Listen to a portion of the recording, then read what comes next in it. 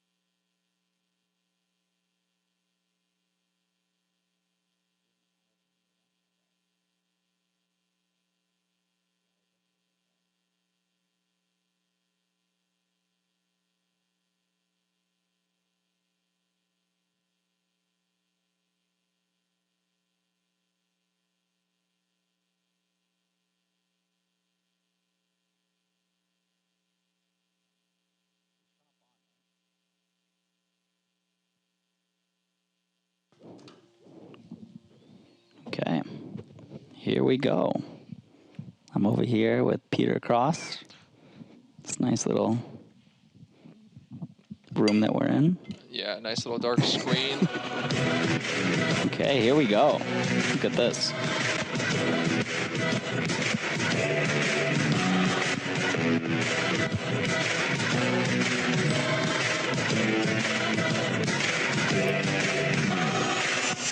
They got a nice little soundtrack video.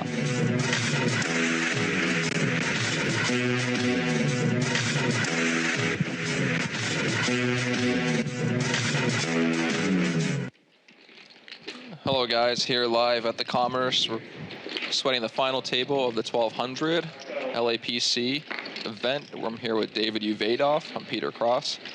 Some final table action.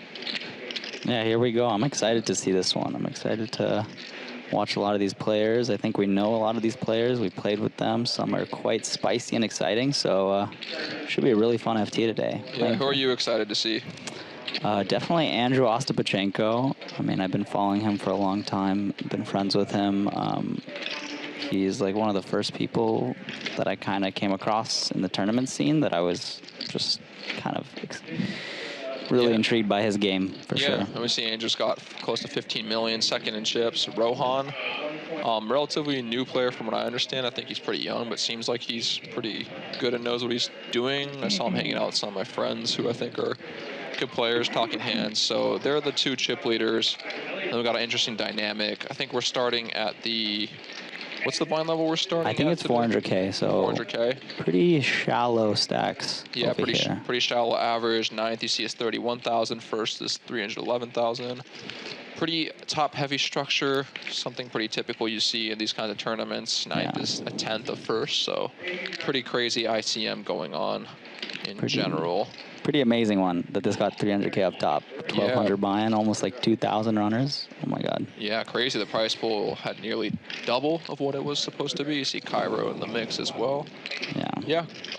Got my friend Alex Farahi, went to UC Santa Barbara in there too. Good player. Joe Hendry from England. Those are the two that I know.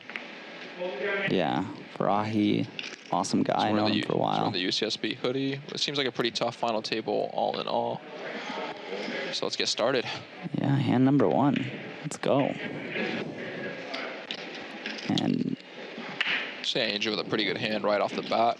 Pocket eights. We know this for sure, Andrew, with the chip lead and just being the player he is, will be opening very wide for sure. Just putting a lot of pressure on all the short stacks. I mean, we saw that Ninth is 30K, first is 300, and the page jumps in between are pretty big, so it's going to be a lot of pressure. You just saw threes get folded. Somewhat of a standard thing in these ICM formations. These pairs, especially shallow, stacked, aren't that good.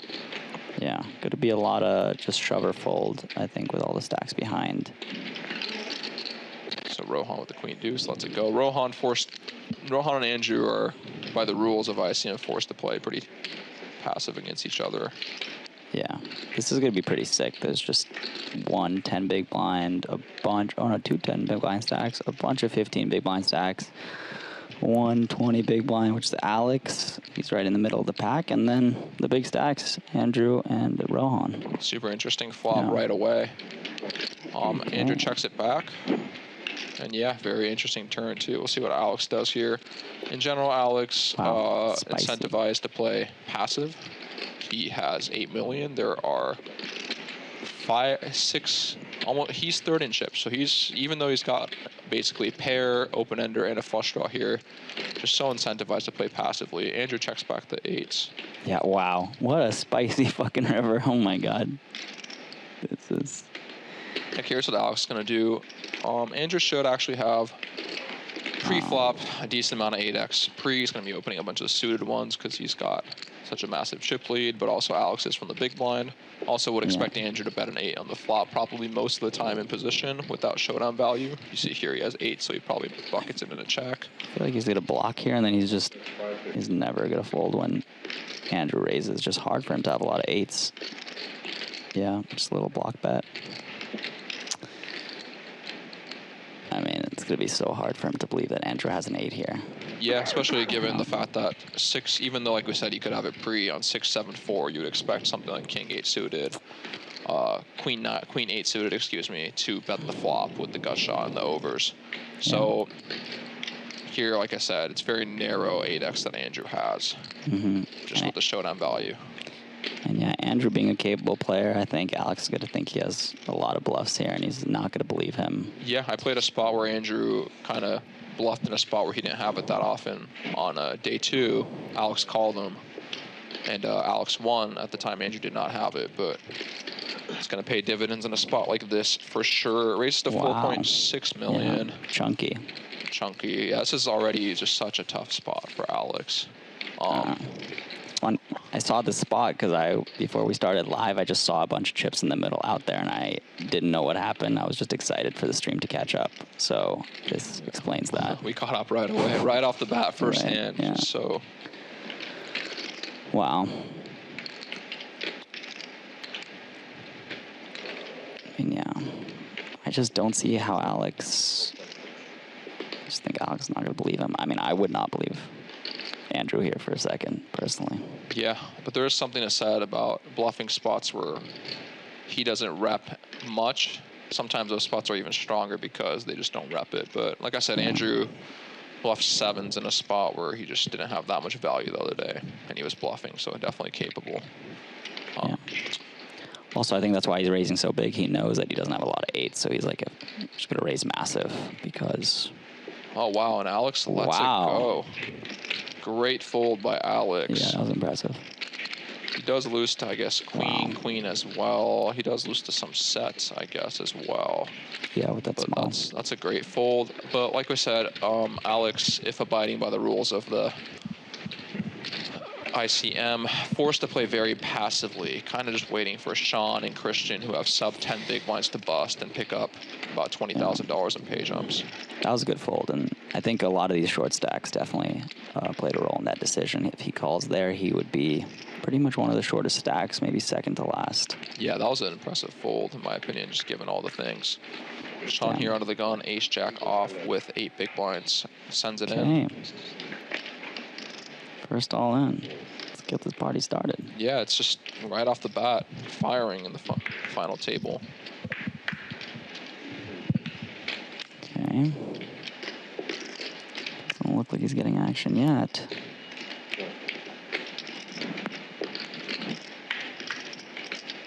He almost made it through. No. Looks like he's going to get this one through, chip up a bit. Yeah. chips up a bit. Good to chip up too right before you post the big blind ante. Just for the viewers at home, these tournaments are a big blind ante structure, so instead of putting an ante, I can fold that hand, right? It was a good fold. yeah, just have to reinvest that 800 he won right away to the ante and the big blind. Yeah, and when you have 8 big blinds, 2 is a lot. You're just losing a quarter of your stack right after the next hand, so. Yeah, big win for him. You'll see in 40 minutes. These are very nice hand. Yeah, I mean, this production is just so nice. I've never really been in this room and down here, but I gotta say, it is really nice. Yeah, so crazy to be playing a tournament in a studio.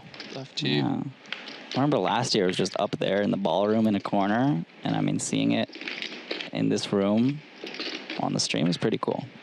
See, we got Ronald here just folding the king-9 suited from the hijack.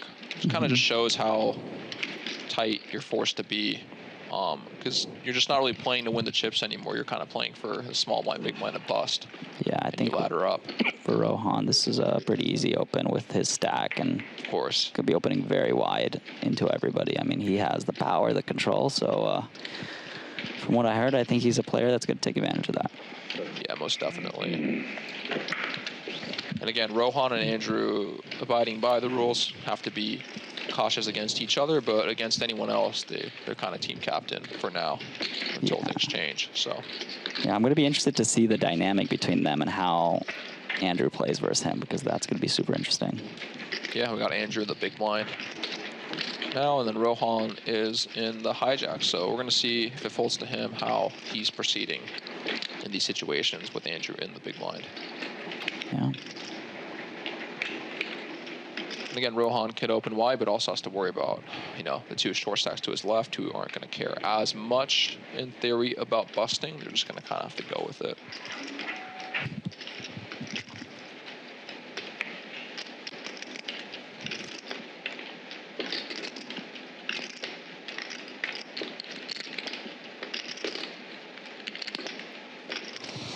Yeah, do you think when Rohan opens into Andrew's big blind, should he be opening bigger? How much tighter?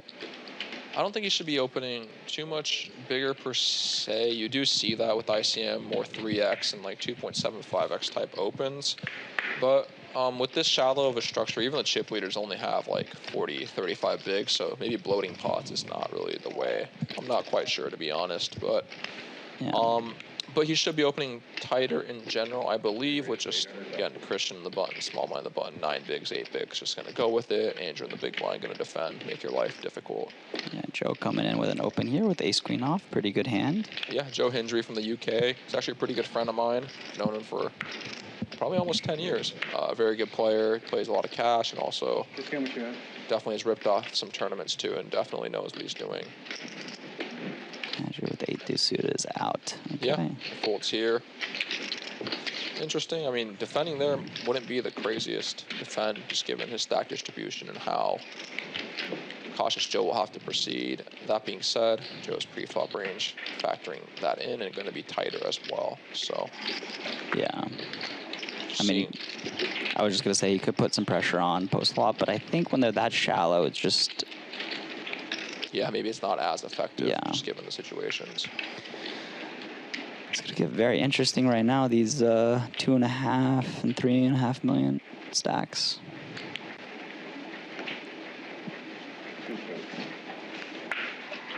Yeah, it's crazy to be playing for so much money with these stack sizes. Definitely haven't seen this too often where so many are 15 or below. Yeah, it's always interesting how the final table shapes up, Sometimes you're deeper, sometimes you're shallow.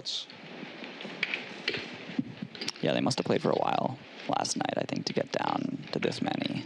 And with the stack distribution.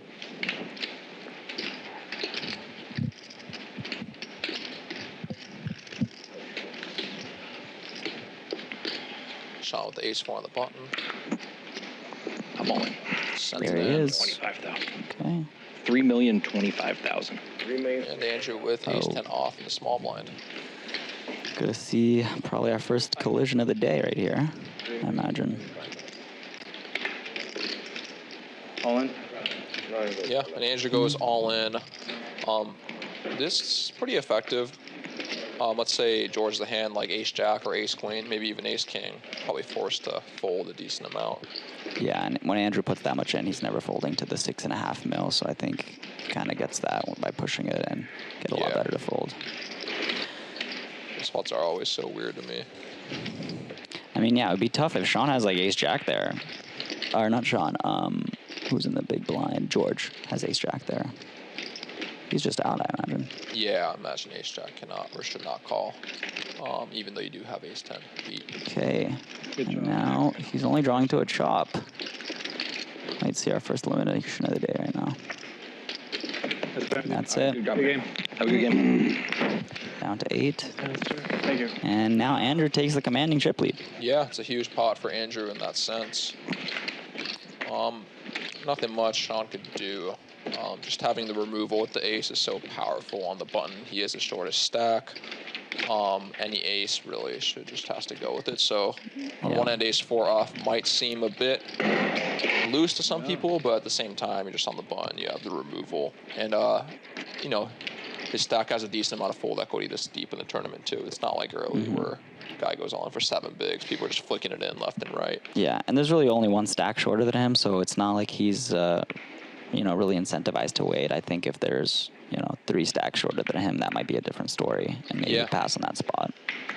Yeah. Also, you know, pay jumps, ICM, it's all important, but you also are playing for 300,000 in the end of the day. So it's a tough balance, you know. Sure, you get 10K jumps, 20K jumps by folding and letting people collide. At the same time, you know, 30K and 300K or 40K and 300K is a big difference. So.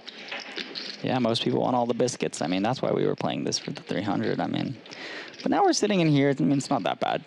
Yeah. You know, we turned out okay. Yeah, we both made.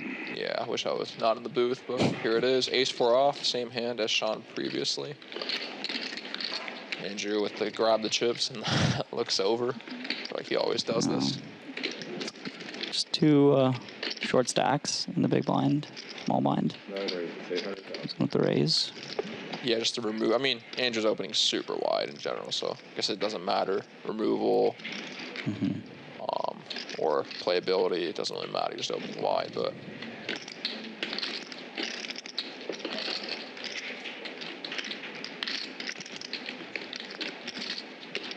Looks like George is kind of balancing his tanking range, you know.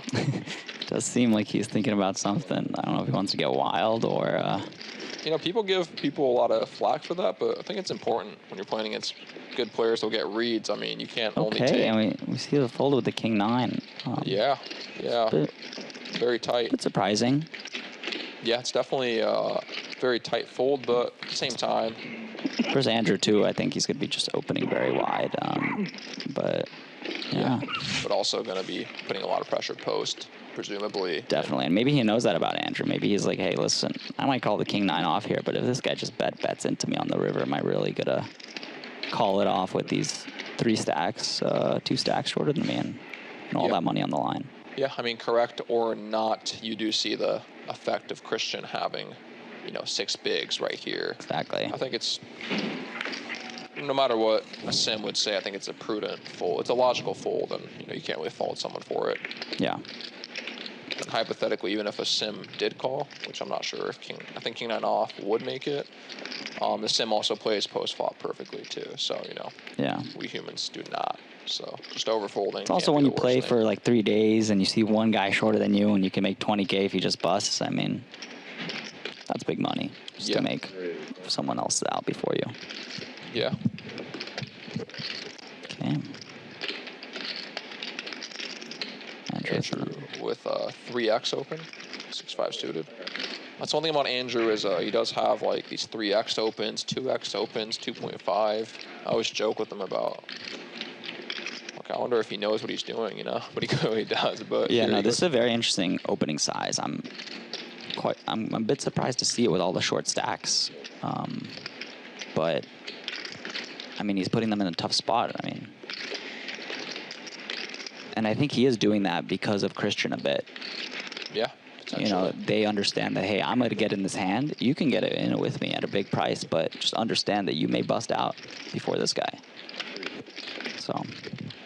Yeah, SLC says look at ICM, could wait. If you look at ICM, the button does jam ace-4 off and Sean's spot. Just 7 bigs, 8 bigs. It's just almost any ace in general on the button.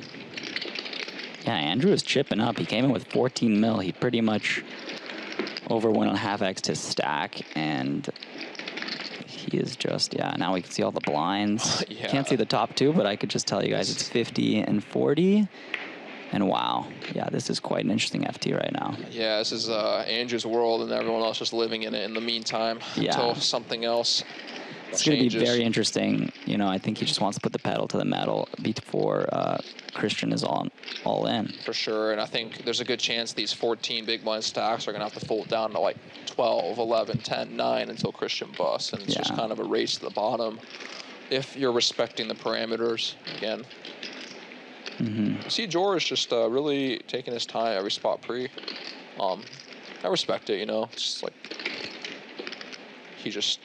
you can't just tank only when you have a decision, you know. That's you're gonna give away some live tells probably. So I don't really blame him for taking his time with a 10-3 suited, 9-3 suited. Okay. Joe with the king 7 off here. These spots are very interesting. A spot where he should be able to play aggressively against Ronald to some degree, but he also does not cover by too much. Yeah, I mean, I think at this point, everyone's stack is just in play. Everyone that has that 7.5 to 5.5 million. Yeah, I wonder what Joe's going to do. Comes in with a limp. No. Reasonable. I think anything would have been somewhat reasonable, to be honest. Sometimes you'll see a sim just shove here, but you also have to be confident that Ronald is abiding by the rules of ICM too. Exactly. Sometimes you don't know that, so. And you know, when you're out of position, it's just be interesting.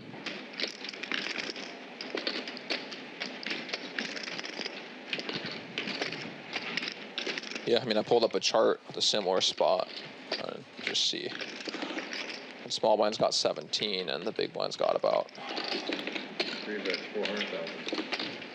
13. Just shoving the king 7 off pre is never a terrible Joe play. starting with a bet and getting pretty much snap called by Ronald. He has a gutter. Yeah. And it's maybe a card that scares Joe. I mean, he has the king of hearts. I can see him checking here. Quite easy check call that he can have. Not much to be scared of. Yeah, I think checking is a good play. Either or. I mean, obviously the flush card competing against the big blind.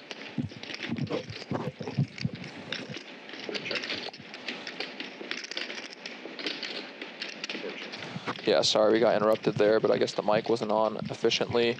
Okay, check. And check. Joe Rivers, the good river. Yeah, no, it's always interesting how to proceed here. We can imagine Ronald does not have ace of hearts very often. You would expect some kind of fast playing pre against the limp, whether all in or ISO. Not impossible, but proportionately speaking, king of hearts is going to be pretty close to just stone nuts in this spot. Yeah, definitely see Joe coming in for a check raise here, just assuming that if Ronald has a hard heel bet. I think just betting small and putting the money yourself in is reasonable too. Just, you know, he's just going to check back so much, like jack of hearts, 9 of hearts hands because of the pressure.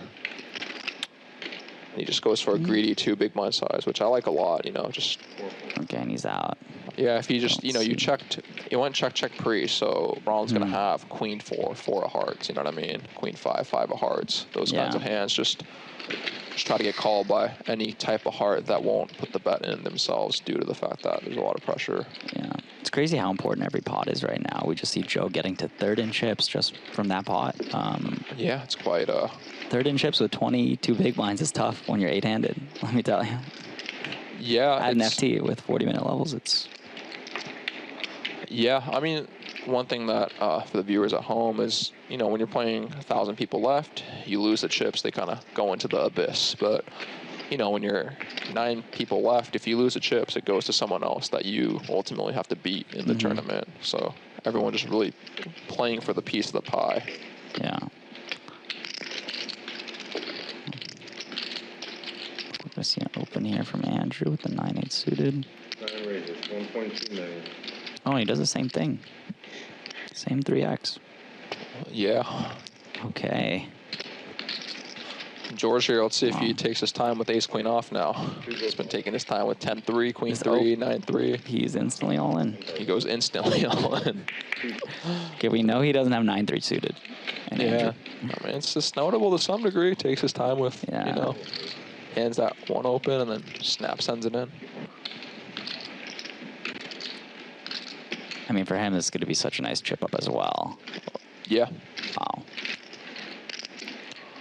Now he just creates that distance, and there's these 4 stacks, 5 stacks that are 15 big blinds and less. Yeah, I mean, it's like you said earlier, you know, he chips up and now, you know, it's a big difference between Christian and I guess just Christian mainly, but just taking every individual pot just puts you above someone else, it seems like, right now. Yeah, it's a 5.5 big blind pot, and he had 15 bigs before he went in. So for him, that's huge win. Yeah, that is the one downside to opening 3Xs when they do send it in on you. They win a 1 extra big blind, but it requires them to send it in on you. So I would have been more curious to see if if he had ace jack off there or ace 10 suited, like kind of how does that 3x change? Does he still want to jam it in now? Ace jack off, he might be like, ugh, I don't know.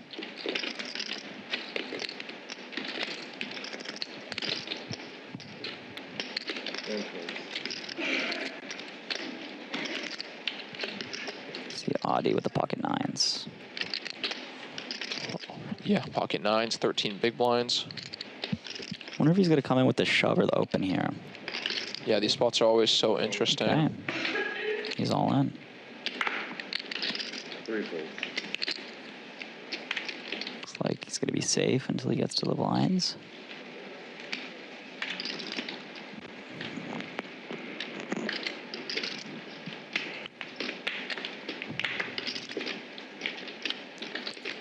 Rohan thinking with a jack through. No, he's out.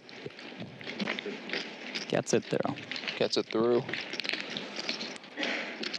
I imagine we're going to see a lot of all-ins in the next hour.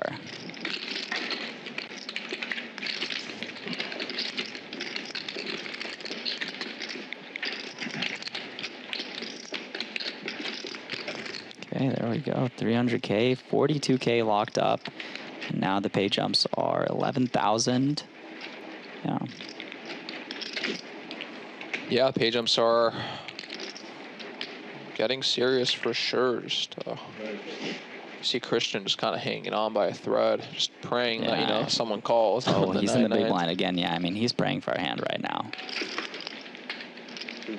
Let's see, it's going to be a big difference right now after he pays the blinds. Next hand, he's going to be down to, I think, around 5.5 bigs. My friend's So Rare NBA squad. AKA Adam Swan, like in the UCSB sweatshirt by Oh, Alex. we have a chat. Oh, this is awesome. I forgot there's chat. I'll order it for the break. I still time. Yeah, Kyra says LAPC still going strong with the mini main, 10K main, and the closer event. Look forward to more.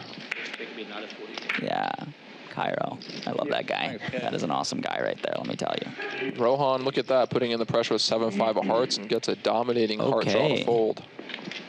Alex forced to fold the ace-3 suited. So I think this is for Christian. He's thinking, should I wait? Do I go now? Can I get a pay jump? Yeah, and look at Rohan raised. Did he go all in or did he raise exactly the size of? Yeah, he goes all in basically. Oh yeah, he might have been all in, and then now that it's at Christian, yeah. And he Christian calls. He is calls like, it I gotta off. gamble. I'm getting short. I got the Queen Jack O here. I think I'm in there as well. Yeah. Also, not like we kind of just know that Rohan's playing most likely a fairly wide range, so you will have 66% equity here. Enough of the time. Like I said, you just at some time you just gotta gamble. My bad. If I'm at the FT and I see this guy with his hoodie and his watch, shove on the button, I'm in there. Yeah, not a flop that Christian likes to see. That is some outs right there. Yeah, 50-50 flip. And then and there's he the turns 5. the 5. And that might seal the deal for Rohan. And that's it. Yeah, good run by Christian. He's here, second elimination. Yeah, congratulations to him. Cashes for 40,000 and some change, I believe. And I see Christian around a lot in these LA tournaments. I don't really know too much about him. I've only played with him a few times, but seems like good young player. Yeah, I haven't seen him around too much, but How much do you have now? I feel like I see him around a decent amount, but, you know, hopefully we start to see more of him. Just in general, seems like he's... Definitely. That's a great run. That's a lot more tournaments you could play with 42K. Yeah, congratulations to him. Maybe he hops in the 10K. That's also going to be streamed next week. So. Like Cairo said, the 10K is coming up. One of the chat members says, David, something about you. Something about me? David, you're an awesome guy by Spencer Winston. Oh, awesome. Thank you, Spencer. So are NBA squad. David is awesome, Andy. Yeah. Adam, I know Adam lost a big pot in this event. It's tough to lose these big pots. You know, playing for 300K up top, I think he was... Yeah, he was being dramatic about it. It's okay. Yeah, you know what I mean? sometimes it's dramatic. Sometimes top two doesn't beat a big combo draw, you know? It is what it is. I mean, it was 150 bigs, 100 left. I mean, it hurts to bust these events. They're only once a year, these big 1Ks, 300K a year, maybe twice a year at the Commerce. But everybody wants to FT this one. Okay, so George goes all in for 19 big blinds with ace-jack suited. Okay. It's a big shove. Jacob Fisher, that's my roommate, Rohan. Yeah, Jacob, let me know what you know about him. We don't know much about Rohan, but he seems like he really knows what he's doing, especially based off that 7-5 suited jam. I mean, that's, you know, a seasoned ICM veteran jam, so. Yeah. That was, oh, now Alex is here with the nines. This is a bit of a tough spot. You know, you see a 20 big blind jam and you have nines on the button. I mean, this is a tough spot. Yeah, very tough spot. I don't know. I think I would personally fold here because it's just such a massive jam, and I would just assume the player has like ace king, maybe pocket. What would you do here? I like to think about how their range is comprised. Some guys will just have like sevens through like twos here, and you're crushing. Where some guys will just have king jack suited, queen jack suited, jack 10 suited, and now you're flipping. So yeah, I mean in general I think you're right, but I think when you're at an FT this big and you're George, there's 7 people behind you and there's 2 short stacks. I mean, you might not even have those hands. My default would be to fold most likely, but again, if they're just, like I said, just if we think we've seen a guy go with like definitely 8s through 2s there ever, which for sure will not be recommended, but does happen sometimes, then it's more of a call. If they're comprised with like just 2 overcards, then you're flipping way too often. Yeah. It's more of a fold. What do you have? I'd be more curious what happened there if George opened. What do you think Alex would have done on the button with 9s? Because maybe he still thinks, you know, George is opening pretty tight here. Do I want to jam it? Oh. Yeah, I think jamming might start to isolate into... Okay. It's hard to say. I don't know. I mean, Alex only has 13 big blinds, but it's also a valuable 13, so good thing. We'll never know.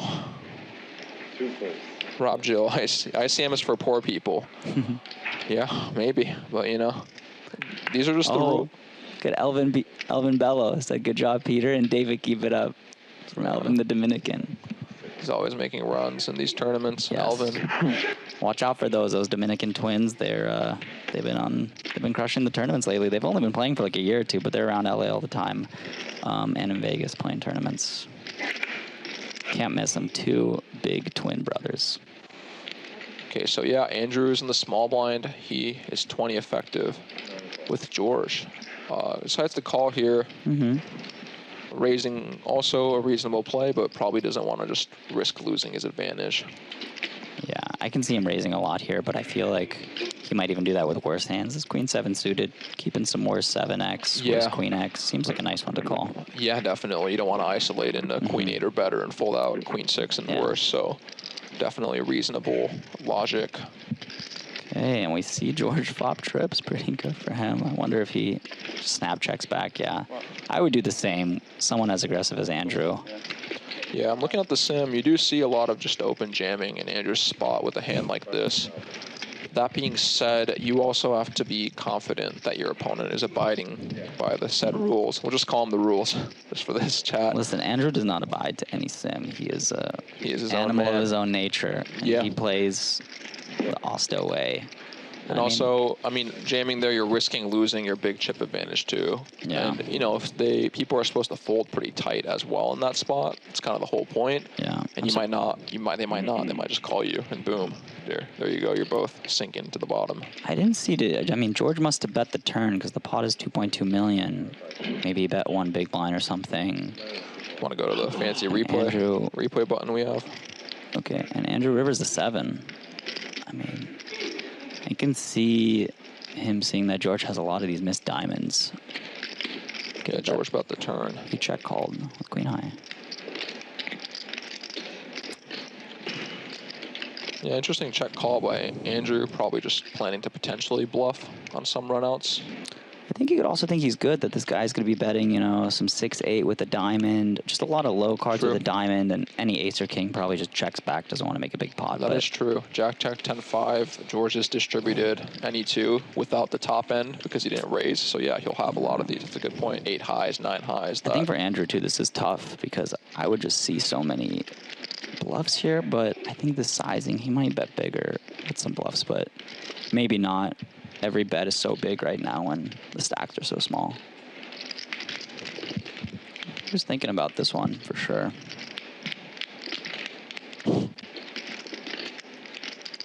I wonder if he ever like thinks the guy has a 10 and just does something aggressive, but I think you just beat too much, no? What do you think? Yeah, I wouldn't raise. I think you just have an okay bluff catcher if you do want to call. Yeah. George also distributed every Jack X offsuit as well Andrew limps, he checks back. What do you think he's going to do? I don't know. I think he might fold, he might call. Yeah, I mean, it's tough to... Wow, that was a great fold by Andrew. Fold by Andrew. I feel like it's very easy to see the bluffs there with all the diamonds and... Yeah. Very disciplined fold there. George is also risking a lot by betting too, so... these final tables, it's very hard to know where people are at, emotionally or with their big blinds, what they think of 2 bigs, 3 bigs, what they think of the money. There's definitely a lot of like social aspects to the game too. We see the stacks right there quickly. Bunch of, like I said, 15 and under, 3 stacks, and then the 2 20 to 25 big blind stacks, and Andrew and Rohan neck and neck for the chip lead. Natty says, LOL, the posturing. Yeah, if you're playing with Andrew Ostapchenko, you have to come ready for the posturing. He does a lot of the grab chips. Yeah. He stands up, he sits up all of a sudden. Yeah, so, I like watching him play. Yeah, you definitely got to come correct when you're playing Andrew with all that stuff. He has some interesting facial expressions. We've got a lot of Alex Farahi, I assume Alex Farahi support in the chat. It's that Persian connection. I mean, we're all coming in. See a fold. Looks like another fold. How many people do we have watching us? Does it say? Or does it say that? 537 watching. Oh, wow. 530 people want to listen to us. That's pretty cool. I don't know if they want to listen to us or if they just want to watch these players, I guess that's true, yeah. I was taking it as a compliment. Wayne says David claims he's a recreational player, yet talks about Sims. Peter's talking about the Sims. I don't even know. What is these new Sims GTO Wiz? What is Wayne, that? last time I played with David, I stacked him. So don't worry. Andrew opening the King 6 suited. Again, we're going to see just a lot of wideness from Andrew. This is way high up in his range, all things considered. We saw Adi fold the King 9 off earlier. Let's see what he does with Ace 6 off here. He is coming in with the min open. And Adi now the short stack tied with Ronald effectively. I could see him shoving versus Andrew here. And he lets it go. Okay, he folds. Yeah, I mean, we saw him fold the King 9 off earlier. That is true. We saw him, now he's folding the Ace 6 off. Yeah. So I mean, it is those shorter stacks. There are those 2 shorter stacks. There's a 12K pay jump and then a 15K. He pretty much can make. Well, it's 1 shorter stack, right? Or am I? No, 2. There's the 5 mil. And the 4.5, and he's got a couple blinds more than them. Definitely. So definitely factors a lot into these dynamics. Yeah, you could tell that Audi has a game plan, you know. Yeah. He definitely has a game plan. And he's sticking with it, right or wrong, who knows, but he's definitely sticking with it. Yeah. It's always interesting to see how people's play styles shift when the stacks are eliminated, because sometimes, you know, Yeah. 2 shorter stacks are eliminated, then you with play the a whole A6 different off. strategy, yeah. David plays Pie Gal and Chucky for a living, I'm pretty sure. Rowan managed a Wendy's at a franchise location. It's Fitzgerald. Chris Fitzgerald with the... Yeah, David probably does play Pie Gal. Ariel Farahi. Who's that? Is that like a sister? Cousin? What's the relation? 4.87. Ariel. We have Ronald going all in Okay. for 10 big blinds on the gun, pocket Yeah. 8s. And Rohan. So Rohan might... Oh, No. Thought he was waking up with something right there. Okay, that is a pretty good hand in the game of No Limit, would you say? yeah, Alex What do you think about Farahi, aces? Ariel Farahi, AA. Add an FT when you're playing for 300K, is that... I guarantee Farahi makes a comeback. Well, he's about to. I mean, probably. I mean, even with these factors and laws of ICM, don't you think the ace you kind of have to take, Peter? Yeah, What would you say? I'd What do be your in sims there. say right there? What do you guys think? What does the chat think? Aces? FT? We in?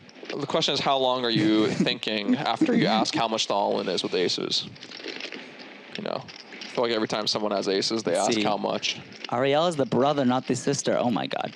Just blundering the hell out of this on live stream. Okay, I mean, Ariel, yeah, it's unisex. Okay, he goes in with the call. Is that it? Are we going to see more action? I want someone else to come in here, like with kings or queens. Come on. No, that's it. Well, that's 1-8 That's gone. one- 2 1-8. aces gone, though, so 2 aces gone, 1-8 gone. So that 8 comes, we can't win. Oh, wow. Okay. The percentages are factored in. This is not what you want to see. Suits are covered. What percent? 8 is dead. I mean, this is Who rough. covers who? Alex covers by just a little by, bit. yeah, 100K. So this could be a massive chip up for Alex. Good start so far. I mean, I think he's just dead. He's dead. There's no 8s left. Stone dead on the flop. He doesn't know it.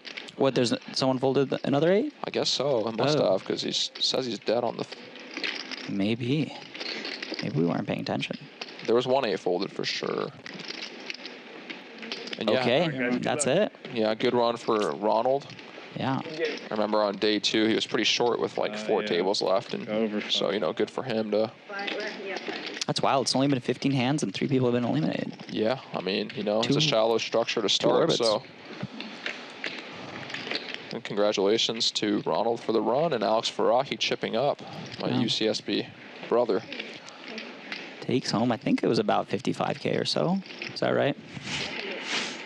Let's get the pay jumps up here. It's a great run. You know, it does hurt to bust these FTs, but you can't be sad about a 55K Yeah, and then score at the end of the day. let's see how Audi plays now too. Like you mentioned, now he's just clearly, I mean, Joe's got a little bit more than him, but clearly the short stack, and see if he starts sending it in now that he's got these ladders, or if he's gonna Yeah. just keep sticking to it. I talked with Ron at the beginning because actually my buddy Jeremy, I think his wife is friends with his kids, so he kind of Okay. knows him. Okay. Small world, the poker world, you know? People Small know world. people. Small world, Los Angeles. Yeah, so we got 6 left, 64,000 locked up, and this is where the tournament really starts to get juicy, I feel like. 1 million. Nice to lock up 64K, you know. Alex coming in hot again with ace-queen suited. This man wants more. You know, he just doubled up. He wants it all. Yeah, definitely. He's definitely here for the whole thing.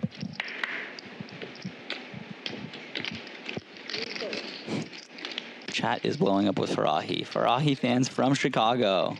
Farahi, baby. Okay. Farahi fans from Chicago. He's got fans all around the world. Expert play by Farahi. Yeah, I would agree so. Good job, Peter and David. Keep it up from Michael the Chinese. Okay. Oh, Mike Ung. I have a feeling. It's the Mike Ung. Great comedian. Makes a lot of memes. Really funny guy. Yeah. Yeah, Mike Like Ung. sitting for the next. win. He made pretty deep in this too. Yeah, I did see. He was like 20 left or so. Yeah, maybe 40 left. Mike Ung. I just ran into David at Commerce Restroom. Not sure if he washed his hands or not. Did you have sanitizer at least? Bottles and bottles.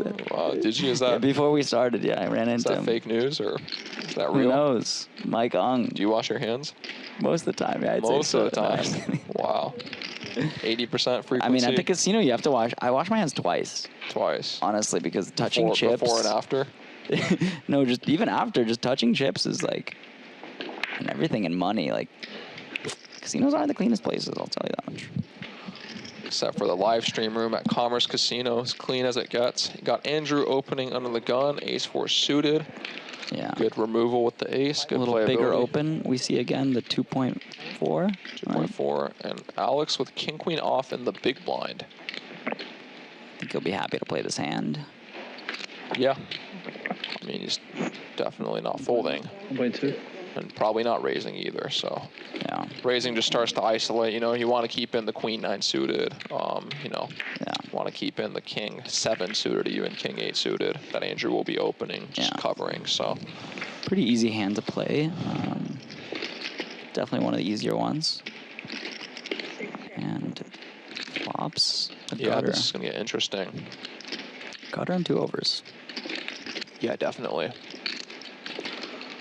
There is a concept of kind of backwards poker in ICM where the chip leader opens wide and actually has the wider range than the caller, whereas usually in poker, the person who raises has the tighter range or the stronger range. Here, 10-5-9, yeah, I would assume you just bet this every time. Just kind of range bet it. And Alex is just going to have, you know, 6-4 of spades here, just forced to fold. Shows with like a half pot bet. Yeah, it's a chunky bet. 3 bigs at this stage of the tournament when Alex started the hand with only 24, you know. And Alex already has like a very tough spot. Okay, Lets it go. folds. Yeah. Yeah, I mean, you can't blame him. Even you're sitting there with a 5, it's just like, you know, it's really hard for your hand to improve. And a lot of time Alex could have overs, or Andrew's could have overs and equity, so. Yeah. Yeah, that bet got him to fold a hand with a lot of outs, so. Yeah, a bit on the tighter side, but you do see the game plan. Alex also just has a very tough spot. You know, he's 3rd in chips playing against Andrew. Does have to proceed with a caution. So, yeah, I mean, you can't fault him. I definitely would have continued there one way or another, but who knows if he probably knows better than me even. Who knows? And George here with the kings. Wow, another big hand. Let's see how long he takes with the kings. He was all in last time with ace-jack suited, so. Yeah. Which one's George? Okay, C1. Yeah.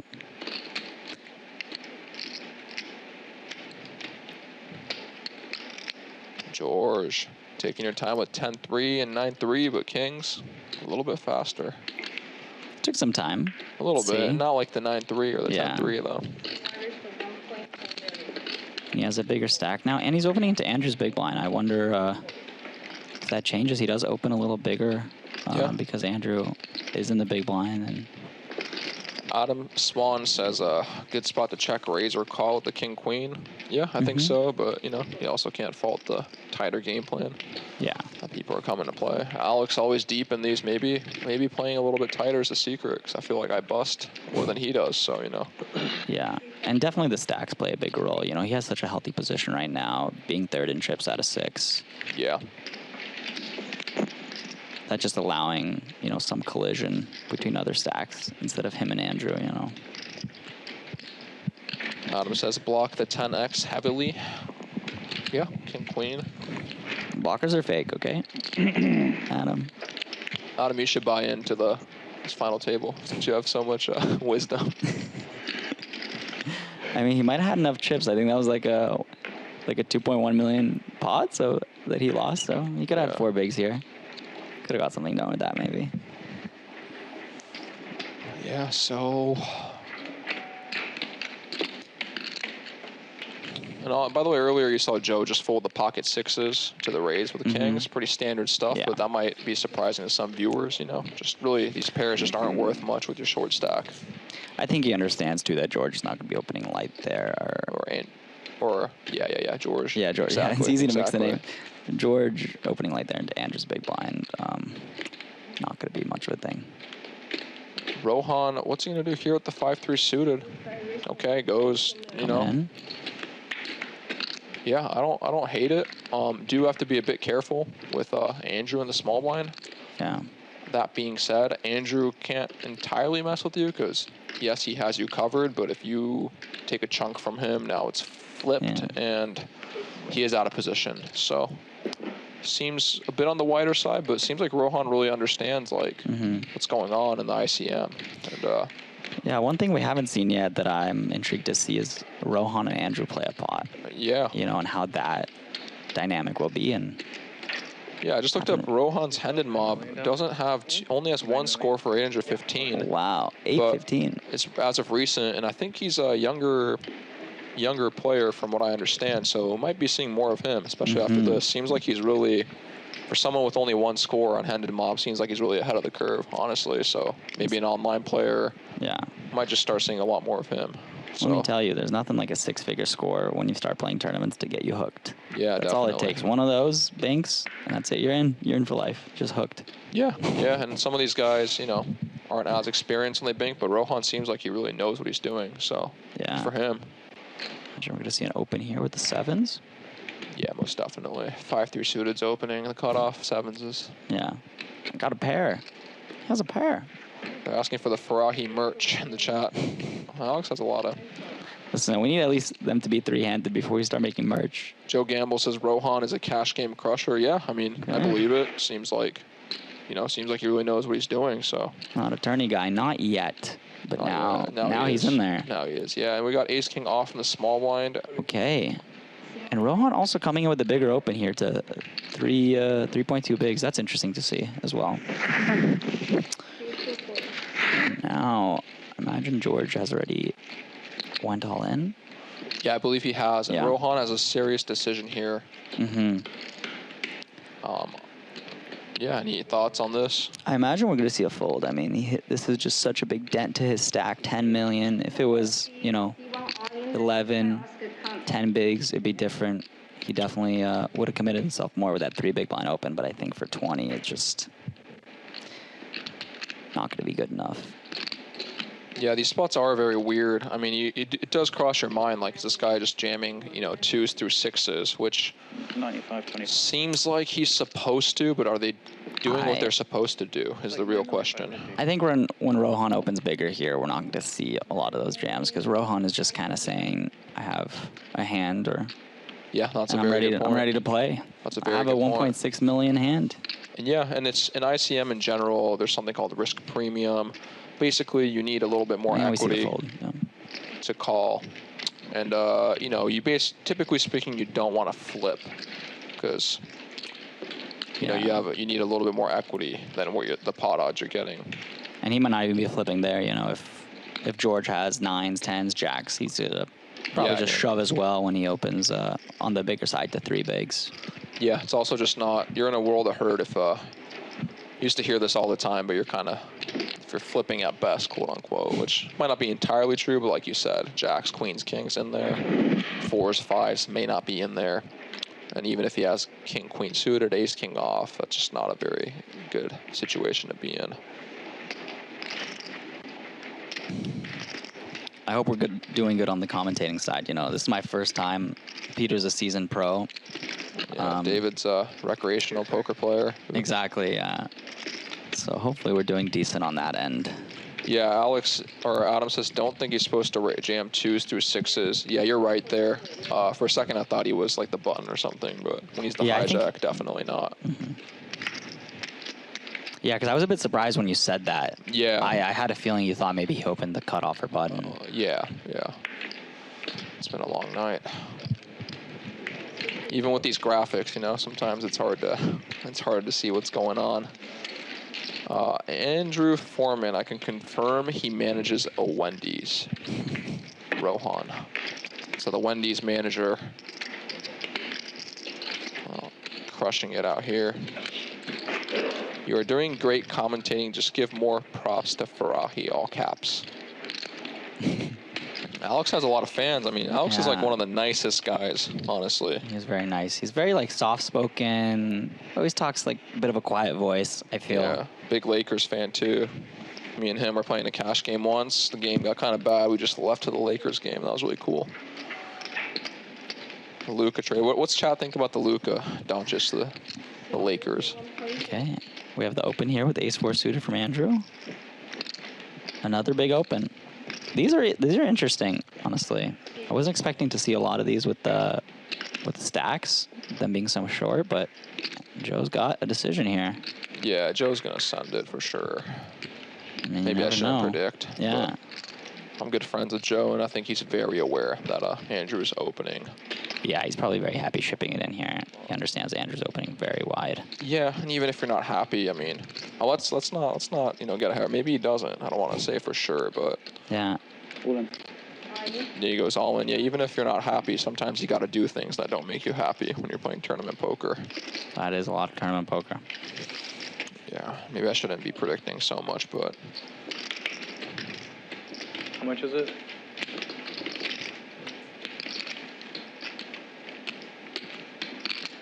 Oh, now we have 640 people watching us, you know? We gained 100 people. yeah, all because of Farahi, I think. Luka Yeah. is a Farahi fan. Luka. 100 more Farahis in the chat right now. Oh, let's go Hendry. Joe's got a lot of fans too, for sure, but they're all in England. And me. They're in that chat probably too. They might be in England, but they're with us. Luka is the man. No more Anthony Davis. Let's see how many UK flags can get in the chat. I want to see. Yeah, I would discuss the poker, but there's 0% chance Andrew's calling here. This is just posturing as someone else said earlier. So that's why we're talking about Luka instead. Yeah, and Joe gets it through. Very nice. Joe's a really good player. I mean, he's going to respect the ICM, but also, like, he's going to send it if he has to. You know what I mean? We're here to play. Listen, if he came here all the way from the UK, he came for 300K. Yeah. He's not coming for 50. It's funny. I was talking to him, and he was saying I was only here for, like, 10 days or something. Usually the Brits come for, like, a month or two to the Commerce, and Yeah. he was joking about how he just wants to win a tournament and bounce back home, so. I think it's gonna go so far. I mean, listen, I actually met him. I sat next to him during the summer, and he just won a tournament at the Venetian. Joe Hendry? Yeah, for Yeah, like what a 1K, beast. for 75K. And I was just sitting, it was like a turbo, and we were like drinking. He's a really nice guy. Yeah, he's a pretty funny guy, too. Maybe he just shows up and takes all the money. You never know. It's possible. Yeah, takes it back to the UK and doesn't pay any taxes on it. Actually, that's not true. They take here. Oh, they take it from them? Yeah, I Joe's thought got UK was like, tax treaty country, but LA's got their own. California's got its own state tax that Joe that's complains 7%. about. Farahi is the Luka of poker.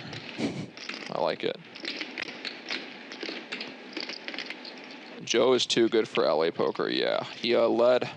I played a single race spot against him where I opened button. He defended big blind. It came like 8 queen something. I think it was 8 queen 7 check. I bet he calls, turns at 8. He leads from the big blind, and I just look at him and go, "We don't do that in LA." See, there's a Rachel Reingold with Alex Marry Me. Marry me. Whoa. Very passionate fan over there. Is it a coincidence that he made some money on stream and people want to marry him? Here, Rohan, interesting spot. He's got 6s. Can put a lot of pressure on Alex. Decides to call. These spots are so interesting, blind versus blind, with this ICM. I think. Oh, he calls. He didn't raise. Yeah, he calls. I'm saying. Okay, I wonder if we can call or we can't raise here. I don't mind calling, like playing a small pot with Alex. You know, if you raise, you're going to be out of position. He's going to have 2 overs most of the time, probably folding everything else pre-flop. So I don't mind it, you know, playing a small pot out of position versus a good player. Yeah. Never a bad thing to do. Does cover by 1.5x, which is kind of the stack multiple, quote unquote, that you're allowed to go really hard on people. He does lead here, which I'm surprised by with from his hand, but maybe just wants to fold out an ace high, a queen high, just maybe. Well, ace high, queen high is not going to really make up that much. Mm-hmm. I think just clearing out any equity is good. I think king jack 7 is actually, I don't know, surprisingly a somewhat decent hand for him. He's going to limp a lot of the condensed medium range hands probably, and then Alex just has a lot of just snap folds. I don't know. I'm looking at some sims. I think small blind prefers to just rip there in a lot of situations. Listen, sims are fake. We play street poker around here. Yeah, This but is LA. if he rips, and you know, it's very tough for Alex to do anything with Adi and Joe in there. But that being said, you're leveraging so much of your stack, and maybe it's just very spewy. Yeah, I mean, Alex only has 20 bigs right now. And he's fourth in chips. So. Yeah, and again, sims are fake, so they are. Yeah. I mean, sometimes they are. You know. Listen, I'm not even kidding. They could hurt you. I'm not It's even all, kidding. You know, candy and rainbows in the sim land. They have hurt me before. Yeah, I'm just looking at different small blind sims, and sixes does mix calls sometimes and stuff. So. Okay, Joe here with a nice little suited Broadway. We'll see an open from the man. Yeah, I wonder if he ever rips. Robust equity. Probably not. Like, I don't think so, but Yeah, I mean, Rohan and Andrew capable of putting pressure. Pull him. Oh yeah, okay. he rips the robust wow. equity. You guessed it. I wouldn't have guessed that. Yeah, I would Joe. have just. Wow, I'm surprised to see that. Joe really knows what he's. Yeah, it's a ICM thing. King Jack, King Queen, robust equity. Just realize all your equity and prevent the big stacks from bluffing you or rejamming into you.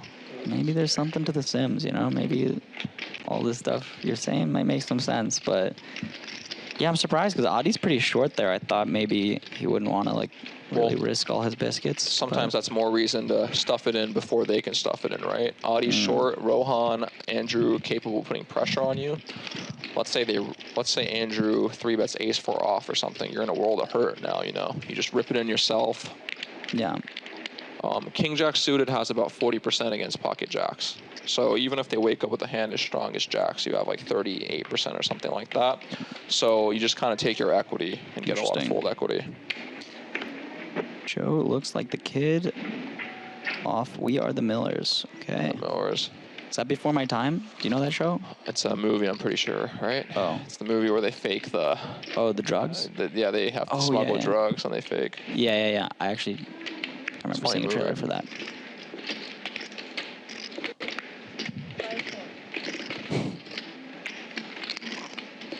Interesting. Good jam by Joe. Robust equity, I like to call it. Okay, that's what they come. I mean, they come from the UK. They're gonna. Yeah, they know what the ICM is, you know. Andrew here with 8-7 suited, shoving on George. Yeah, I mean, this is kind of what I talked about earlier with, it's a similar spot to Rohan and Alex. Granted, the hands are significantly different. Damn, I was surprised by that, too. Maybe I gotta... Well, you can just Maybe I gotta learn about these Sims and something, get serious about these tournaments, because there's a lot of money up top. I want to play for 300. It's okay. I study all these ICM spots and hardly ever get in these ICM spots, so it's kind of time wasted, you know? Yeah, okay, I won't get into it then. I've just been sun running for like 3-4 years, and that stuff works, you know? Yeah. Have you tried that in the tournaments? Especially your bigger buy-ins, just like run really hot's my strategy. Yeah, I mean, just all jokes aside, like when you cover by 1.5x and you're in the small blind, just a lot of ripping, in theory. Yeah. Again, that's what you're kind of supposed to do, but whether or not you're supposed to do what you're supposed to do is a question. It also relies on the big blind folding a significant portion, and if they don't fold, then you're just torching, you know, so. Yeah. Thank you. But good to see these jams by Joe, good to see these jams by Andrew. You do just see, like, people are really, you know, playing well and kind of understanding what they're supposed to be doing, and it's, like, really cool to see, you know? Yeah. Rohan opening the 7-5, 5-3, like... You really do see the effect of just solvers and stuff, and people just playing kind of similar to how the Sims play, even at the 1K level. Yeah. Andrew gets another button, and now he has a pretty... All in. Okay. Another shove. Wow, I thought he was going to open this hand as well, but I guess Adi being really short. And look at what George folded. King Jack suited. Oh, King Jack suited. Oh, and Adi goes in? Oh, no. Adi's the shortest, but George folds King Jack suited. It's just so effective jamming because they can't do anything about it. Adi snaps the King 7 suited. I'm a bit surprised by that because he was a bit tighter there when Andrew was opening, but maybe, like I said, there's no short stocks now. So he's like, hey, listen, I'm the shortest. I have a King. It's suited. Yeah, we're in there. Let's go. And we see it's still a bit of a flip. Too many outs for Andrew. Yeah, and that's it. He's dead. Nice run by Adi. See him around always, the poker scene. That seals that deal. Congratulations to him. He pockets $64,000, I believe. Yeah. So really, congratulations to him. Big score. Quickly approaching that 6-figure payday. And good for him, you can tell he really came in with the game plan, folded the A6 off, King 9 off on the big blind when there was other shorter stocks like you mentioned. King 7 suited here, gets it in pretty good, kind of just really shows that he understands what the game is. And he's not just tight for no reason, he's tight with a reason. So Exactly, yeah. Get banned for half a big one. Yeah, he got it in with the best hand. He didn't think about it too much because he just understood he was the shortest. What was the bind for this? 1,200. But for some people, it's more than for example, for Andrew, it's a 10K, I believe. He's in for at least 8 bullets. I think Alex, too, he actually bagged, and then he continued firing. Double bagged. He double bagged, yeah. But those extra chips paid off, I guess, because he bagged around 30K, 40K more. So what was the buy-in? 1,200. It was 1,200 1 mil guarantee, and it actually got almost 2 mil in the prize pool. Yeah, I think 1.9 mil. A lot of people made day 2, me and Peter being 2 of those, but did not make it this far. Yeah, now we're in the booth. I instantly busted, and I think you got like 30th or something, right? Yeah, I got 26th. Damn, so close to the FT. Yeah, 2 million second level day 2, but just folded every hand since. But hey, it is what it is. Yeah, 9.5. 75. At least we're here commentating. Yeah, now we're 5-handed. Pretty quick progression. 27 hands in. We lost 4 people. That is wild. Should be a dead bun, yeah. Yeah, I mean, it is a shallow structure. Oh, yeah, fair. I think the play... Yeah, it's going to be interesting to see if the play slows down now that, things have settled a little bit. Sure, Andrew has 24 million, but, Rohan not too far behind. And compared to earlier, the stacks there's not as much of a discrepancy because the short stacks have now busted. And Andrew actually gets a hand now. He's been opening very wide. He's been opening 3x. I'm curious to see if this will be one of those 3x opens. With a value hand. And it is. It is. Seems like he's just 3xing everything. But you see, sometimes he has ace-4 suited and he folds, but now, people know he's opening wide, and he creates that dynamic where it kind of forces them to shove on him. They can play less flats, so it's a very interesting strategy. Rohan with 9-6 off in the big blind. And he gets the fold, and Andrew just keeps chipping up, going towards 30 million now. Yeah, and for those who don't know, Andrew Ostapchenko, a very seasoned player. I'm looking him up right now, but he just recently won the high roller at Thunder Valley for like 100K, maybe just like 2 weeks ago. Not only that, but I'll tell you some interesting couple facts about Andrew over here. He had the longest streak for cashing the main event, the 10K main event in the World Series. Really? More than Ronnie Barda? Yeah. Ronnie cashed it for 6 times in a row, and up until I think it was just this past year, Andrew cashed it 7-4-7. He played it 7 times, and he cashed it every single time. Wow. And I think last year he actually broke that streak, unfortunately. Yeah, Andrew's got 3.282 million in live earnings, and he's 41st in the global poker index, so he's definitely no slouch. Yeah. Sometimes I'm surprised to see him so high on there because, yeah, he does travel and play, but he's not playing every day, hard time grinder, I would say. He picks the series and he goes to them, but... We see Joe with the all-in. Sorry to interrupt you. Just another example of just the button. He has a suited ace. Don't want to give Rohan the chance to rejam to 3-bet. Don't want to give Alex a chance to rejam. In a sense, in a lot of ICM, you just beat them to the punch first and you win. And again, if ace-6 suited is beat here on the button, it's kind of a cooler when there's 2 more hands. Just realize your equity. You have good removal. Even if they have a hand like queens, take your 30%. Yeah. Somebody asked what was the double bag worth. It was worth 5K, I believe. I believe it was 5K. Yeah. Look at Joe just coming here to play too, Sending it in, all in. King Jack suited, all in, A6 suited, just kind of really understands the ICM implications in the play, for sure. You know what we haven't seen either? We haven't really seen too many post-flop hands. Yeah, and that's usually typically a function of ICM. Less post-flop, a lot of taking it down pre, a lot of raise, rejams, a lot of raise 3-bets. Yeah. It's not really, you don't really see too many flops, just in general. Because out of these 30 hands, I feel like, what, like 3 or 4 maybe went to a flop, maybe 5. But I feel like maybe not even that many. Yeah, it's definitely very much a pre-flop game. Natty Wit, Joe is my hero.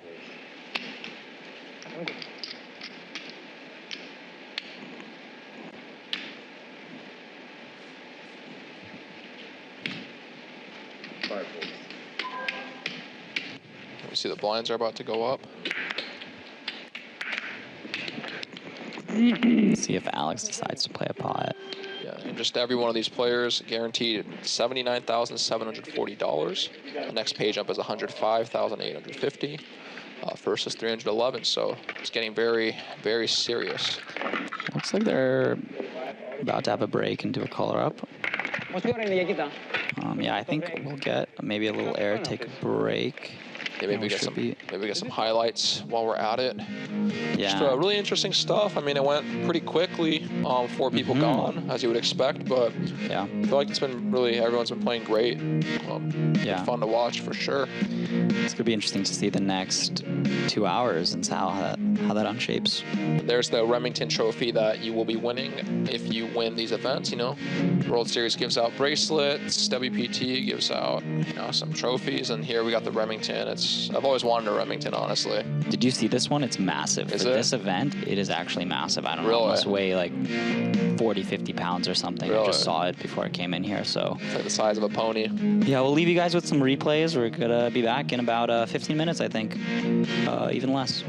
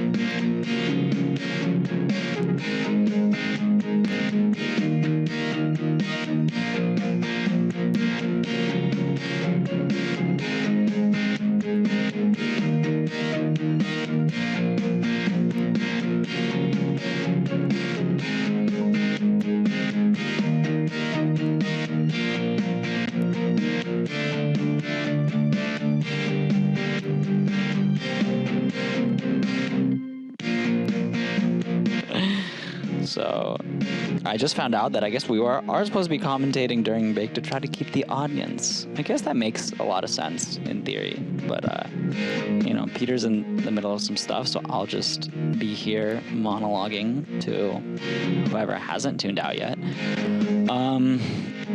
Yeah, I mean, just ordered some food because I'm starving, but I'm excited to see the next couple hours. Looks like the blind's gonna go to 600K, so gonna be some shorter stacks, 2 15 big blind stacks, 2 stacks around 20, Rohan with 25, and Andrew still gonna have a chunky 45 bigs to play with and get a little spicy with that.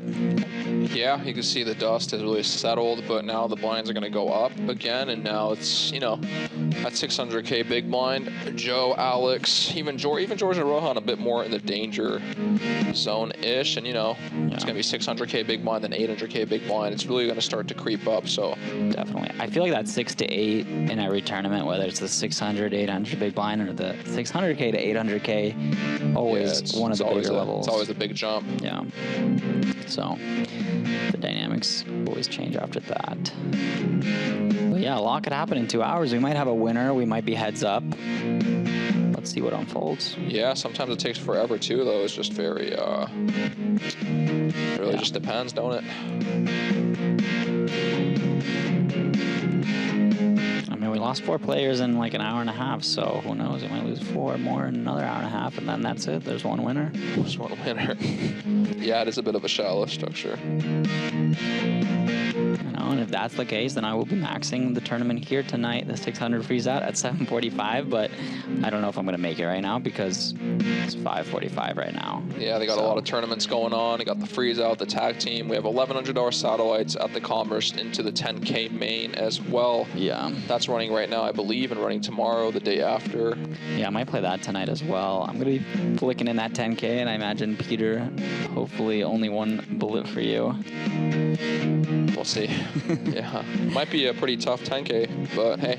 Yeah, it's actually changed a lot this year because it used to be a freeze out, and now it's re-entries. Yeah. Re-entries, and there's 2 starting flights, so if anyone's thinking of coming over to the Commerce to play, you know, it's no longer a freeze out, so you can come all the way to LA and you're not going to be out immediately. Or you might be, but you can rebuy back in if you are out immediately, so. Because even for a 10K traveling, you know, if you only know you have one entry and then you get there and you get coolered, and yeah, that really sucks. Just traveled and you're out. And yeah, it's definitely, that's why it might be big this year. Might be a huge turnout. And I think we're back in the action. Count them. Yeah. I put them in stacks of 5. 5 million. Oh, 5 million, okay. I was going to say, those look thicker than 5. okay, and I see some new chips, some big blue plaques that I imagine there are maybe 1 million. Yeah, I'm not sure. Probably. Right now. Yeah. Just putting everyone. I'm just tagging everyone on the Instagram. Follow me at HoppaGTO. David, what's your Instagram? I'm just David Uvative. David Uvative. Nothing fancy. Too interesting or just fancy. Just the government. You got Joe with the King Jack suited under the gun. Same hand he ripped pre earlier for 17. I think under the gun. Interested to see if he does not go with the rip. If he just goes for an open, or if he still just goes to the robust all in. Yeah. Robust equity, we'll call it. It's got 16 blinds. And yeah, those do look like 1 million. You always know what you get far in a tournament when the plaques come out. Yeah, the plaques are sick. Plaques. And that's just other venues, because I don't think the World Series has plaques. They just have like really big. And he's all in. You see robust equity in the chat. Joe just goes in here. Like, yeah, it's, I would have just been like opening a lot of these hands off like 16 with 5 people behind, I think on the button or, you know, cut off. But yeah, it's an ICM thing. I mean, you just like I said, King Jack suited. Got a lot of equity against even jacks, man. Yeah, just take your equity. You have good blockers. You prevent them from rejamming, prevent them from 3-betting you. You bluff them from bluffing you, for lack of a better word, which is kind of a thing, you know? And imagine you're Rohan in your next act with ace-jack off. I mean, that's a very tough spot for you. I could definitely see a case for folding, and I would probably lean towards a fold if I was in that spot. Yeah, I think a lot of the principle is you do fold out better as well. King, queen off, ace-jack off, and then you do just get it in with, like, pretty good equity in general. So yeah, good play by Joe, and you see it's like he's just chipping up now. Okay, so those chips actually aren't $1 million. They're 500K. It's big, chunky. Hope to see them in the main event. Yeah. Maybe not. There may not be enough chips to get them out. You know, this got 1,700 entrants. Yeah, it's a ton of entries. For a 10K, you know, the 10K probably.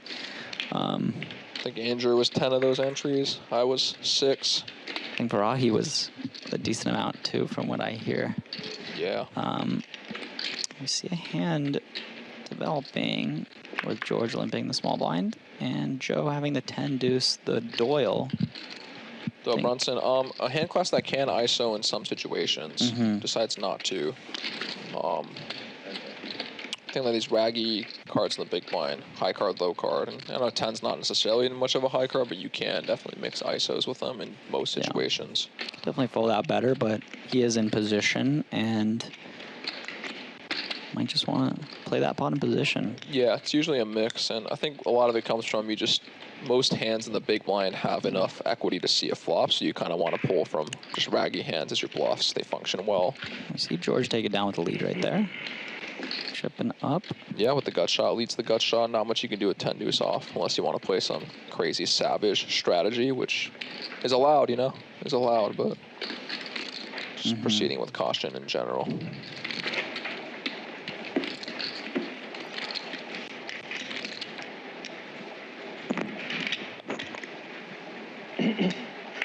Yeah, now Alex Farahi, the fan favorite, and a little bit of the danger seat, but knowing Alex, he's really able to make these 13 bigs last.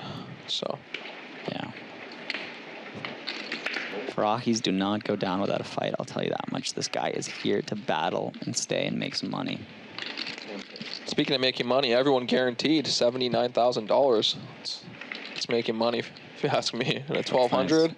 It's a really nice score. That's more than first for a lot of 1Ks. Just definitely.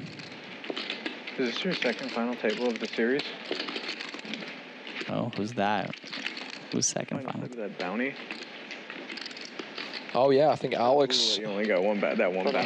Oh, Alex. I think Alex went deep in a bounty event. I think you're right. I think he either chopped or got fourth in that $800 dollar tournament. It was 3K bounties day 2. It was a very interesting tournament. It was the first one that I made it day 2 of with the big bounties in play, and I had a lot for first. It was 55K, and then obviously you knock out 5 people, you get $15,000 extra, which was. I think Jordan had a lot too. So we see Rohan. I think he checked back here with Ace Queen actually. The no. big blind. Okay, no, he has a decision right now. I thought we were thinking what to do. I think Rob might have, but I don't feel confident. He raises to 4.5 bigs and takes it down. I was a little premature there. I thought we were going to a flop. Maybe it was like 7 or 8 or something. That's still that's still pretty good. It's more than my prize money. I know. I actually like that structure. It's kind of fun with like that. I mean, it depends how you do it. Yeah, like for me, it's kind of tilting, but I'm sure. And like if I got that one bounty level 1 and got knocked out, I'm just like, at least I got like. Whatever, like. They're talking about the bounty tournament here. Alex, a seasoned pro, always just deep in these LA tournaments.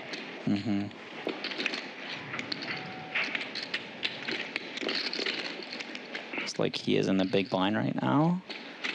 Rohan has been putting on a lot of pressure, so we'll see if it folds to him, what he decides to do. He has been quite active. And we see George with the open here with the ace deuce off. Yeah, ace deuce off, just removal with removal. Yeah, surprised to see that. Yeah, it's got decent removal. I think maybe you want to be slightly more cautious with just the covering stacks behind you, but sometimes ICM becomes a very removal-based game. That bigger open does make sense. Like he doesn't want doing something new or different, like Alex to peel too light and play a pot with him with the offsuit hand, but I just wish took it down, is chipping up. It's about chipping up. Yeah, like a 2K, 2,500 or something. Yeah, like 5K bounties. Yeah, exactly. Big buy. Joe's got the sunglasses on. Things It's crazy. 3 of some of my pretty good friends in poker just at the final table. Andrew, Alex, Joe. I went to college with Alex. Kinda.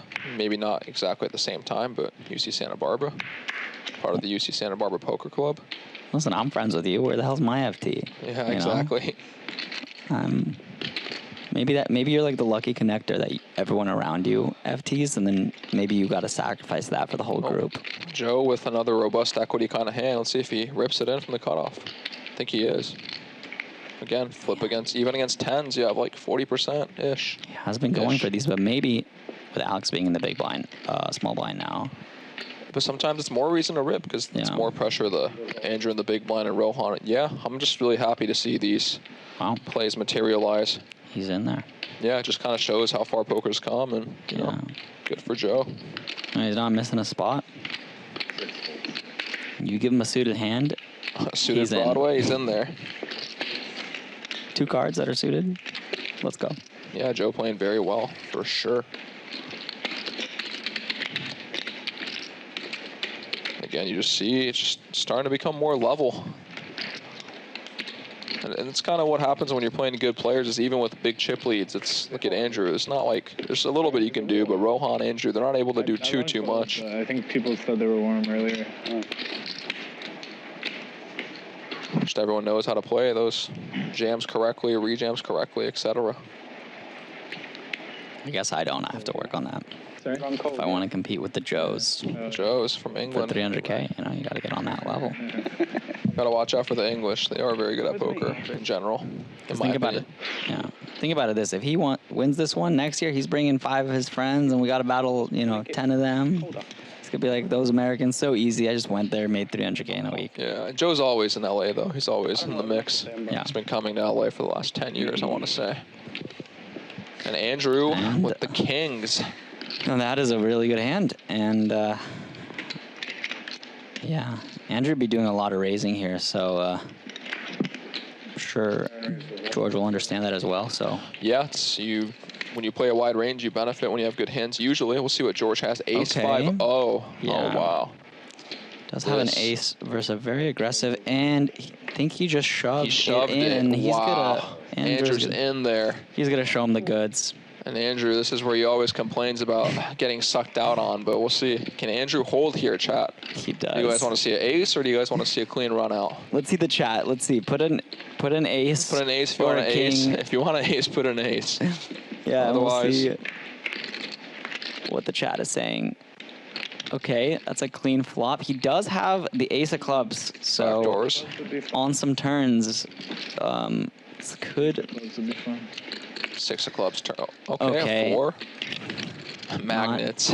Ace Look, magnets. Andrew's already smiling. Okay. There we go. Congratulations to George out in 5th place. Yeah, that is a massive pot going Andrew's way. He might have more chips than everyone else combined now, I think.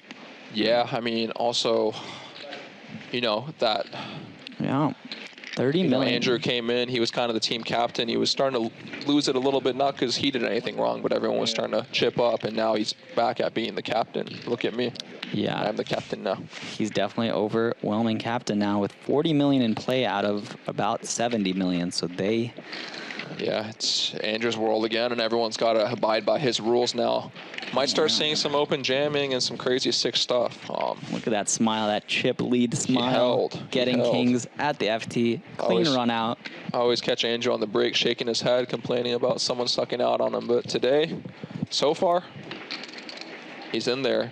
Listen, let me tell you something. Before Andrew was four-handed at FT with the chip lead, I saw him. It was the day I actually bagged, and he got an aces versus 10s and pocket 10s. I heard about this. And he did not win. He did not win. And he kept gambling and did not give up. So there's a story in there. Yeah, and congratulations to George, by the way. Finished for $79,740. Everyone is guaranteed $105,000, and Alex has 9s against Rohan raising under the gun. Alex is going. He is the shortest. They're four-handed. He needs to get a double. Nice all-in by him. A bit, Rohan a bit loose of an open. Just considering the fact that Andrew's in the big or in the button, he really has to be careful. And I think with Joe and Alex so short, you want to be more high card based. You want an ace, you want a king. You don't really want playability so much. So slightly loose open in my opinion. But at the same time, you know, poker's, we all play differently. And Alex scoops that right there. Rohan supposed to be in a pretty careful position with Andrew. Yeah. That's a big trip up from him. I think he just went from 10 bigs to almost 15. And I think we're about to see a clinic by Andrew happen. You know, this is like the dream formation if you're the chip leader right here. You know, everyone's guaranteed 105K. Third is 142. Second is 220. Everyone else trying to ladder. You're just taking the chips, Barring some kind of cooler or some kind of really bad beat, you open, they fold. You open, they fold. You go all in, they fold. This is like what this is what you dream of when you play tournaments, to be in this situation. So this is a poker player's wet dream. I'm not gonna lie, this is what you want. These are the days when you fade the ace and you fade the 300K. And I don't think we're gonna see Andrew take his foot off the pedal one bit. Definitely not. Just the pressure he can apply on everybody. If anything, he's going to be overly loose and overly aggressive. I think he'll deviate to that because, And like you said, Andrew has had a lot of success this year. He took down a 3K high roller at Thunder Valley, and then last year he won at the Bay 101, the 5K main they had there, I think for around 300K. So he's been crushing.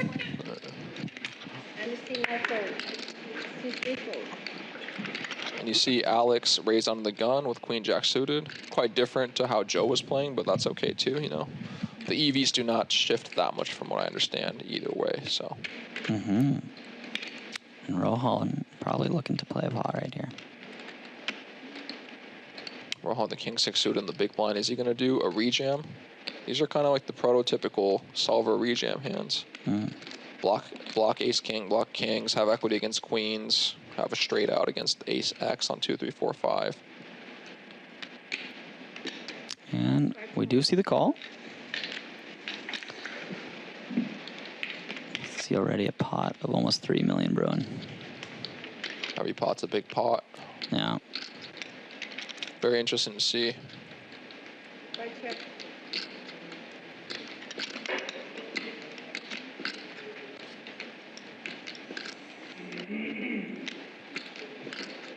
Alex thinking about if he wants to bet here and is grabbing some chips. Yeah. Seems like a fine C-bet, backdoor straight, backdoor flush. Rohan could hit him with some savagery for sure. You could probably check raise this spot pretty aggressively when it's the 9-3-4. You as the big blind are going to connect a little bit harder, and if people are kind of range betting or betting too much, covering as well as having some of the two pairs, having some of the runouts, you can definitely play this spot aggressively if you decide to do so. That being said, folding seems okay. And if Rohan had a 9 here, he probably would want to raise, I feel, when Alex is this short.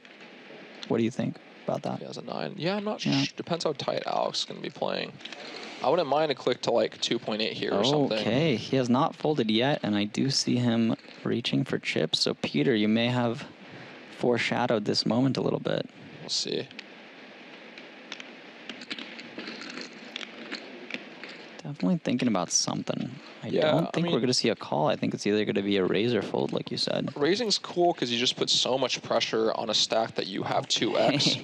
And again, just think of the formation. I mean, there's a 3 and a 4 out there. Alex is not raising the hand with a 3 or a 4, while Rohan is defending a hands that contain 3s and 4s. Wow, this is sick to see this little I like it a lot. 3.1 mil, great size.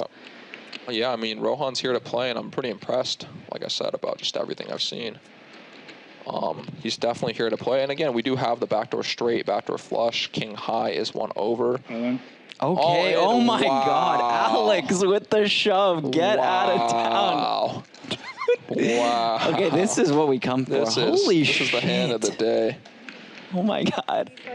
Dude. Wow, I thought Rohan made a really good play, but Alex just hits him back with it. And he doesn't even have that much. Like, I would be scared there. Like, what if this guy has a 9? Like, I only have 7.5 million back, but yeah, I guess maybe Alex thinks that Rohan is overdoing it. Let's see what the chat is saying.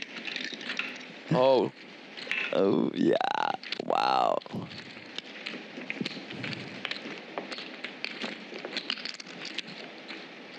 yeah, Alex, I mean, you see why he's going so deep in every tournament. I mean, that's a lot of savagery. Honestly, that was amazing. Just keep him like this. It's easier. Yeah, just thought that probably Rohan's overdoing it with too many maybe gut shot type hands and hands like that. I thought Rohan made a really good play, but he's picking back on the chip leader. He did make a really good play. The only problem is that Alex made a better one. Alex Farahi here to play. Wow. Including this 9. I was not expecting that at all. Yeah, it was a surprise to me as well, but so sick. He's definitely not tight like you said earlier. Remember when he had the king queen on the 10-9? I mean, I guess he just finds his spots to go for it. He just, I don't know, maybe he has that little feeling in his tummy that he just knows that this is the spot. Yeah, I mean, he's definitely, when he does play tighter, as an exploit.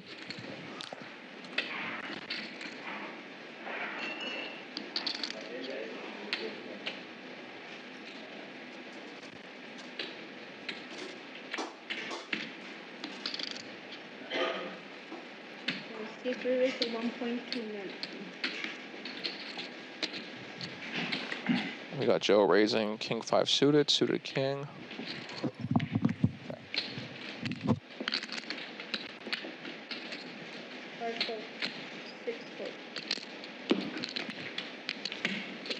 Yeah, I mean, this table is lots of action, lots of good play. Lots of great play, I want to say. I mean, this is a tough four-handed table for a $1,200 buy-in. I mean, you got Andrew, who's like a GPI 42 player or whatever. You got Joe, who's got 900K in earnings, but doesn't even play that many live tournaments, so probably would have more if he lived in the U.S. or played more. And Alex, I think, has almost 2 million in earnings as well. And Rohan, this, you know, young guy I've never seen who just plays very well as well. Yeah, Alex has had some big runs. I know the first year they had that 10K WBT win main. I think he went final 2 tables or something, and actually so did Andrew. You know, they both were, I think, final 3 or 2 tables of the win 10K the first year they had it. Rohan here with a decision, ace-8 offsuit on the button. He's got 14.5 big blinds, I want to say. Reasonable to open, reasonable to jam as well. And he goes for the jam. Oh. Again, we're kind of seeing like this prevent the small blind here, like Alex. If he opens, maybe he rejams 4s here, forced to fold. Maybe you kind of prevent the chip leader from defending the big blind, 3-betting you. You prevent the small blind from rejamming on you. You just put the money in yourself, and you see that with the ace-8 off on the button. Yeah, and now we see Rohan, who came in with the chip lead, actually the shortest, but really it's anyone's game. These stacks are so close, and everyone's kind of vying at least to try to get, you know, those big pay jumps now, which I think they're at least like 40, 50K at this point.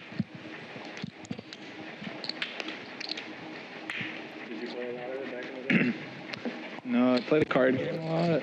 And then, Yeah, unfortunately for Andrew, he's playing with some 3 pretty good players who are just going to rejam on him efficiently and stuff. Sometimes in this spot, you just raise, take, raise, take, raise, take. They never play back, but you know, you saw Alex rejamming the queen jack suit on the flop. He's definitely going to play back to some degree if you're abusing a little too hard. Yeah, and Rohan here with what looks like another clean open. Yeah, ace-10 off. 1 position earlier, goes for a raise instead. I like it. 6, 9.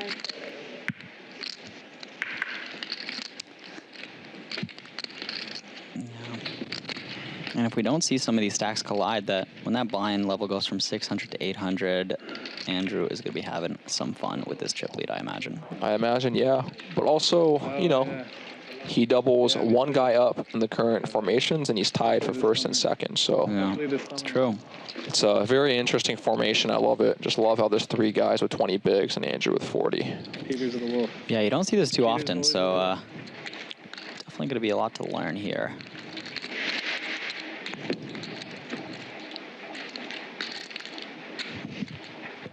Yeah, Andrew having over 60 bigs at this point. Man, it's so annoying. I raised Jack 9 against Alex the other day on day 2 on a 9-high board. He didn't rip it on me with Queen Jack suited. I would have called too. But also maybe Alex thinks that people don't raise the 9x enough, so they're just maybe skewed a little bit too much to 16 combinations, 6-5, 16, ace deuce, 16, ace 5, just gut shots everywhere, and they don't maybe raise the 9x too much. Maybe is that what he's thinking? I don't know. Yeah, that was very interesting. Definitely going to ask him about that later. And now Andrew with the ace 10-0. Yeah, and Rohan with ace 3 suited in the big blind. I think, if I know what I know about Rohan, I think we're going to see all in here. But we'll see. Yeah, we might see a jam here, and he knows Andrew's opening wide. The question is, do you think Andrew's going to call this one? Yeah, I'm not sure. My first instinct is that... Oh, snap, okay. He snaps, yeah. Oh, wow. So no consideration. He's like, I'm opening. Yep. My plan is to call. Yeah, you do dominate the ace-x rejams to some degree. You do dominate the king 10, jack 10, queen 10 suited. That might be playing this way. Hard to say. The man is just cold and collected. You know, he knows what he's going to do, and then wow. Throws a 3. We see that 3 come in right there.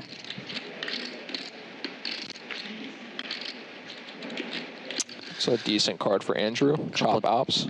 Chop outs right here. It looks like Andrew's getting ready to prepay.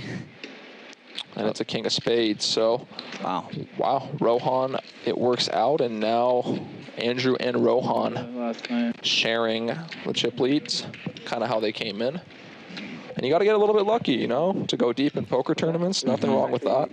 Definitely need a little bit of luck. Yeah, that's going to change the dynamic for sure. Oh, most definitely. That's a pretty costly... That's a pretty costly pot for Andrew to lose, all things considered. Obviously, he could still very easily bring it together, and he's probably, if there were betting markets, he's probably still the favorite, just considering that he's the most experienced player with still the biggest stack. But yeah, you know, now it's definitely going to be a lot harder now. He has to battle, and now... Yeah, and there's some battlers, too. Like, everyone here is like, this is a tough four-handed table for a 1200, in my opinion. Like, very tougher than your average, for sure. Yeah. I mean, if anyone doubles, whether it's Joe or Alex, everyone has the same stack around.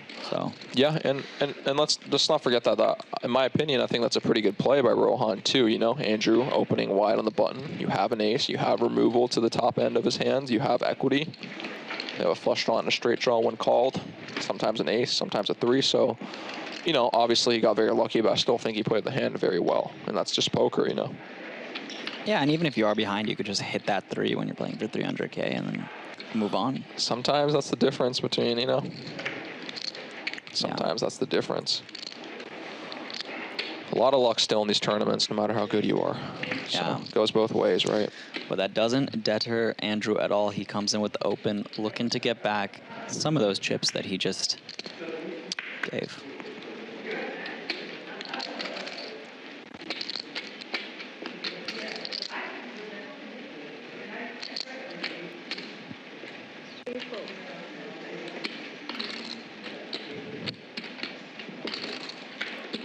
Yeah, the thing is, when you're playing four-handed like this, the blinds come around fast. They do. They do. And when you could have like 16, 17 bigs, but if you're paying 2.5 bigs in orbit. Alex with the 3s, I assume. He goes all in. He calls. Okay.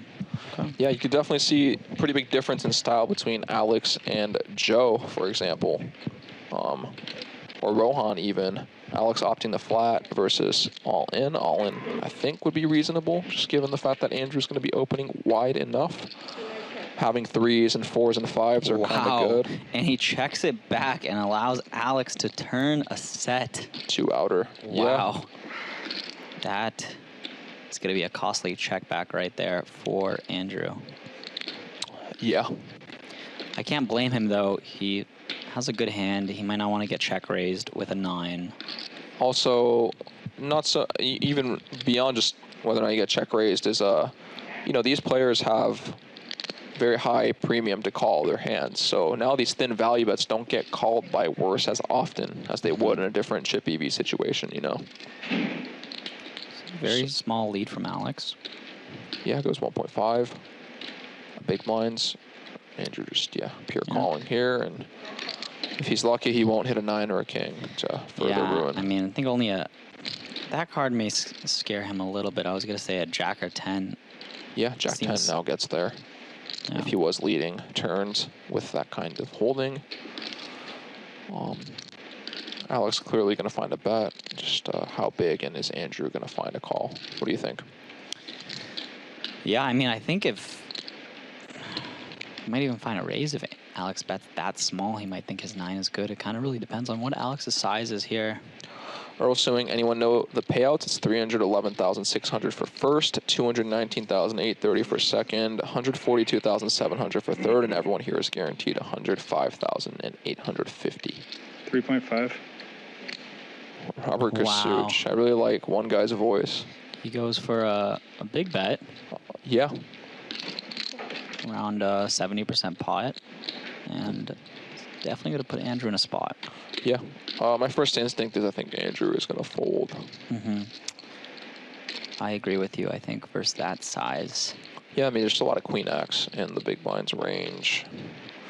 Queen 10 off, queen jack off, king queen off, ace queen. Well, you got the jack 10, you got the queen 9s, 3s, 4s. Andrew very much plays the combos for sure. I've discussed them a little bit, so he's definitely counting some combos and also the risk premium. Yeah, it's also Alex could have just river 2 pair. He might have 9-8, lead small, try to fold out some overs, and then hit that 8 on the river and just.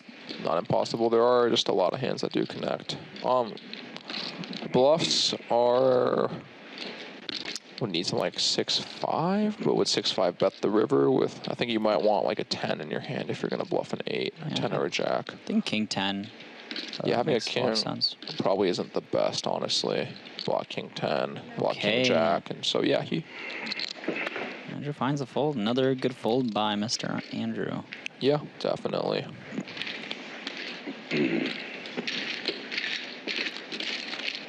Ricky Garcia is pretty disrespectful if Andrew calls here. Yeah, potentially, but also, bluffs do exist, and I don't think his hand's a good call, or doesn't have good calling components, but you never know. There's some meta game, and, you don't know who's messing with you, who's not, yada, yada, yada, and yeah, we just started to see a lot. I mean, it's crazy how fast things change.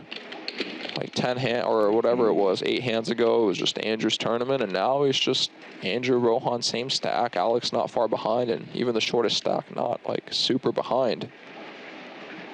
So it's fun to watch though. Yeah, we see some Alexander the Great in the chat. Alexander the Great conquered everything before he was 30. It's kind of crazy. Yeah. This is some high stakes tournament poker right here. Yeah, Rohan's playing really well too. Pretty impressed. Some guy I've never seen. Or, I mean, I saw him the other day, but you get my point. Raises to 2.5 big blinds, ace 3 offsuit. The ace removal is good. Sizing up also probably good when opening. Into Andrew's big blind, I like that a lot. Yeah, generally probably want to size up when you're 2 chip stacks opening to someone else. Andrew defends the king 7 off. We'll see a flop here. I think this is the first pot we're going to see between Andrew and Rohan, actually. Yeah. First, a single raise pot, probably. And these are 2 big stacks colliding, just so everyone could see. That is quite the flop for Andrew.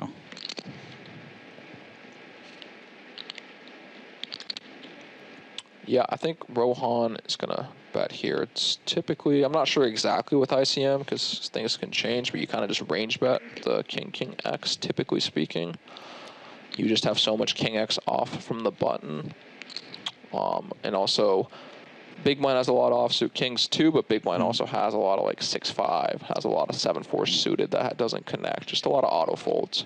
We see a call from Andrew. I was just about to ask you whether you thought he was going to call a raise right there. I think a call is good. Kind of goes back to like the value raising thresholds, right? Like Rohan's going to continue a lot tighter when Andrew raises, so maybe you don't even want to start piling in king bad kicker. And what a turn for Andrew. Just turns a boat. This card might scare Rohan a bit with the flush coming in, so. Yeah, Rohan doesn't have any spades to barrel it off, really. Is Andrew thinking here? Yeah. Andrew leads. Wow. Looks like he's going to hit him with the lead would kind of make sense. You know, if Rohan has ace of spades, queen of spades, he might just check back here. Thinks he has a lot of equity, doesn't want to play a big pot, so. Yeah, I mean, I think these spots really depend if you think they're going to blast it off too. If you feel like people are just going to check back, then sometimes if you change like a little bit of the inputs, they just start putting the money in themselves. I don't think this lead is like, it could be a thing, I'm not sure, but it's definitely seems probably good no matter what. He just takes it down with the boat.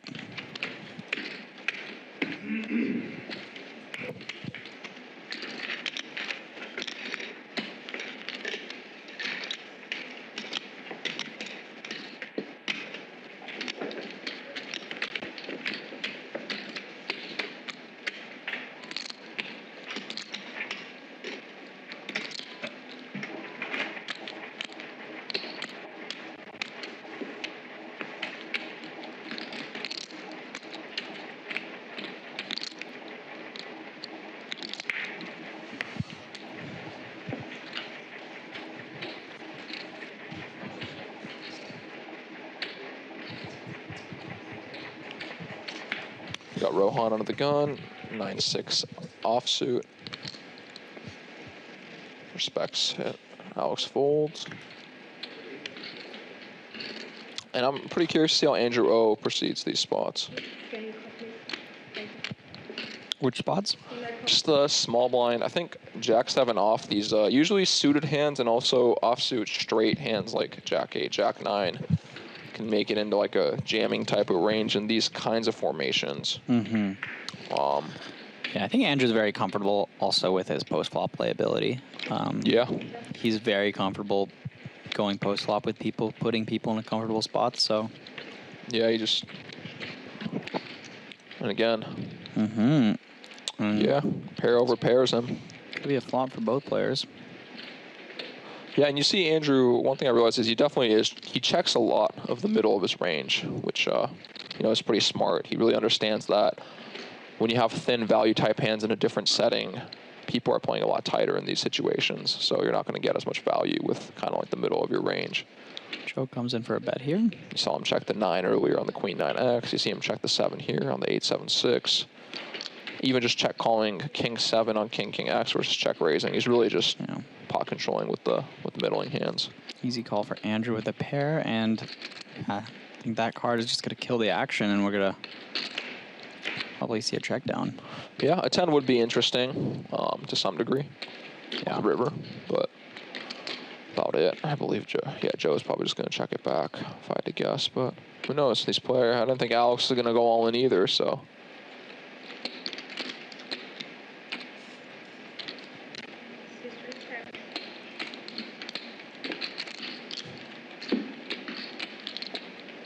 Looks like somebody's asking you something in the chat.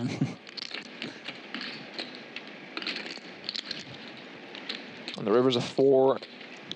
Yeah, I think you're right. Just action-killing turn, kind of. Yeah, we're just going to see a check here. I don't Yeah, think probably. Unless Andrew bets a big blind or something like that. Unless he thinks maybe he could fold an 8 or a 9, but I don't think he's going to bluff this. It just seems like we win enough. But I wonder if he ever thinks he could fold out an 8 or a 9 if he bets. That would be very interesting. Wow. Yeah. And seems like he is turning his hand into a bluff here. Bluffing with the best hand. Yeah. I think he understands that Joe's just going to have a lot of 8x or 9x. And Young Money Baby, how is this good play? He have to fold now. Yeah, I see him talking about the lead with the King 7 on the turn. I'm not too sure, but maybe these spots really depend on if you think the in-position player is going to rifle off non-equity bluffs, and maybe Andrew just thought that he's not going to. I mean, there's definitely a lot of adjustments. But yeah, I do think that checking is also cool. You let them blast off, but they might not blast off in the first place. This would be wild because I'm pretty sure Andrew's bluffing here, and if Joe finds a call and Andrew bluffs with the best hand, that would be just kind of insane. Yeah, it's definitely an interesting spot. I think Joe is just really thinking about the hand. That being said, I mean, it's pretty easy for Andrew to have a 5 or a 10. Even like a thinner value bet. It's also weird because I'm sure Joe doesn't know how he's constructing his small blind limping range. Again, when I look at some sims, the Jack 7 really likes to just go all in most situations, but Andrew's not doing that. So it just kind of really depends on what kind of pre-flop range you think they're playing too. Whether or not you think he has a lot of 5x or 10x that connects on those boards. Andrew came to play some street poker, and I mean, he's been doing a good job of that. He's been finding lots of opens, lots of shoves. I bluffed it. Really? I don't know. It's funny because he says, I don't know either. He's like... It depends on what you had. He was saying he was bluffing, but... Bluff, dude, depends on what you had. Andrew, he is not folding better than King 7, so it does not depend what he had. No, I think... I mean, don't you think Andrew's bluffing there? What are you talking with the King 7 or? No, with the Jack 7.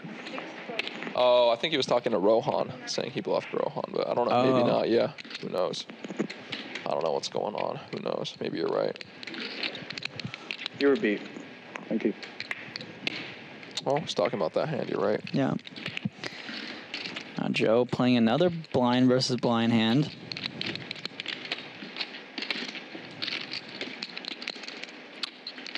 I think we're going to see a limp here, I imagine. Potentially a fold, too. Yeah, I wouldn't be surprised by a fold.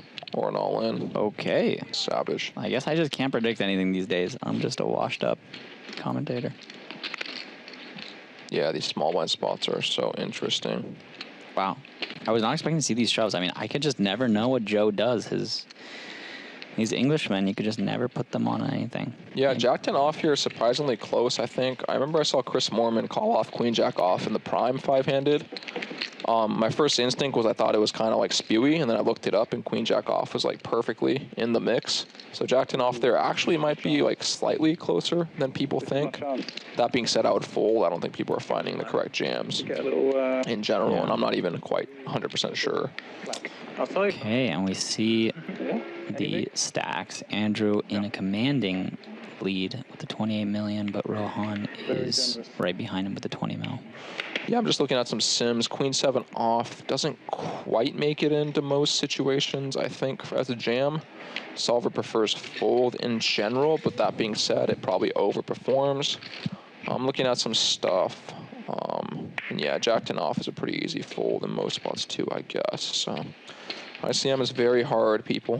Listen, I'm still not convinced on this ICM thing, you know? It just, the money's up top for first. Just play for it all. ICM is fake. And people like Peter are going to come and try to sell it to you. And I'm just saying, be careful with these guys. People. Look at this. This is a tough spot for Rohan. Okay. You think we see it? Think we see the all-in? I think we might see the call here. I mean, you dominate a lot of his opening range. Yeah. And you don't necessarily want to flip with him right now. There's 2 short stacks, and he has... You definitely don't want to flip with him, although you do think that he gets through most of the time. I don't mind calling here. I think we keep in all the queen jack. Yeah, the problem is the equity realization starts to get a little bit poor. We're going to see a call here. 14 or 1.4? Yeah. Yeah. Now Alex, let's see, does he wake up with anything? He's jack off. He's got a spot for sure. Now this is very interesting because he might think that Rohan's flatting pretty tight here, and out 20. I can see him going either way here.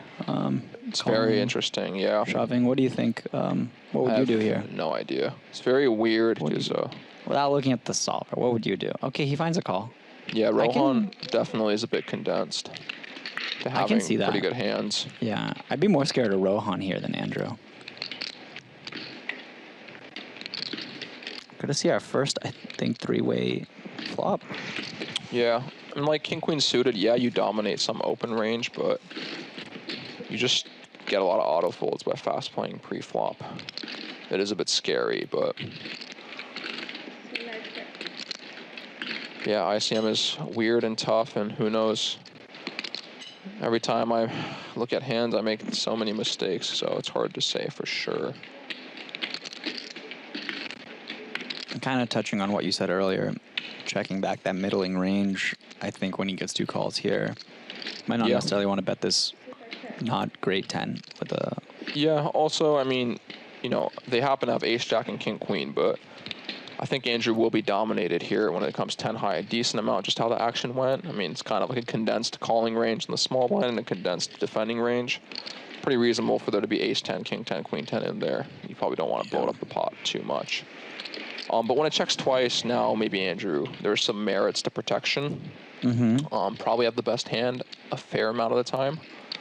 And just winning this pot with no, if you have jack 10 and you get ace jack and king queen to fold, that's a pretty big W. It's a little small bet here. I think he has to bet too big multi-way here. Yeah, and not even just about multi-way. In general, when you play ICM, you do size down. Your chips have a lot more weight to them, so you don't need to size up as much in spots where you would for chip EV early on. Because 2 bigs now is still a lot of chips, especially when it goes to the other person when you lose. It's a bit tough spot for Alex because he has some outs with the gutter and not a bad starting hand, but yeah. He also has some equity to bluff, potentially. He is the big blind. May connect more on the 3-4-5. Although if Andrew's opening wide. Okay, he does find the call. Yeah, calls. Another thing is Andrew may be opening wide and maybe he might hit the 3-4-5 region a little bit more as well than people think. Andrew probably has 7-6. Probably he could have 10-5 suited, 10-4 suited, potentially, since he's is he going to be in there with those, overall though? being chip leader. Oh, him. I'm saying Andrew, like surprisingly, Andrew might be the one with more of the connectivity on the 3-4, 10-5, even though Alex is the big blind. It might play a bit backwards. We're going to see a value bet from Andrew here, and then it is a bit thin to value bet, to be fair. But I'm curious. Maybe you're right. It does seem like Jack 10 no kicker is starting to get a little bit thin. Yeah. Against a range that called, but hey. Is he posturing or is he going to do it? I think someone as aggressive as Andrew makes up for that because he goes for pretty thin value in these spots. Cause yeah. Either a little 4.5. Pretty chunky bet. If it is what I think it is. Wow, he goes massive, 5.4 million.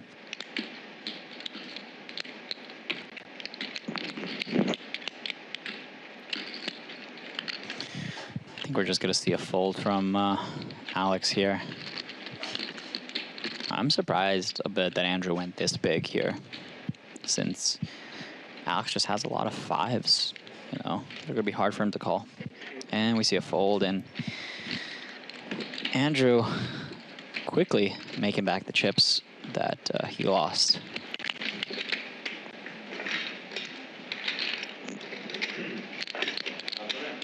Hello. All right. What's happening? 11 bigs.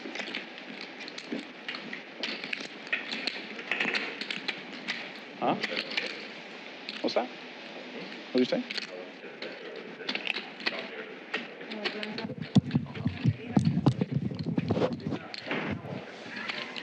Yeah, here we are at the Commerce chip count. We got 8.8 million for Joe, 11.2 for Alex, Rohan with 18.6, and Andrew with the somewhat commanding chip lead. I feel like it's been a while too. I feel I don't know what the clock says, but I imagine in the next 10 minutes or so, the blinds will go up to 800K, and then we are going to see some collision. Who is commentating? Grey Dot asked. Well, it's Peter Cross, very well-known cash game and tourney player, and then just me, David. Jam is garbage. That's why you're commentating. Maybe, yeah. He's talking about the king-queen suited Jam. Yeah, I mean, Peter's definitely the more studied GTO whiz solver type guy. There's other people that are just more Live exploit. Look at this, Joe. Just give Joe a king jack, a king queen, a king Yeah. 10, a queen 10 suited. He's all in. That's all Oh, so he the does. blinds did go up. They just went up to 800K. So he's actually shoving 11 bigs. 11 bigs, yeah. Yeah. Seems pretty standard. I feel like this FT, all I've seen is just Joe. You give Joe a suited Broadway, he's all in. That's all he's done, and he's 4 left. I mean, he has been navigating a short stack this whole tournament, and he's doing, may I say, a very, very good job of grinding that short stack. Shout out to the best commentator in the world, David Uvadoff. Yeah, that's actually First timer, too. my brother-in-law right there. Oh, yeah? Barry the dentist from Barry the New dentist. Jersey. Yeah. Is that my boy King Peter Cross from Roy Lowe? Yeah. Looks like we both have fans.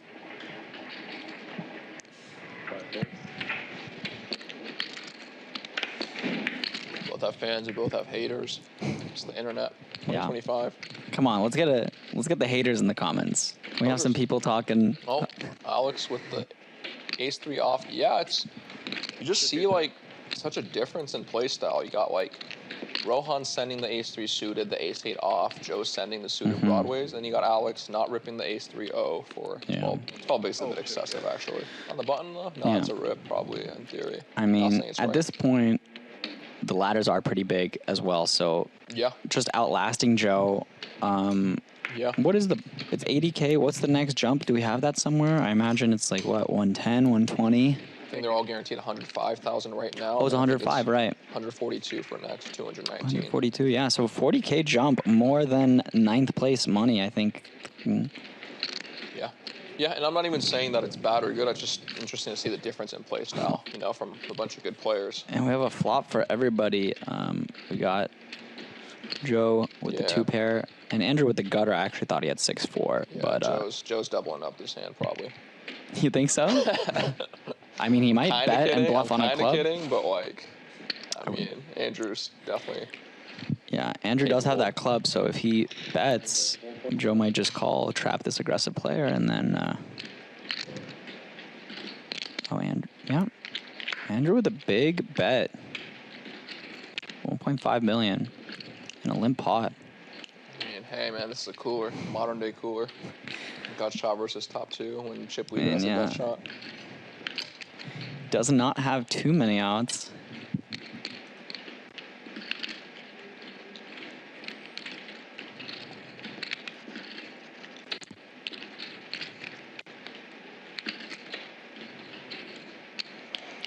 I mean, this puts a lot of pressure on. Basketball maven, Joe is doubling up for sure. Yeah, I think so. Yeah. We see Joe call. And I imagine on a club, I think that's kind of the card Andrew is looking for there. He does pick up some additional equity and 100%. Basketball maven says 100%. I agree with you, man. I agree too, as well. I just saw the flop. I mean, one guy has 9 deuce, one guy has 6-3, and 9 deuce doubling up. I mean, I think the only way he doesn't double up if Andrew checks here and Joe bets, because Andrew might just go for a delay bluff and does not look like that's gonna happen. I miss the Andrew posturing, man. I miss when he grabbed those and just not put it in immediately. We do see a bet. I mean, he does have some additional equity here, that 28%. Yeah, I think Joe might send this. It's kind of a thing in ICM where in Chip EV, you kind of keep them wide and allow them to bluff. At ICM, just taking the pot down, even with hands as strong as sets and 2 pairs, is just good. So I actually think we're going to see a rip here for Joe. Really? I think so. I also think Andrew's not going to be doing this without a club, so either way, when Joe rips here, Andrew's always going to have some equity. It's going to be hard for him to just keep betting this turn without a club. Yeah, and you deny that equity by going all in, too. Yeah. Yeah, Nick Petrangelo talks about this a lot, just kind of like taking the pot down with hands as strong as sets in some spots. I don't know if Joe's going to do it, but a lot of times you don't want them to keep bluffing off because they will get there. Like Andrew has 28% here. This is a monumental pot for Joe. Andrew.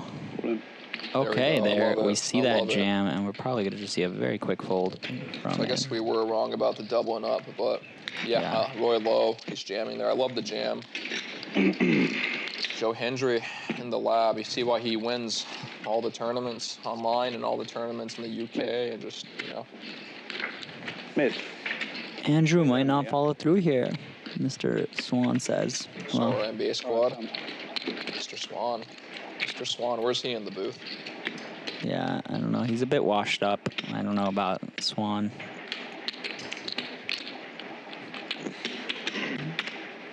I heard you're not swapping with Adam Swan anymore. I heard you showered him. Oh, did I? I feel like I've just been running harder than them and probably got to my head, my ego. But I would swap with him now. You know. He's... Yeah, Gen X dad advice. He says he needs to jam 2 pair, unlikely to improve. Nothing good waiting on river. That would be true. The only thing is you do keep bluffs in the more chip EV setting. But in ICM, just taking the pot down is so huge. So huge. You got 16 million now. Like, yeah. Somehow let a 4th club. Yeah, you're absolutely right. I'm just agreeing with you, I'm just agreeing with you with somehow. Disagreeing with you. But agreeing with you in that. Why does one of these commentators sound like he's 10 feet from the mic? Is that me or is that Peter? It might be me. It might be Peter because we're... Is it me, right? 1 for me and 2 for Peter. I think it's me. I think we'll it's put 1 you too. anyways. But put we one are... anyways. Please, just put 1. I mean, I feel like you're speaking a little louder. Like, I might be mumbling. It might be me. I am sneaking a few bites in while we... Yeah. We've been here for like 2-3 hours. We gotta eat too. Rohan, button versus big blind. Yeah. Okay. Or under the gun versus big blind, excuse me. He does defend here. I think this is... I don't think I'd find this personally. Might be a little too tight here, but... Oh, it's 2. It's 2, haha. 2. 3. Is that me or you? I don't It's even 3. remember. No, you're 2. You're 2. Oh, Tony Montana has it out for me. He says it's me.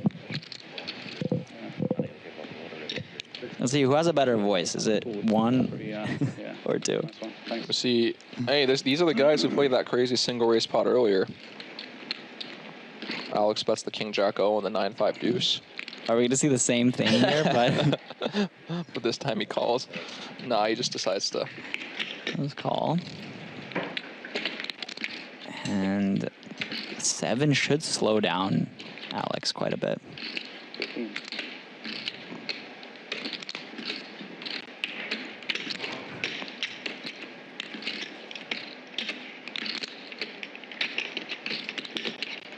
Do you see this as a card that Rohan could lead? The 7? Potentially. Yeah, I mean, Alex shouldn't have too much cards that connect with the 7. Also, runouts from the big blind are going to get pretty good. Alex being a shorter stack, going to be more high card oriented. And yeah, I mean, even if any 6 or 8 runs out pretty good on the river as well. So I think you made a good call, David. And I think Rohan made it is a bit weird when you have the mergey portion, though, I will say. Like, I always have a hard time when I have a 5 here. Like, I'd rather lead, like, I don't even know, 6-3 or 6-4. I find it pretty easily, but when I have the 5, I'm just kind of not sure if I'm isolating it only better. But that being said, it's 3 bigs, you know? It's like... If we saw another jam from Alex right now, I would just lose it. I would, yeah, you'd be the I would goat. retire and just back him. That's it. Yeah, Peter, lay off the pizza, Man, buddy. You're getting... I'm know eating you, salmon, buddy. Yeah. Or whatever this is. You know, Peter is engaged now, so he probably is going to put on a couple pounds sooner or later. I imagine that's kind of the way it goes. Yeah, I've been just only playing poker. Not really doing anything else. How much do you have? Yeah, Adam says, I think he should go smaller, which that's kind of what I was thinking too, just because Alex is so short. I probably don't have to bet so big there. Yeah. 20.1. Huh? 20.1 million. Or 22. Farahi down like Solana. Hey, and one thing about Solana, it does rip when it rips, so.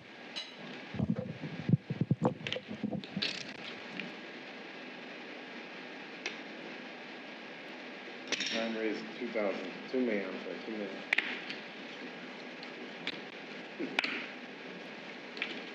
I know, right? Looks like we're going to see some collision here. Got Andrew coming with the 7s and Joe finally picking up a very big hand. Maybe hit the first of his FT. The big slicker, you know. Wonder if we're going to see a 3-bet or just a jam.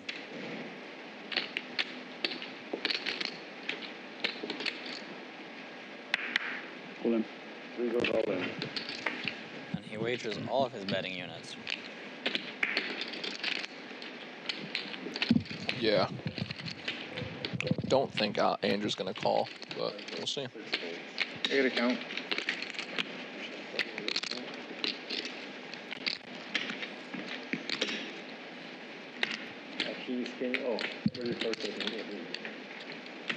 Yeah, I don't see Andrew calling here. I think just with his chip lead, and it is still 20 blinds. That is a lot.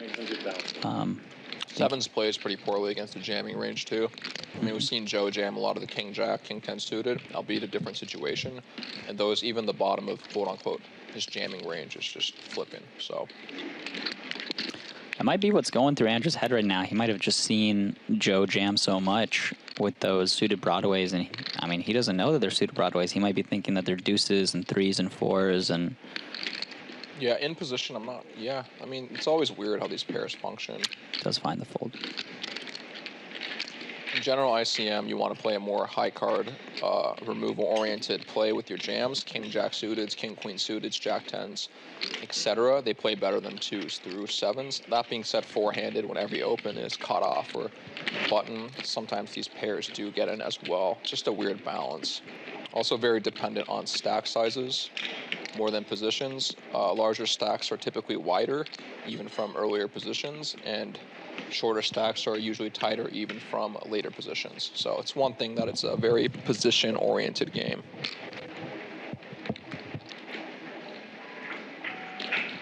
We do see Alex getting short now. Let me see some Farahis in the chat. Let me see some hype for Alex. He is sitting on 8 bigs in the small blind.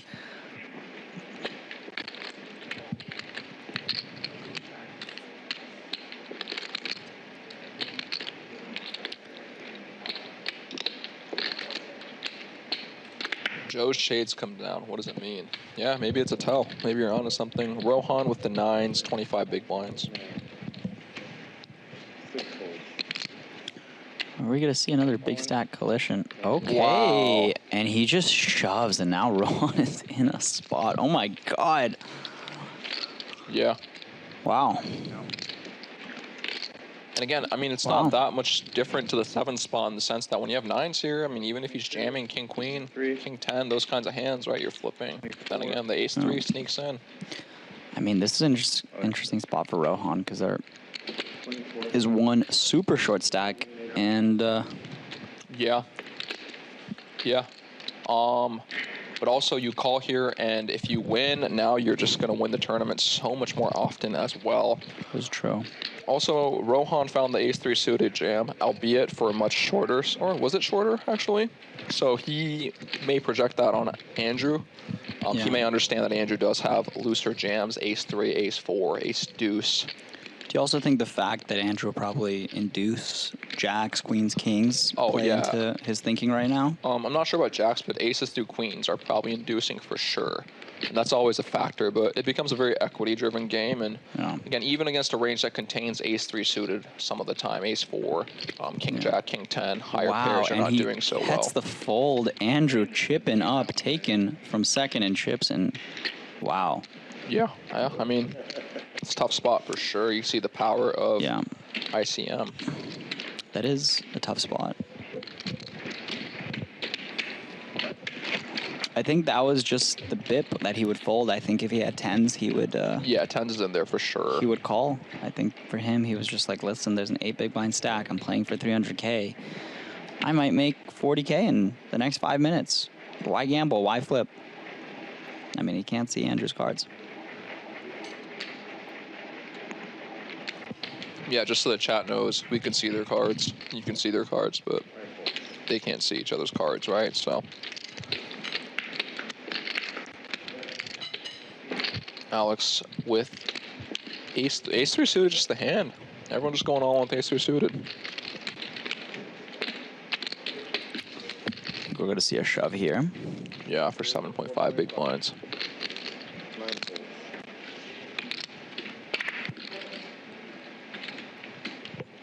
Okay. It's through. Picking up. Rahi Magic. Okay.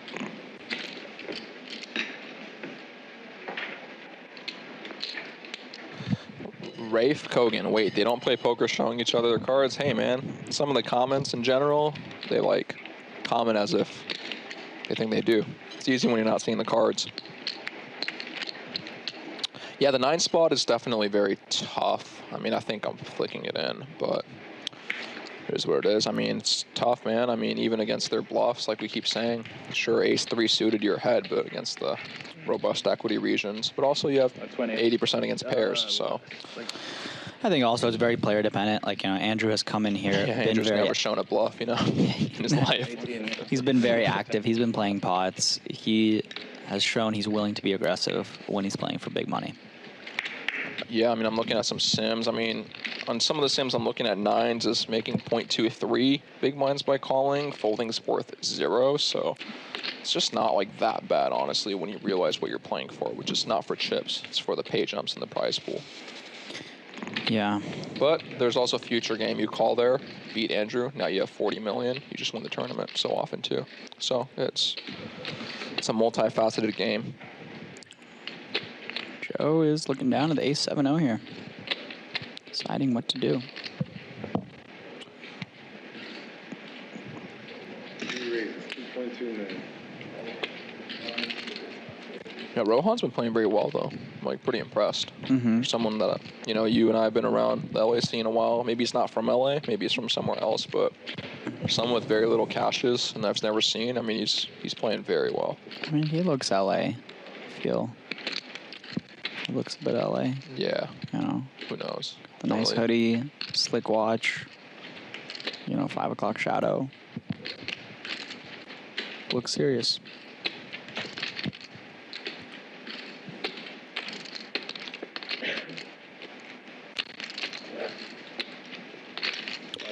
We're going to see a pot develop between the second and third stacks. This must be fun being Farahi right now and seeing them put a lot of chips in when you're the shortest. Just hoping that they get super coolered and you make that pay jump. And we see Thomas saying something, Peter, no more sims, you nerd. You know, just a little feedback from the audience, Peter. I'm just, you know, just saying what Thomas is writing. If anyone else wants to write anything, I'll relay the thoughts to our team. 3 bets, 1.6 million. Anyways, Rohan is a cash grinder, quite good.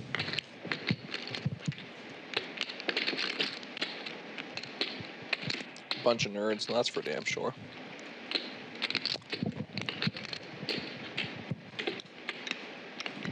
Okay. See a bet from Joe. And Rohan calls here with Yeah, seems like a good call. with nothing, just 9 of spades and maybe the pots to take down this pot on a later street. Yeah, you do have the back doors. Also, that's the main thing, is like blind versus blind. Even though Joe should be opening wide enough, or sorry, tight pre, there's still a wide portion of range, and there's so much of the turn no that just goes check. And once they check, you can kind of go ham on them. Yeah, I mean, if Joe checks here, I think we're going to see Rohan find a way to win this pot.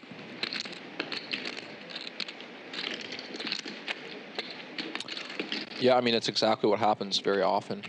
Especially, we're not even factoring the fact that Rohan covers by a little bit, which it's a little bit, but he still does cover. And just being out of position just sucks. So Rohan does seem to be reaching for chips.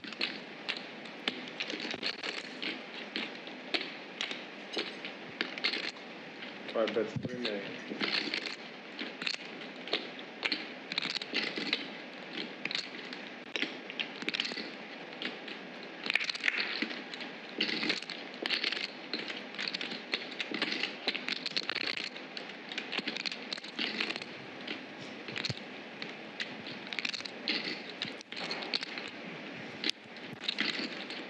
Joe has not folded yet, and he's out. 88%, not enough equity to win in this game. You see Rohan taking that down.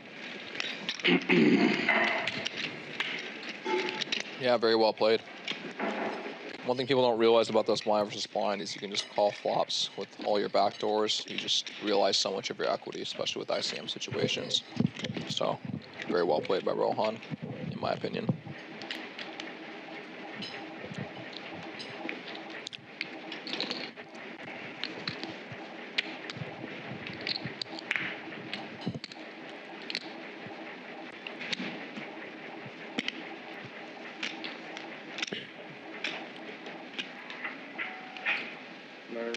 2.4 million.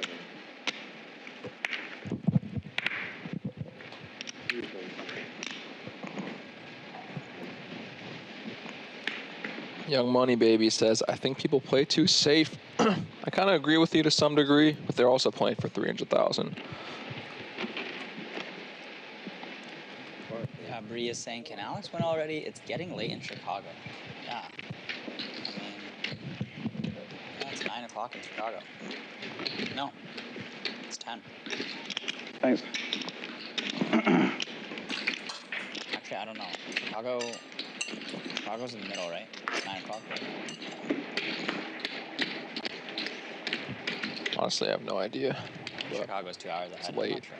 It's too late to be watching poker.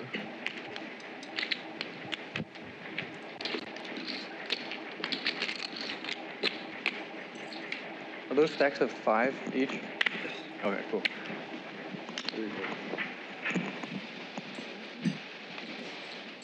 Peter, 15 feet from the mic now. It's okay. We've been here for 3-4 hours, so gotta feed ourselves a little bit. Have you ever tried eating wearing a mic? You gotta put that stuff away. So Nobody knows what's until going. you try eating with the mic on, please. Yeah. Don't refer to me. No, I'm kidding. It'll be better. Nobody knows what's going down in this room, but Peter's just gonna watch me stuff my face with this plate of fries right now. So. Oh my goodness. Yeah. Jesus Christ. They take care of us here at the Commerce. 3 a.m. in London. 3 a.m. That's a good mate right there. 3 a.m. I mean, yeah, if my boy's playing for 100K, I'd sweat that late. Less than 6 figures? No, I'm not going to stay up till 3 a.m. for like 50K for first. Adam says he can hear your utensils. I guess we should probably both go on mute, but it's okay. We're only humans. I muted myself, but I think it was through David's. Yeah. No, there was a fire black. Something happened. It's okay. I'm done eating, so. I don't know. Oh, that's what it is. So yeah, 800K big blind. Alex is now the short stack. Said I forgot I was mic'd up. I almost said something. What was it? I guess the world will never know.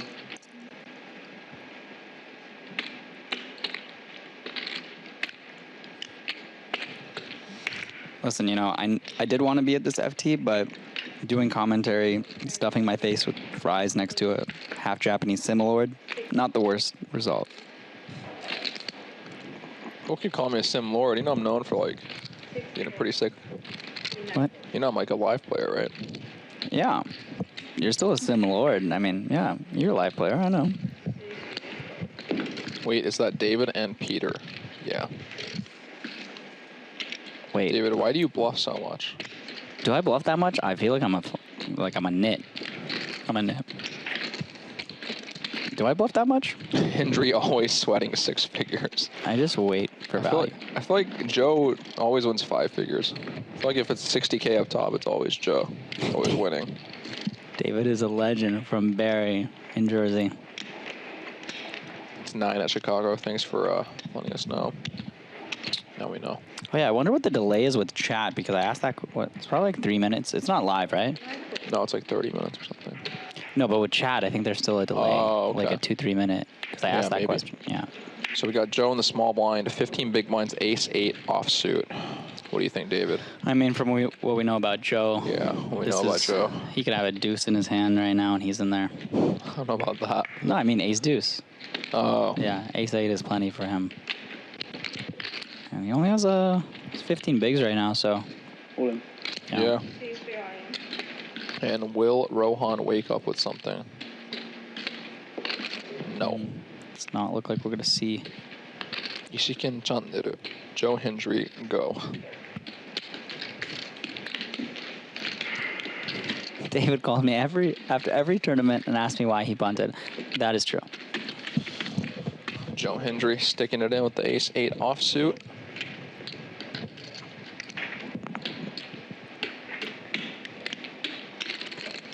Playing very well. Everyone's playing well, man. It's kind of crazy. Still here commentating. Yeah. Alex is under the gun right now. He's gonna have 6 blinds, 7. Who's the breaking the comment?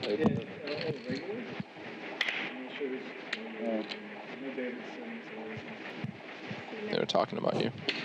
They're saying who's commentating. I'm commentating. Joe with Peter. the queens.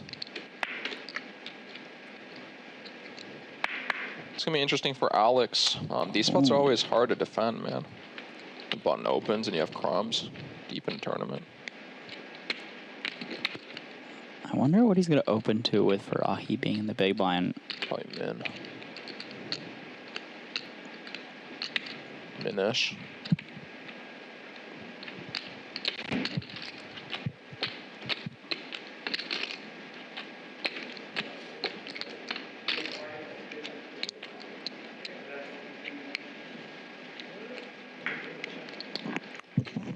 Ever says our boy Alex in trouble. Potentially. Especially when he's up against queens. But we'll see. There's 2.5x. I can understand that because if he has like ace 10-0 here, he might not want him to peel super wide because he's always gonna have some equity. But yeah, but it's okay to split your ranges and it's okay to min your queens, kings, aces. I feel like not that it would have mattered, but just see a fold, and now we see Alex go to under 6 blinds.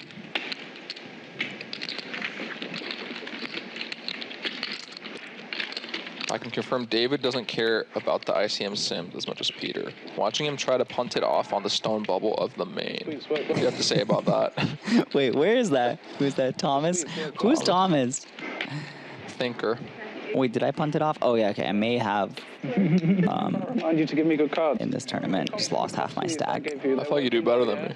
Look, Wayne is now saying, yo. That's where it is. Yeah, Wayne, how are we doing? Tell us. Give us some compliments or maybe, some critiques. Because Wayne is the man running the show here, the big boss. Took a chance on me, and now I'm his star commentator. I think Joe's going to open this versus Jam. Let's see if I'm... King Queen suited not as efficient at folding out better, and also he's a bit deeper with Alex in the small blind. Rohan and Andrew can't put as much pressure. Andrew's out of position. Rohan covers, but can't go that crazy. Oh, it's Paiao Tom? Is that the Tom that's been in the chat? Really? I love that guy. Oh, wow. Look at this. Okay, finally. Farahi gets a hand. Okay. They're flipping. Let's see some A's and some J's in chat. A, if you want Alex to win this flip, and J, for Joe. I want to see the UK fans versus. They're both my friends too. 2 of my friends. Yeah, all in. All in. Joe understanding the equity that King Queen suited has. Does not like it. Okay. Joe's playing better than anyone here by a lot. Joe's been playing very well. I don't think he's made really a pre-flop mistake, to be honest. Not that I'm the... There's a lot of A's. Hey, everyone's out for Alex. Hey, someone type 9 A's. You're going to have to mash the capital. Oh, hey, no. It's going to have to go. Someone did say we are going to lose a lot of viewers once Alex busts. So let's see. We have 772 now. Everyone's doing A. King for the sweat. 9. Oh. Wow. Can Farahi do it? 18%. Will he find a way, or will we send him King home? 8 or 10. He does have... Oh, and it's a 6. And good game to Alex. Farahi, one of my good friends. Nicest guy in poker. Very nice guy. Walks Takes over home $105K. $105,850. And we're 3-handed. That was a good score right there. And now stacks are very, very close. And yeah. I'm excited to see this. Yeah, that's the reaction. damn, we see the RIPs and the GGs in the chat. Yeah, good game, Alex. But congratulations. Still a fantastic score. Played very well, I think. Really nice guy. Just happy to see it. And Joe, too. Really nice guy. So I could tell Joe came to play. Now Bree can go to sleep. She's been in Chicago and been getting late. Proud of you, Alex. Yeah, I mean, congratulations. 18, 20, 21, 22. 22 and change. Also, right now, I mean, look at Rohan. Had one cash on his Hendon before, and now he's looking at almost 150K. Yeah, just playing very well, too. That's the main thing. I feel like usually these guys that come out of nowhere, they play kind of wild or erratic or not very well, but Rohan just seems like he's been playing forever or something. I don't know. It's pretty wild. 22 and a half, and then I put these chips in.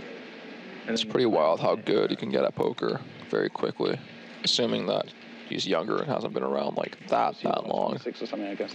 And let's not forget, GG to Alex and that insane play he made with the Queen Jack suited. Yeah, honestly, that was one of the most interesting hands and plays I've seen. For sure. Were we four-handed when that happened, or were we five-handed? Yeah, I think it was like 5 or maybe even 6, but that was... Yeah. Completely did not expect that. Now we're going to play some post-flop for sure. Everyone's got level-ish stacks.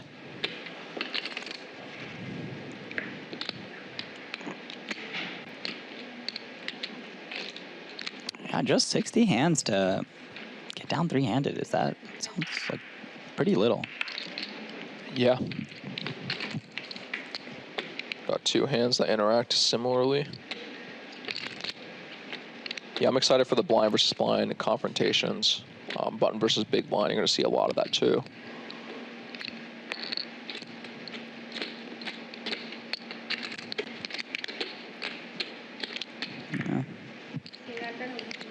Yeah, just snap folds. Is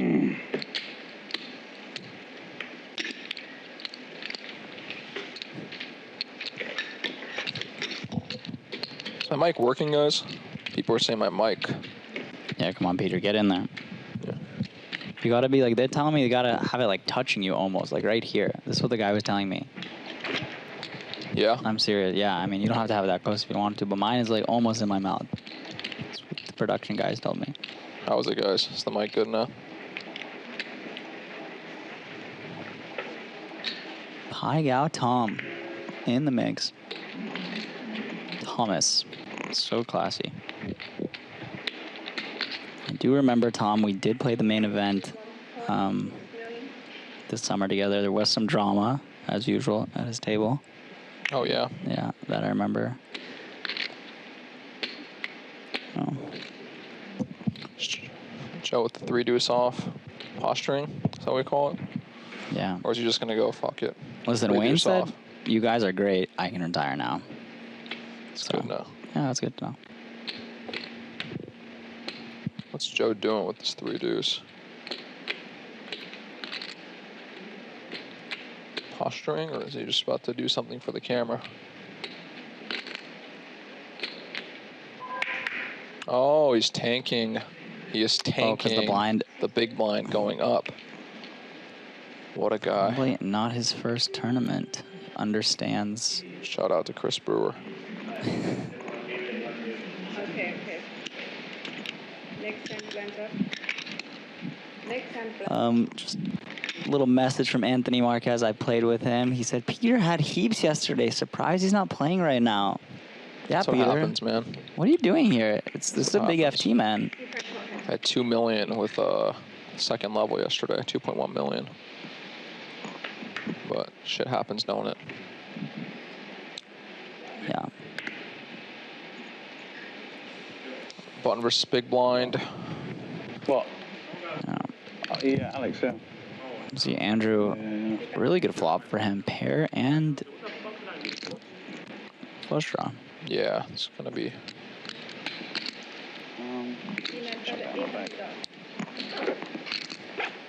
Good? Yeah. Thank you, mate. Cheers. Thanks.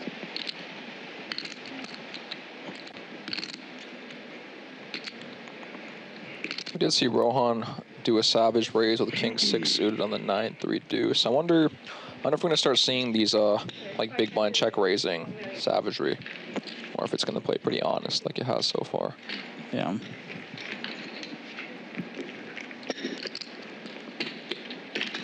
Yeah, that play by Farahi inspired me. I'm like, what am I doing? I gotta find these things, you know? Yeah, it's hard to say. ICM definitely makes it so that Rohan could definitely bluff a decent more than like a chip EV situation. But like I said, I think a lot of people might lean a little too heavy on the bluffs in that spot, you know? Like they gotta find like the Jack 9 and the 10-9 and stuff, and some people might think it's a bit light to stack off with that, and then maybe they just find all the 6-5, ace-4, ace-5, 6-4 type gut shot hands, and that's 16 combos across the board if you're going out of line with them. So that's not even mentioning the king 6 backdoor flush draw, like the backdoor flush draws with a straight backdoor. So Who drank a bag or smoked a beer? Not sure what that means. what's going on here? Race to 2 million. Now we're one big blind is a million now. Yeah. Wow. That is a lot. Yeah, Rohan's got some decision, but just lets it go. Wow, and Andrew gets the ladies three-handed. I was seeing with Andrew with like 4 tables left. He just got dealt queens like 3 times, like chipped up. It's a secret. Andrew is a ladies' man, confirmed by Peter Cross. Yeah, I mean, what's the size he's going to take here? What do you think? 4.5 million? 5 million? I don't think he's going to go that big. I see like 5 mil, 5.5, maybe 5.5. 5.5 is kind of big. 20 effective. You might be right. I'm not saying he's not. It is, but maybe he wants 5.5 is him. like a big size, kind of. He wants him to shove. Yeah, you're right, like though. 5.3, maybe. Yeah. Oh, yeah. I think it's a good size, and I'm curious, what do you think Joe's going to do right now? Very tough spot. Does he play any calls, or is he just all in? I think it really depends. These spots, the big blind is supposed to have ace deuce through ace 5, and I think some king deuce through king 5 offsuit as bluffs. You unblock their wide opens, and you have a blocker to the top end. I think the frequencies are supposed to be like 20%-ish when you do that. So if people overdo these spots, you can actually go all in very aggressively on them. I think it's a very exploitative spot. That being said, some people always have queens, kings, or aces only. Ace, king off, and ace 10 off is not performing well against that. So very hard to kind of figure out what's going on. Andrew does seem aggressive enough where... Exactly. That's what I was just going to say. I think we are going to see Joe jam this in just because Andrew has been so active. The only brutal part is when you're called, you're See a snap from Andrew, and they're running it for the biggest pot of the tournament so far. Yeah, reasonable all-in by Joe. Probably thinks Andrew's overdoing it as well. So... but Andrew just always has queens here, I guess. I mean, yesterday I thought he might be doing this with ace deuce off. He had queens too, so. Yeah, this is going to be for most of the chips in play. For interesting flop backdoor flush, straight draw, and ace still good. Picks out some outs and has the ace of spades, so Joe is far from out. Spade. And the 7 of spades for the sweat. Wow. Andrew just smiles. He knows. He's like, this is big. This is, and a 4 of spades for Joe Hendry. Wow. Never a doubt. Wow. Never a doubt. That is massive. That hurts. Andrew is down to 8.5 big blinds now. Yeah. What a wow. What a spike by Joe Hendry. But hey, you got to get lucky, you know? Got to get lucky. I mean, his kings held when it mattered for a massive pot, and I mean, that is... Andrew getting a little unlucky, losing to the ace 3, losing to the ace 10 off. Look at that smile. Look at that. How do you not love this guy? He takes it like a champ. You know, just smiles, gets his chips ready. Joe. Oof. High stakes right there. And now Joe. Joe in the driver's seat. Looking fresh. Got the ring, the sunglasses, the watch, ready to play. I was not cheering for you. Yeah, 20, yeah. Yeah. Not the Euros, says Kidney Bean Inc. Not the Euros. No. I want to see the reactions in the chat. 9 ball. Yeah. Play good, run good, says Nick Grippo. I think I got like 10 million.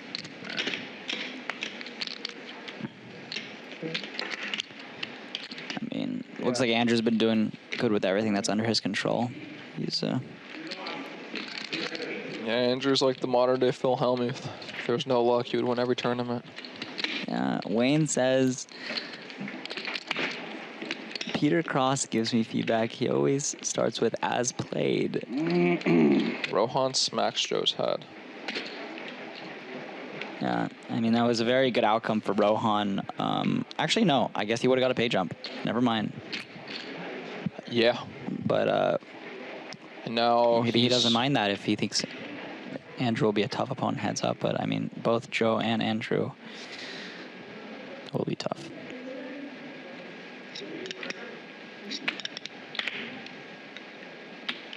Yeah, that spot where Joe ripped is very interesting. I think it just comes down to frequencies and how often the big blinds are overdoing it or not overdoing it.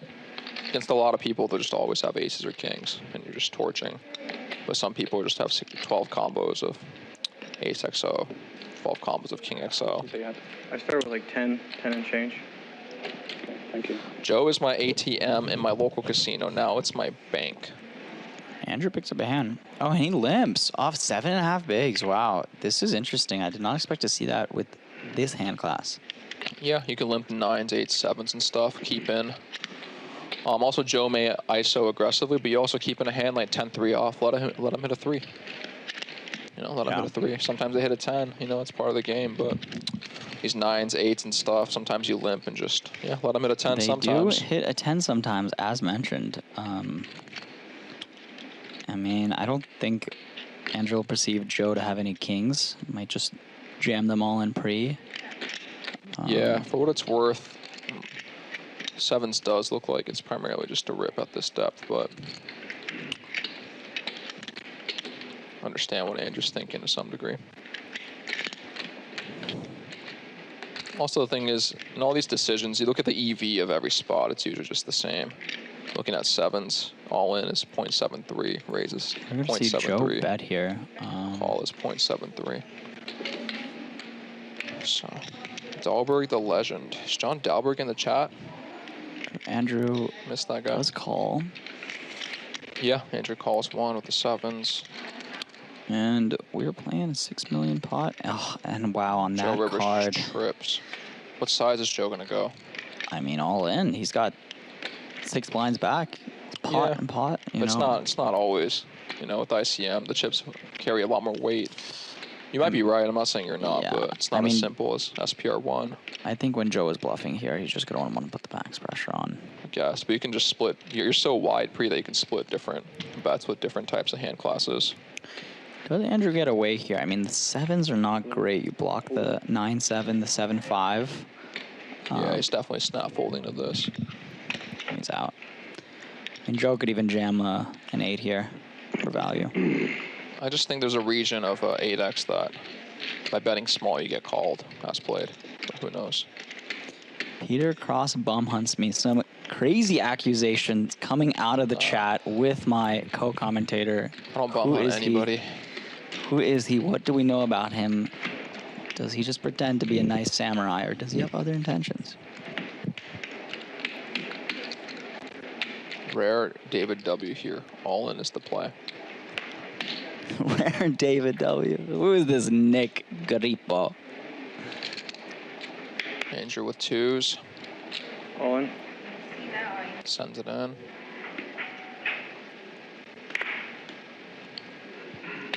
Looks like Joe might have a decision here. Yeah, he is asking for a count. 8-5.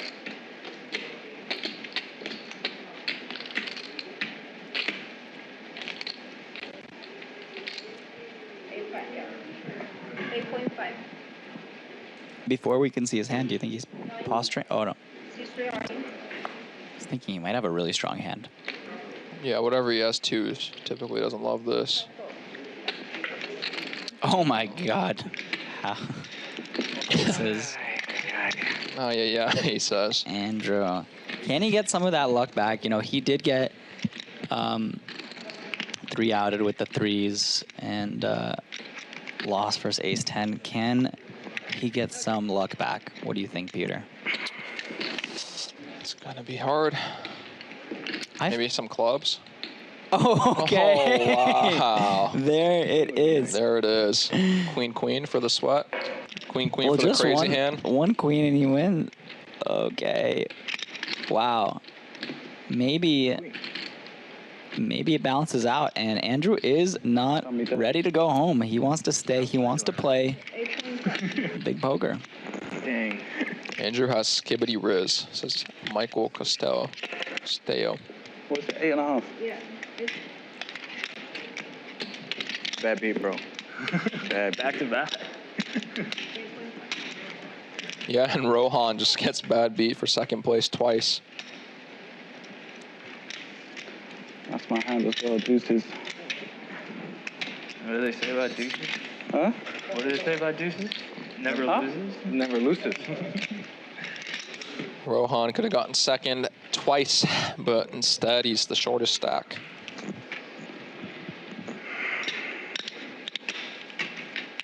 I'll win the small ones. Yeah, those pay jumps now, 60K next one, and then they're going to be playing heads up for almost $90,000. 60K. Really, we're gonna be shuffling chips. Closer to 80. What was it, 80? 77. We'll be shuffling chips around a lot, Oh, so wow. it'll be easier to have. Yeah, 77, okay. It says something about my math skills. Yeah, That's fine. no, that's a lot. I know it's so nerve-wracking when two people are all in and you can get that pay jump. I had that this summer playing the World Series where just people are all in. You made get a deep 30K, run. 70K. 80K for sitting there spectating. It's insane, yeah. I mean, it's so much adrenaline just not even in the pot, and your 8.5. heart is pumping. 17. 18. Rohan almost made 77K 18. twice without doing anything. That's true. About, let's see, 10, 16. That's more than 10%. Got an 80% chance of making that 77K. Thank you. Oh, no, this is less. Thanks. This is 8. Got Vladimir Puntin in the chat. Deuces never loses. 8 plus 8 is 16. 16. Yeah, 17. Looks like 19K. Or 19.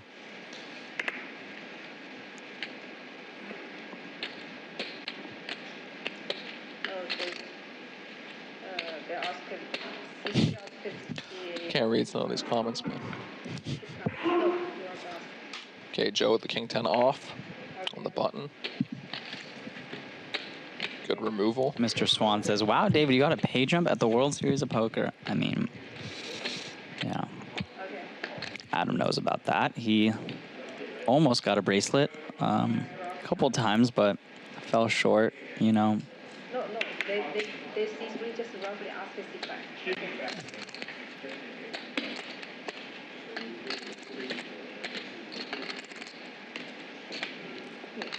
C3 raised to 2.5 million. $2.5 million or $2.5 million chip raise from Joe. Goes a little bit bigger I see than Rohan 2x. pulled the fours versus the chip leader. That's interesting. Yeah, I'm pretty sure fours is actually a pure rip here. Fours and fives, I mean, it depends on, you unblock the weakest parts of their opens too. Yeah. Joe going to be opening wide, but those hands contain more sixes, sevens, eights. But also I think, I could be wrong, I think any pair is just a rip there. Yeah, I mean, three-handed, it is nice to take down, but like you just mentioned, that 77K pay jump is on the line. Maybe It is. missing out on it twice, now he really wants it. I mean, I know I would. Yeah, the main thing too is Joe's got 40 big blinds. He's on the button. He's going to be opening fairly wide enough, and 16.5. but I could be wrong. I've been wrong before, you know. I'm bad at math. My CM's very hard, and I play mostly. I'm a part-time tournament player. Yeah. Thanks.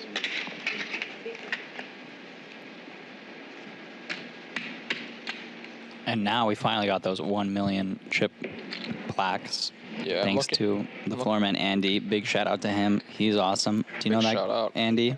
Big shout out, Andy. Really nice guy. Great floorman. Maybe should be the next tournament director at the Commerce. You know, I think he's very good. I know they're looking for one. Yeah. 1 point. Yeah, it's interesting. I'm looking at the fours spot and different little sims, and it just varies. Some of them rip the fours, some of them never rip the fours. But I think when it's chip leader open and you're competing with Andrew for second with the same stack, it's pretty close. And you do unblock wide opens. Yeah, I think if Joe goes for the rip here, Andrew will be calling him quite quickly if he limps this hand, the King Jack. What do you think, Peter? Sorry, I was reading the comments. Andrew limped King Jack. I think if Joe Ace goes 3 for suited is the jam. hand. Ace 3 suited is the hand of the day, right?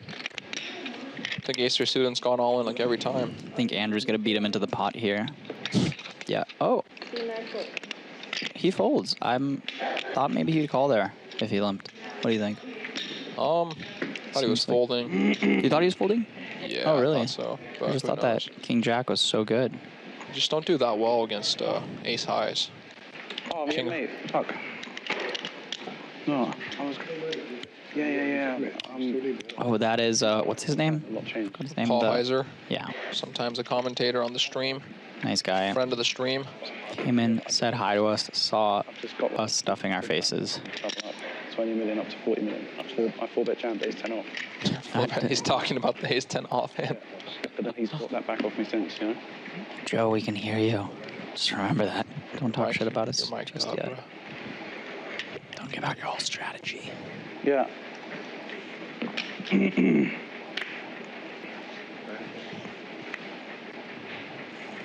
Sorry, I know it's a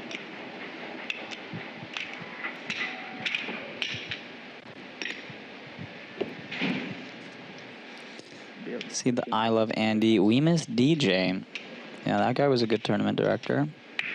We got Joe with the king queen suited from the small blind. Imagine this just going in. Like this guy's name, the Vladimir Puntin. Now, the one thing is you do. Chat. Yeah, these spots are weird because if you go all in when they call, you're kind of screwed. But you just have good, robust equity. Also, we make them call, you know, I think they will call the King Jacks, and they'll maybe fold out the low aces offsuit, so accomplishes some stuff. ICM is very tough. That's all I would say. This looks like it's a battle for second right now with Rohan and Andrew neck and neck, and Joe not slowing down at all. Likes that all-in button in front of him. Yeah, Joe's trying to end it. If you got it, you got it. Call me. If you got it, you got it. It's the name of the game sometimes. If you got it, you got it. Name of the game.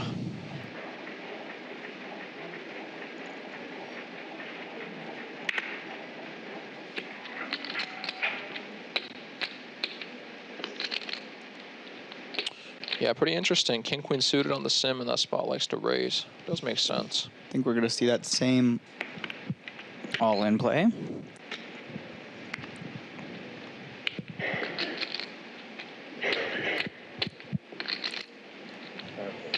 Rohan folding the King 10. Andrew with the Ace 5 suited, I think He's just gonna let it go. he's going to let it go as well. I think we just want to have a higher ace. I think Joe will have a lot of aces in his range as well that we're just going to chop with. Joe would just have like ace 9 off and stuff. Exactly. Dominated. So- Sure, he could have King X suited too, but you're not even doing that well against that range. Do you see the fold? I also think that there's going to be a little bit of overfolding, even in spots where you kind of know that it might be a quote-unquote call. Yeah. I mean, the EV, if it's close, is so similar anyways. You could just fold. Exactly. You could just fold and hope Rohan busts before you. Yeah, I mean, and at this stage, three-handed, that's $2.5 million. You're paying every 3 hands. Yeah, it's pretty crazy. That is not a lot of time. So we're NBA squad. Could Joe raise call there? Yeah, I think raise calling is probably the preferred play. Yeah. But that being said, jamming's not going to be bad. And I don't know if I'm right either. Disclaimer, I don't know if I'm ever right, so you guys can post on Twitter or look up the spot. Prove me wrong, too. Always like being wrong. Learn something from it. Rohan all in, Queen Jack. Oh. Yeah, I don't know.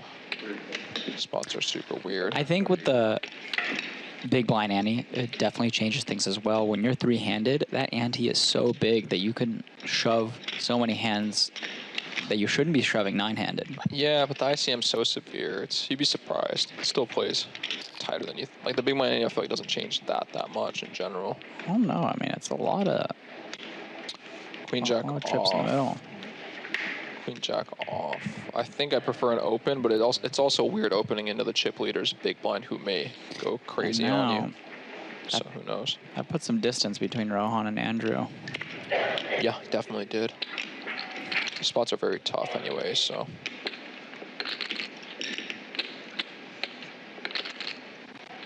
I wonder what Joe's going to do with 9 deuce off. I would love to see like a 3 million raise here. So these trashy hands. I feel like you do a lot of jamming and then you open your trashy hands and you balance that with your aces, kings, queens type hands. It's kind of how these spots function. Yeah, I think even 3 mil might be a little big with this stack distribution. Yeah, 2.5, 2.2 even maybe. Because even Rohan, okay, yeah. I mean, he does go with 3 mil. Yeah, I think typically, like I said, you want to do a lot of jamming in this formation. Rohan is binned, but then you don't want to jam your 9 deuce off because when you get called, you're so behind. You can raise that, and you can raise your aces and kings, and there's not much they can do about it. You can raise your queens, jacks, ace king, and then your trashy 9 deuce off, 9-3 off, 10-3 off, 10 deuce off. Yeah. Joe playing very well with the ICM, in my opinion. Joe just becoming a vacuum for these chips, gobbling them up, going to almost 45 million. Yeah, no, he's playing very, very, very well. I think the only questionable thing he did is maybe the 4-bet ripping the ace-10 off, and even that, I can really understand it if he thinks Andrew's out of line. So, you know, you play well, you get rewarded.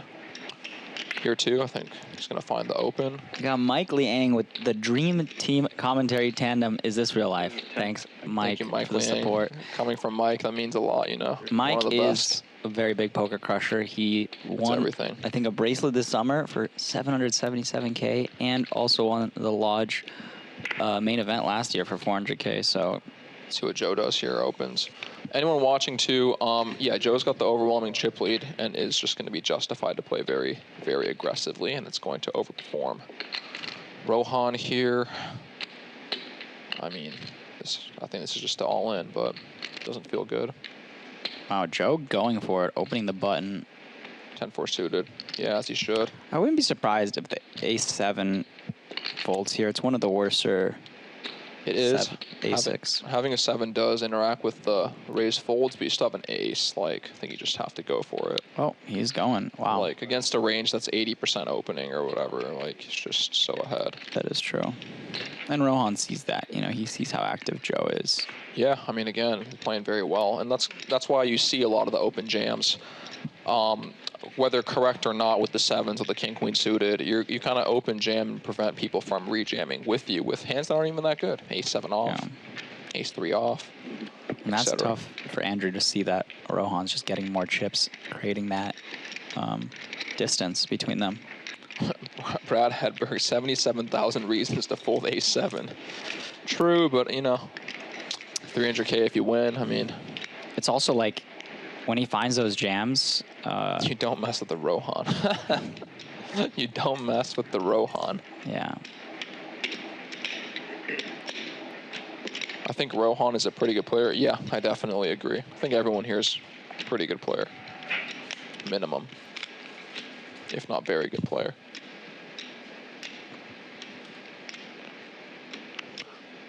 Rohan on the button with Ace-7-0. Folds it. Andrew all in with the Jack-10-0.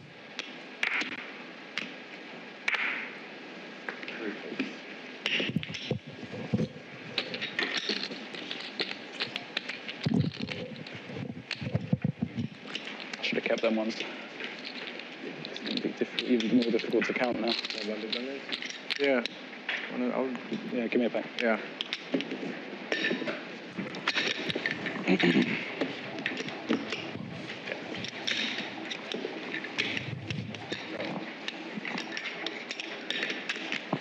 I was wondering why you were betting with him. Yeah, it just seemed easier, but now it's like, yeah, obviously it's way more difficult to count your stacks.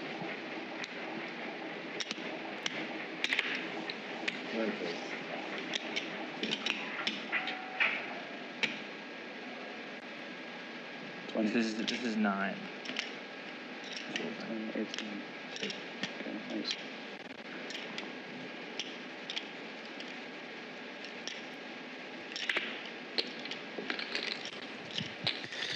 See Joe with Queen 7-0. Let's see if he continues putting the pressure on. 3. Yeah. 3 minutes. Relentless. What did you? Rohan is going to have to play somewhat tight versus this, I think, when Andrew is short like that.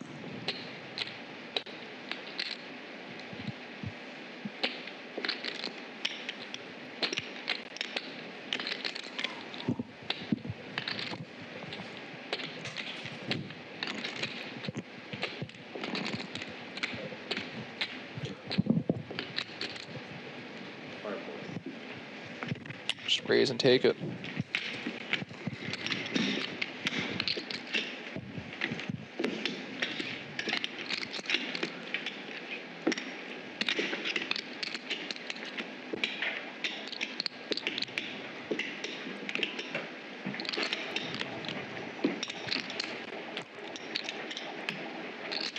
Here we are at the Commerce, live at the Commerce stream room. We're three-handed. We got Andrew Ostapchenko, we got Joe Hendry, and we got Rohan. Rohan Sangonaria, if I'm saying his name correctly. It's a pretty good battle. Everyone's playing very well. Yeah, who knows? Maybe we're going to be at this FT next week for the 10K. And Hopefully. we'll have a couple other jokers in here, like Adam Swan or... And maybe Joe and Andrew can commentate the FT while we're in there. Yeah, that'd be sick, honestly, if Andrew and How do you Joe. shuffle the plaques? Yeah, that's a good question. You need some big hands. All in. And Rohan goes all in with the 5-5. And yeah, I mean, that's all she wrote. Are they using shot clock? No, no shot clocks, Mike.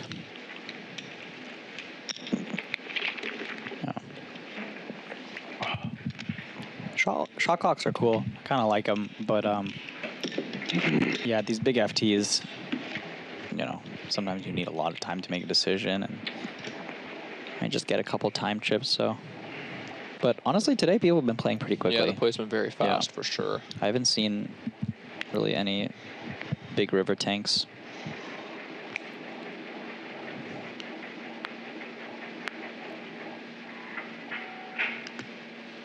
Rohan with the ace-10 off, 20 big blinds.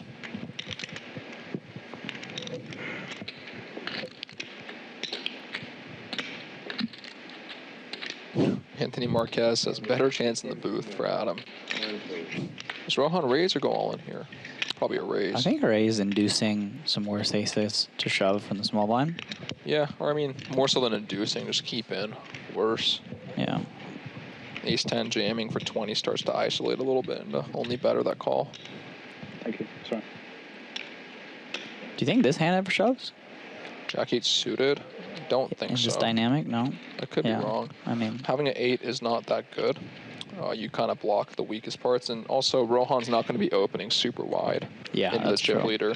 With Andrew there. Yeah, Jack-8 seems a bit too weak.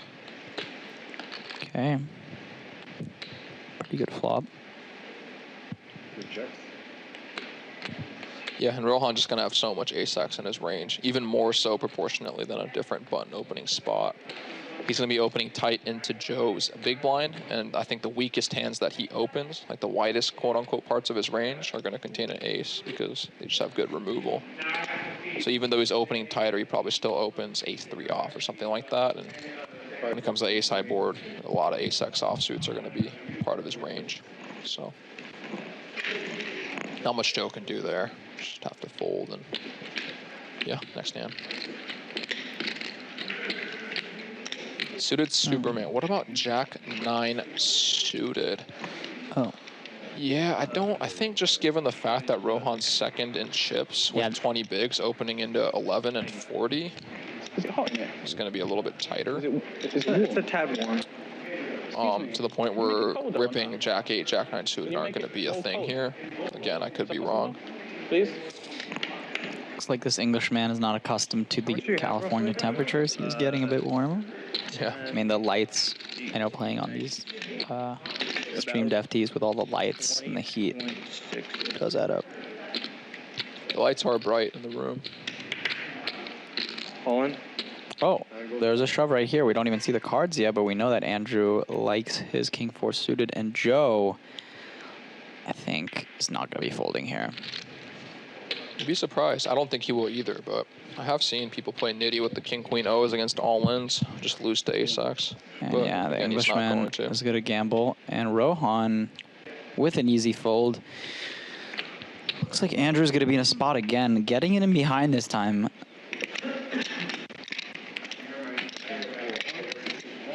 I mean, he did get it in behind with the queens versus deuces, but he has got it in ahead quite a number of times. Suited, Jack-9 suited probably is close for what it's worth. I just think, sorry, we'll cover this here. Joe has the king-queen off, Andrew's the king-4 suited, and a very good flop for Joe. Yeah. Look, 88%. I miss the back in the day hosts not talking BS ranges and whatever the hell they say. Somebody from chat says. Can't win them all. And Andrew's out of here. Oh, Congratulations to Andrew Ostapchenko. You know, still a great score for him. Obviously, he's probably disappointed. He played very well. Yeah, disappointing when you lose, you know, with the, what was it? He had the queens, and then he also had the... Yeah, I mean, his two massive pots didn't go his way. He had the ace-10 versus the ace-3, and then the queens versus the Black Timberland back. ace-10. So, yeah, and then Rohan finally secured that second place pay jump that he's been robbed twice about. yeah. Waiting on Carlos so we can spread them apart. Yeah, king, queen, half the call. Yeah, I agree. I'm not saying that you should fold, but I have seen some people play pretty nitty with the king, queens these days. Against a range that has mostly ace-XO. Jesse asking, what was the buy-in for this? Entry's only 177. No, that was the day 2 return. So it was it was like about 10 times more than that. 1,800 players than 177 made day 2. GG to Andrew Ostapchenko. GG, great run. Great run, always in the mix. Definitely going to see him next week for the 10K. Yeah, I'm sure he'll be complaining about this third place, but still, you know, congratulations to him. $142,000 in the bank. It's money. That's money for sure. Rohan and Joe guaranteed $219,830. And the first place is $311,000. It's basically $100K heads up match. Yeah, looks like they're taking a break. I wonder if they're potentially discussing a chop or not. Yeah. Yeah. Could be possible. It's not that crazy to see from players. Yeah, what do you think so far? It's been 77 hands in. Yeah, I mean, it's been an interesting day. I think there was just a lot of standard spots, a lot of short stack play. Yeah, everyone seems like they're playing pretty well. Yeah. It's going to be interesting. It's still, I mean, when you go heads up, even with a 2-1 lead, all it takes is one hand, and then those stacks are reversed. Yeah. Also depends how you know, used to you are playing heads up. It's definitely a different game, and I feel like a lot of people they play very well up the 3-handed, get to heads up, and they're just, it's tough, you know. They don't know how to play, or they're not used to it. So yeah, heads up is a completely different animal. Definitely something that I need to work on more, because just get there so rare at the time that it's the biggest jump, right? It's always heads up. It's such a rare situation, but it's the biggest jump you'll play for. Just to put it in perspective, this $100,000 difference from first to second is basically what 4th place was for this tournament, you know, so. Yeah. Tony Montana says, Joe doesn't chop, just setting up heads up. And then Brad confirmed that with the Joe no chop. Okay, the man wants all the biscuits with his tea.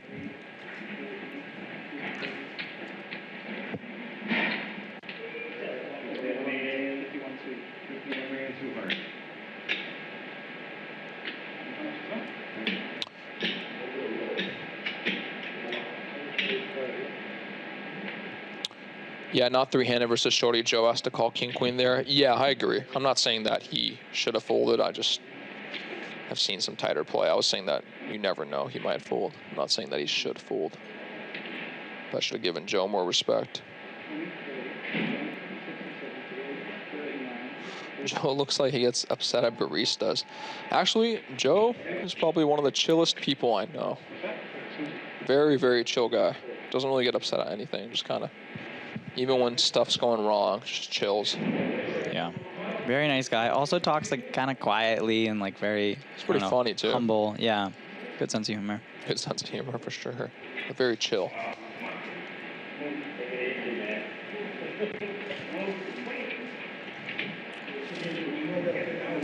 Got Cairo in the mix. Yeah, I mean, you know, having 2.5 to 1 chip lead. Heads up. Cairo looking sharp in his suit. I have not seen him in a suit like yet, but looking very sharp. And you guys can see that massive trophy that they just put on. Like Cairo was having trouble carrying it because it is. It's that big, huh? Yeah. It's like 50 pounds. It's 50 pounds. I don't know. That's what it looks like. You got to see it right now.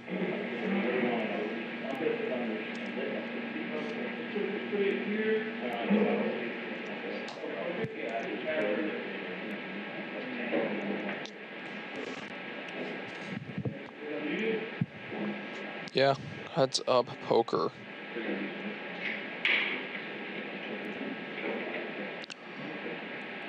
From what I understand, I'm not the best at heads up, but there will be some limping from the button. Pretty common with the ante. Maybe a little bit less so 40 or 20 bigs effective than you would at 40 bigs effective. And so very interested to see how people come in, will they be limping, what kind of hands they'll be folding in the small blind.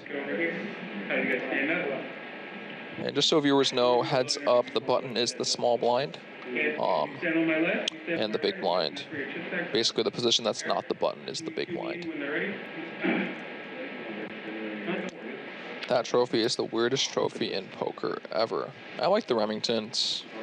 Huge horse. I mean, whenever they're ready, they'll let you know. I don't know how Joe's going to take it home to England, to be honest with you, but if he does win. What do you guys got locked up? No bathroom deals? No back-end deals. Play for this shit. That trophy looks like something you win at a cowboy competition. Yeah? Nah. Play. No limit Texas Hold'em. You guys are good. You guys excited? This is biggest scores for both of you? Yeah. Good. Biggest scores for both of them. Congratulations. $800, so. No. I have 1 mint cash. Really? Yeah, Rohan talking about how he's only got 1 cash. And he's just about to, second cash is about to be $220,000, so congratulations to him.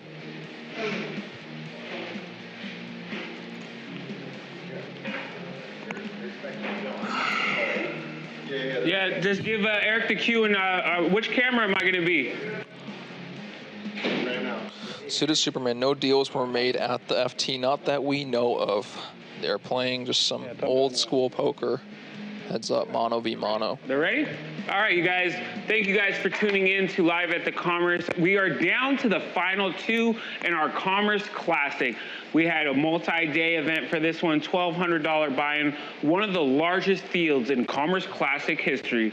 Joe and Rohan, you guys are our final 2 competitors in this match. Joe, you're not from California. Tell me a little bit about where you're from. So I'm from London. Just came to visit my friend for a couple of weeks. Nice. Just dragged me to the casino, and here we are. Well, that worked out great. Yeah. Now, Joe, have you ever ran this deep in a tournament? Is this the biggest cash you've ever made? Yeah, I've won a couple, but not. This is my biggest cash share. Nice. Well, you guys both have over $200,000 locked up. Congrats. What would it mean for you to take home this Commerce Classic Remington back? I mean, it's going to be not easy to get it, but I think you could afford a little bit of the shipping. Fit that in my suitcase to be. Yeah. What would it mean to win LAPC Remington? Yeah, I'll be very happy to win, yeah. Nice. Very happy. Rohan, very young man, 22 years old. You said $800 was your largest tournament cash before this. You're looking at a bazillion X that right now. How are you feeling? Pretty crazy, but job's not done, so yeah. That's very true. Job is not done. You guys both got some chips. Rohan, you came in here the chip leader today in the big stack. What would it mean for you to take this LAPC trophy back up north? It'd mean a lot. A lot of people have a negative perception about poker, and so to show that it's, you know, something that can be done for a living or done profitably would be, you know, a big deal. Well, I wish you guys both the best of luck May the best competitor win. We will shake hands in the name of good sportsmanship. Go ahead and shake hands. Good luck, mate. Everybody tuned in the chat room. Thank you guys. Make sure you like. There's more to come here at Live at the Commerce. The $10,000 main event will also be live streamed, so do not miss that one. Gentlemen, go ahead and take your seats. Eric, please come back into the dealer box, shuffle up, and deal. Good luck to these guys, and I'll be back to give this trophy to one of you. Oh, shit.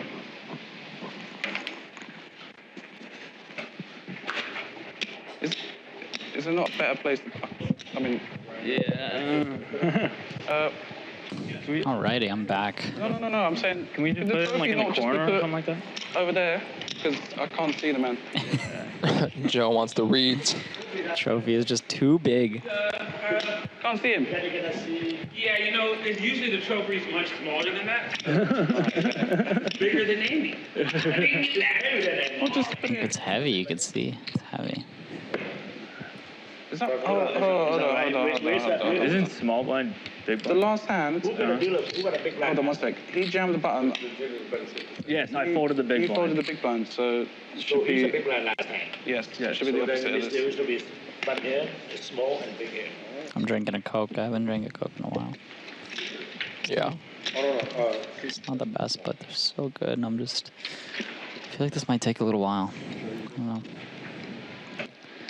Already missed the late reg for the 600 freeze out. My dreams are dead in that. Yeah, and it's about 20. Let's see. 10. It's okay. Well, yeah, 20.6. Okay, thank you. That's a good start. Yeah, so do you play much heads up, David, or have you? Yeah, I mean, I played some online. It's definitely something I get better at, but I mean, I've had some wild heads-up matches. Yeah. A tournament that I played this summer at the ARIA, this 800. We were like playing heads-up at 4 a.m. and people get so tired late in these tournaments that it's like when they're playing for the most money, they're tired and exhausted. Yeah. You know, it's really tough because that's the most money you're playing first, and you're going to make a lot more mistakes. Yeah. And yeah, I kind of like vowed like not to chop too many of these tournaments unless they're just really, really big ones, maybe like this where there's more implications. But just because people make so many mistakes, and if you're used to that, if you're used to staying up till 3, 4 a.m. and playing online or just playing other tournaments, here to be good. Rohan starts off limping the button. Yeah, I mean, there's going to be a decent amount of limping heads up from what I understand. Definitely not my expertise. I think as you get shallower, you raise more than you. I think at 40 and 50, you do a decent amount of limping. Yeah. I'm not sure at 20, to be honest, but hey. We'll play it on the fly. But I think, yeah, it's just it kind of shows you that Rohan really kind of knows what he's doing for a guy with, don't want to glaze too much, but for a guy with one cash for $800, I mean, he's playing the ICM very well. He's limping the button heads up. I mean, yeah, definitely has worked on his poker game for sure, especially at 22. I think he's going to be someone to look out for. He's 22? Yeah, he's definitely going to be someone to watch out for. Yeah, he's super young. Little $250,000 score when you're 22. Joe the 10-3 off. I could be wrong, but I think you raise a lot of your raggy hands. Yeah, that seems a bit tight heads up, to be honest. But who knows? Yeah, I know with the ante, especially heads up, there's not that much folding. Maybe when you get really short and the person's going to shove more often, but yeah, 10-3 off is probably a VPIP. Which, you know, obviously I can't people blame don't... him. It's 10-3 off. Yeah, it's kind of cuspy to begin with, but that's one thing about heads up is you do voluntarily put money in the pot very loosely. He did have him dominated. The guy had 5-3 off, so he had him dominated. Yeah, interesting to see what kind of splits Rohan's going to be limping versus raising with. 2.5 million. Now he raises. So previously he limped the 7-5 off. Now he raises the Jack-10 suited. Seems good. Raise your good hands. Joe with the 8-4 of clubs. We're going to see a call here, and those clubs are not going to be good if they are hit. Yeah, only 5, 6, 7. Yeah, so we got the Jack Deuce 3 flop. And here we could probably just see such a small bet with a 3 and the deuce. Yeah, disconnected boards too. Also, he raised 2.5, so I don't know what that means actually. 1.5 million. But either way, disconnected boards, check, c-bet, and then it's very hard for the big blind to defend efficiently. So, well played by Rohan. See if Joe does anything spicy. I mean, with the back doors and the 4, wouldn't be too wild, right? He can barrel on a 5, but I guess you might want to have 2. Wow, he calls. Wow. Chat says glaze, my boy Rohan. Surprised by this. And he hits. Yeah, Joe probably just thinking that he needs to defend some frequency against a quarter pot bet. Hits the gin card on the turn. Yeah, kind of the fake gin card, I guess. I'm a bit surprised to see a call as well, but maybe from a defense standpoint, it makes it in. Rohan checks back. Gives him the free card, and It was a 4. Don't think Joe has too much ace-x in his range. Just given that he flatted a pre. Yeah.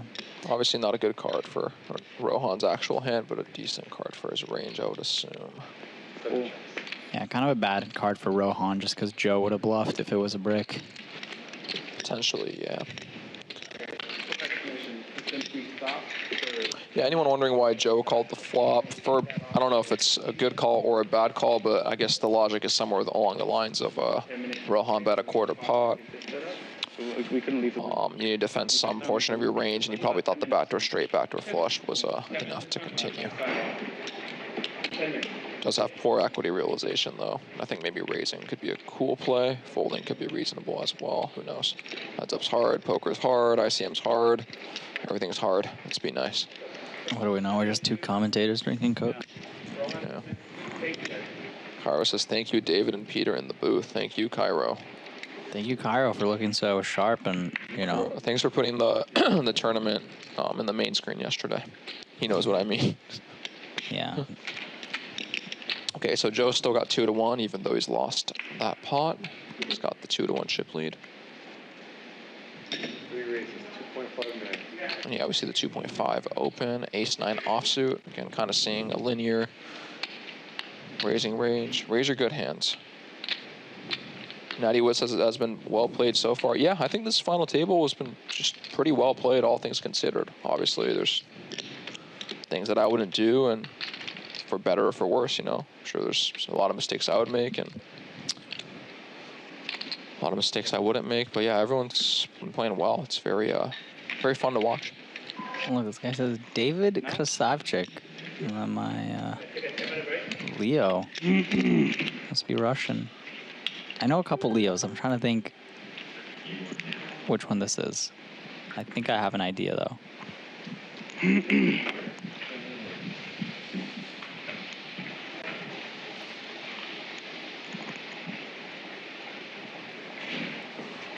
And our players taking a break here?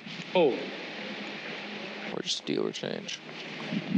I think we're taking a break here. I'm gonna go use the restroom real quick, but David Uvadov's got you. I will ask him about some stuff on the chat. He'll be yeah, we so nice. We did abandon you guys last time, and then Wayne was like, "When are you guys supposed to stay?" Which makes sense. Yeah, I left a little earlier just now. So if anybody wants to talk, hop into the chat because you have my full attention now, and I'm gonna be bored because Peter left me. You know, the Sim Lord has left the building.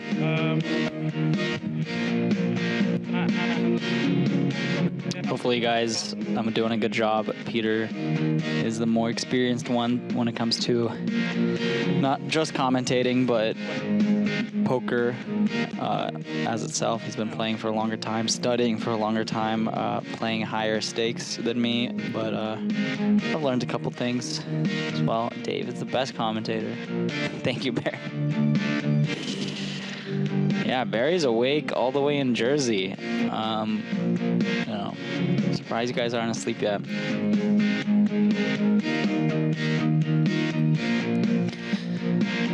Yeah, this is shaping up to be quite the heads-up match. Lines are going to go up to 1.2 million. I think we're going to see a lot more all-ins very soon.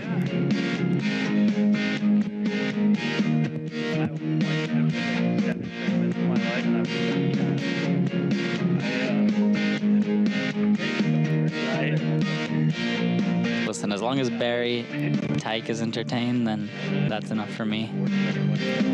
Still got about 600 people watching us. I'm joking.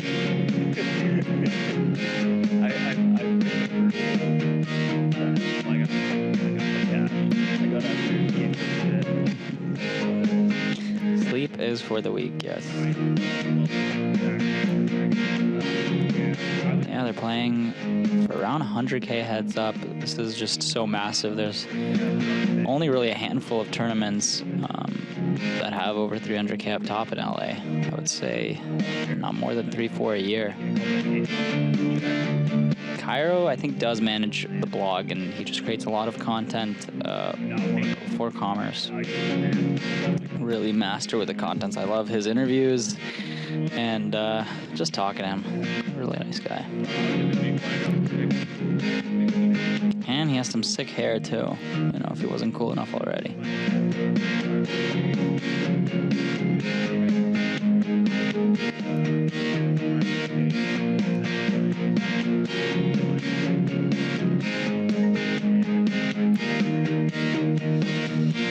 Yeah.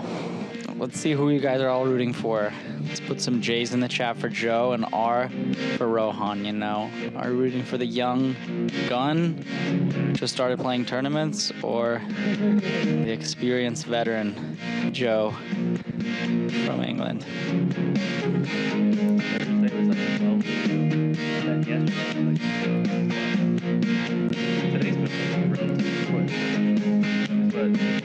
Leo says, real talk, how much would it take to get Mike Eskandari to do FT commentary? I mean, I imagine for free, because that's what we're doing it for. We're just doing it for the fun of sweating these guys, and yeah, I'm sure Mike would be down to do it. He's a very interesting, aggressive player. It's always fun playing with Mike. He's been playing for a long time. Always see him out on the tournament scene in LA.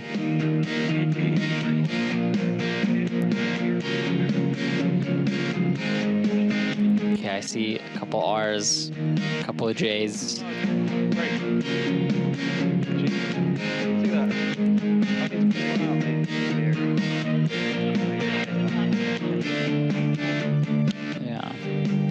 Is massive when you're 22 playing for 300K, having 200K locked up. I'd be definitely interested to see if Rohan becomes a lot more active in the tournament scene, not just in LA, but maybe at the World Series. Yeah, when you have that first big score, a lot of times you just kind of go crazy with it. I know I did that when I was 21, made 90K in Vegas, was broke. A year later, I was broke again. Just hopped into all the 1Ks, the 2Ks. Thought just everything I played I would do good, but yeah, even like 80K roll when you're playing 1Ks, 2Ks, not that much. Variance is very real.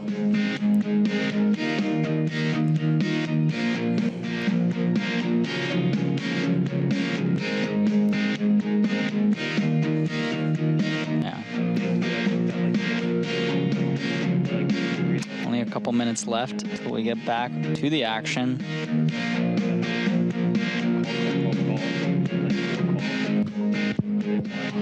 I'm back. Peter's back. Just been talking with the chat a bit.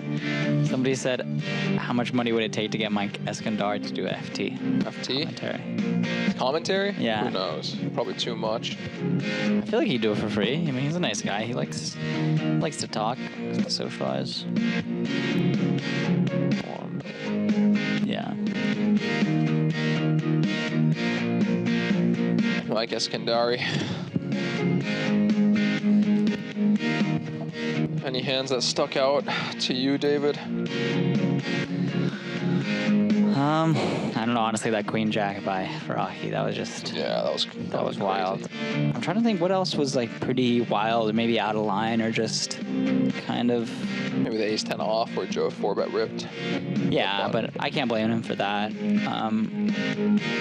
Leo said, "How is Jay Mince's baby doing?" I think very good. Mince is looking to get into the dad business next month in March, which is a very good month to be born, I hear. Is that when you were born?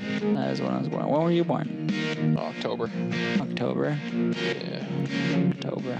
What is that? What Scorpio. Scorpio. Are they more quiet and reserved, or? I have no idea. Okay. No idea. I'm a Pisces. You're Pisces? Me and my girlfriend. M's birthday's like 2 days. Astrology's not really my thing. I know, mine neither. But you know, you start dating a woman and you learn something about it. You know, every woman's the expert on the horoscopes. Pocket 2s winning against pocket aces. Yeah, that was crazy too. Just a 2. That's my sister's husband. That's my brother-in-law.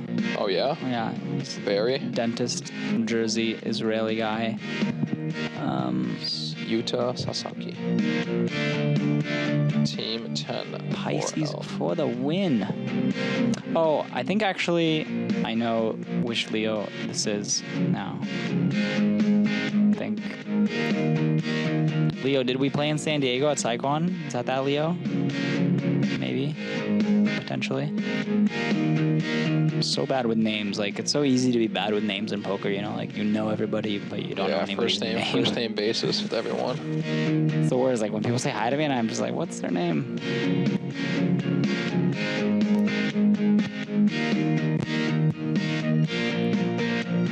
Look at Farahi, that serious look, that fearlessness. Oh, I think this is the hand right here where he bets, gets check raised. Here's the all in right there. Yeah, for those who missed this hand, it went Alex open. I want to say, is it four-handed? I think it was. Oh wait, no, this is a different hand. But yeah, Alex Farahi opened. I want to say button or cutoff. I can't remember. Queen Jack of Hearts. I think he was a cutoff four-handed.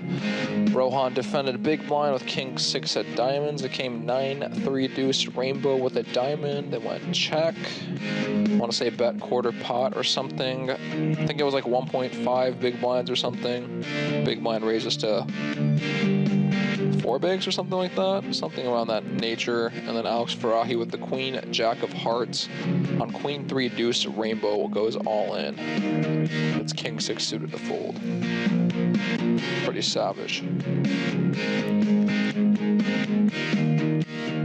Cyrus says, "How you doing, big guy?" I wonder if he's talking to you or me, because I mean, we're both, I wouldn't say too big. Big guys. Kind of. Am I taller than you? I think I might be. You're Japanese, so I should be taller.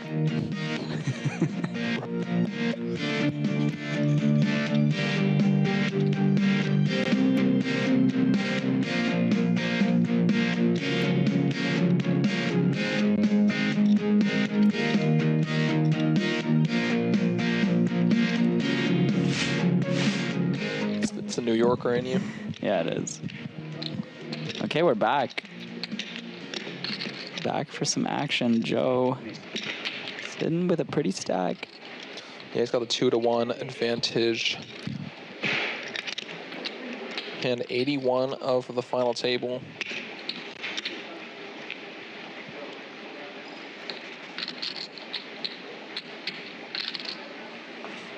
If you're tuning in right now, they are playing for $300 and something thousand, guaranteed $200,000 or so.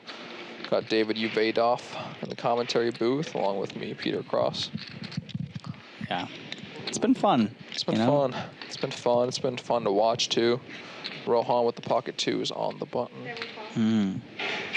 Limps.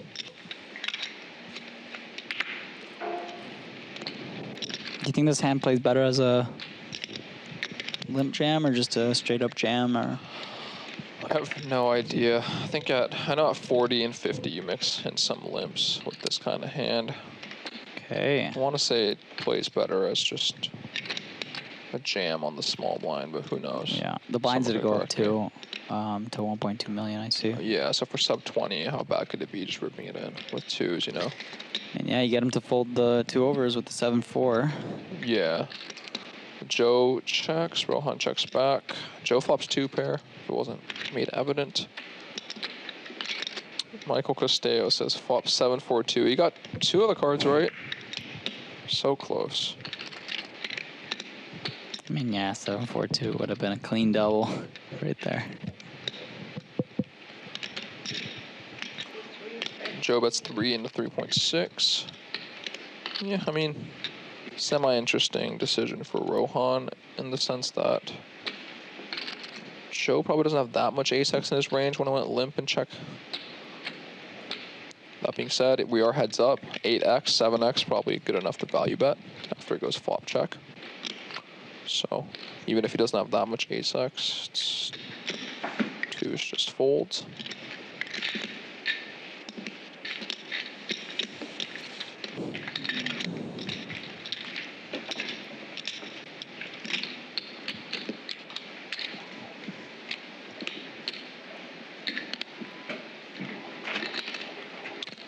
Yeah, and this, you know, 18 big blinds versus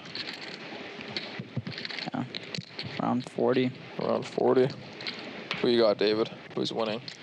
I don't know. I feel like Joe has been feeling good, running hot, finding all his jams. But, you know, it'd be nice to see some young blood win. You know, Rohan at the age of 22.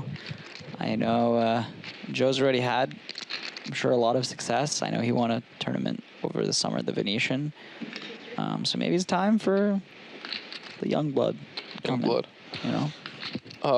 Michael says each player has different color plaques. No, the light blue plaques are 500,000, I believe, and the brown plaques are 1 million, I believe. So they're different denominations. Yeah. Joe limps the 5-4 suited. It is kind of weird to keep in the 500Ks once they color up to 1 million, because you could just, I don't know, you could just put in. Hey, got denominations for everything, I guess, but yeah. I wonder if they have 2.5 million plaques. Yeah, I mean.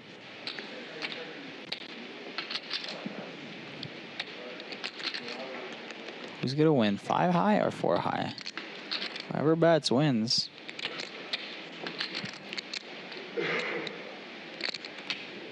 Joe goes for a bet. And takes it down. Joe just wanted some more of those blue plaques. You know, he didn't have any.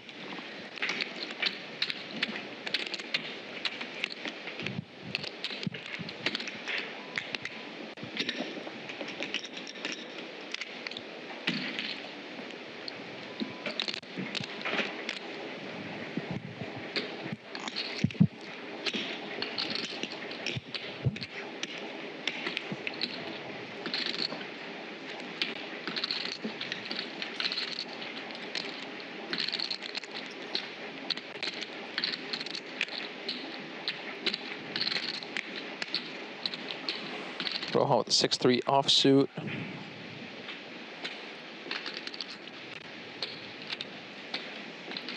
I think also seeing some of Andrew's aggression early on when he had that trip lead with 8-7 suited and a lot of other just jams was nice to see. Yeah, he's definitely playing them aggressively. Rohan limps in with the 6-3 off. And it's just, for those who aren't used to seeing much heads up, you will see a lot of just raggy hands colliding against each other. Again, you only have to beat one hand. You know, ace highs, bottom pairs, second pairs, third pairs, all are much stronger hands in this format. Someone's asking Joe's last name to look at his Hendon. Can you pull that up? Do you know his last name? It's Joe Hindry, Hindry. He's got about, I think he's got about 900,000 in earnings. It's pretty good. He's from London, plays a lot of online from what I understand too. Now it's gonna hit over about $1 million after this. Yeah, he's got. And Joe goes ahead and leads the 7, the middle pair. Rohan with a gut shot. gut shot, but has 15 big blinds.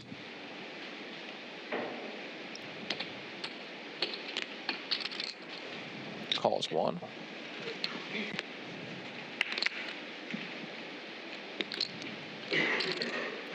Turn is a king. Kind of interesting turn. Mm-hmm. Now Joe's sitting here with a 7, loses to a king that called the flop. Granted. No, I was gonna say could definitely see him having some king highs, but yeah. Also just a lot of draws that Joe doesn't block. Yeah, it's gonna be interesting to see what Rohan does. Now check to him. Again, like Rohan probably doesn't have too much King X, but still will have some floats, you know, the King X regions. And also 10X probably a pretty comfortable value bet too, or at least if you have a decent kicker. Mm-hmm. And so yeah, he's putting Joe to the test for sure. 3.6 million. Mm-hmm. Yeah, I don't think this is gonna shake off Joe just yet. Does seem like he'll have to go for 2. Definitely a lot of scary rivers that Rohan could use to an advantage. Yeah, definitely. And this way heads up is tough. You gotta think about it in heads up lenses and not 8 max, 9 max, 6 max lenses, because you know, ranges are much wider. There's a lot more bluffs. Like I said. Oh wow, and Joe lets it go. It works out. Yeah.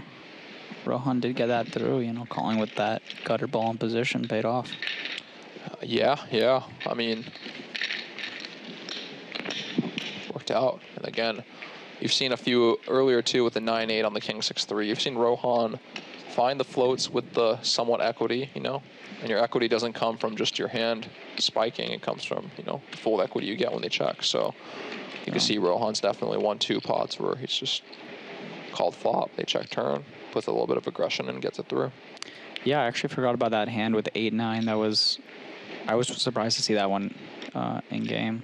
Yeah. That was impressive. I mean, and again, that was blind versus blind. This is heads up. Ranges are wide, you know, ranges are wide. So I think it's just always important to put that in perspective when you're playing these wide range spots. It's not, they can have all sorts of hands. Mm-hmm. Again, the third pairs, second pairs, fourth pairs have a lot more value. Definitely.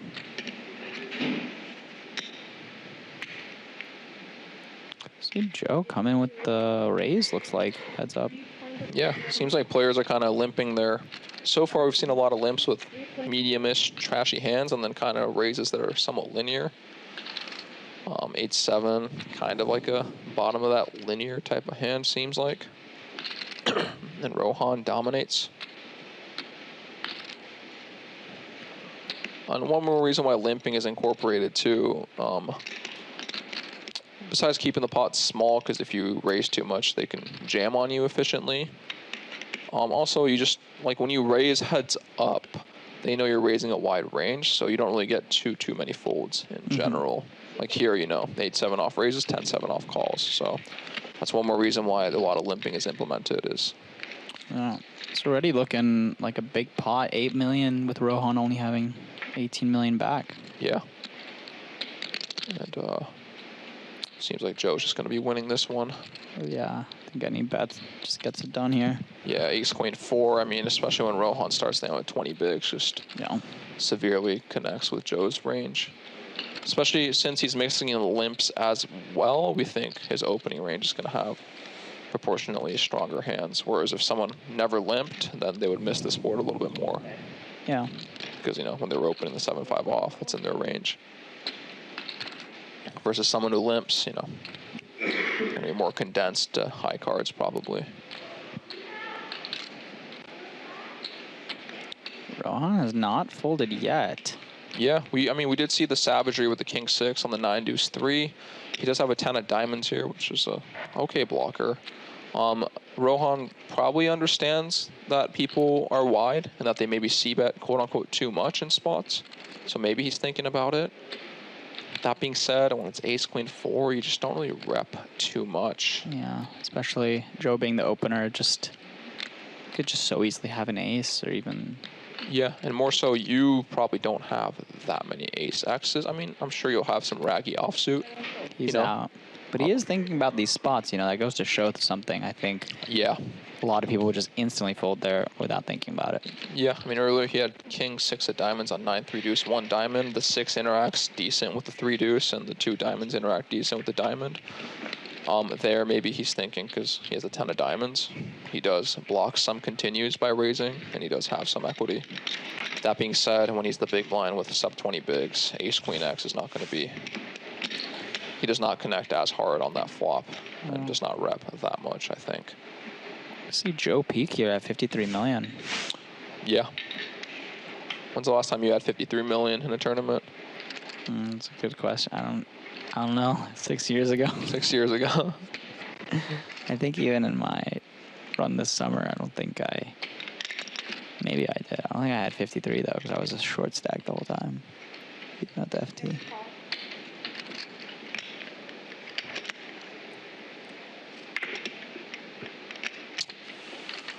Yeah, similar hands.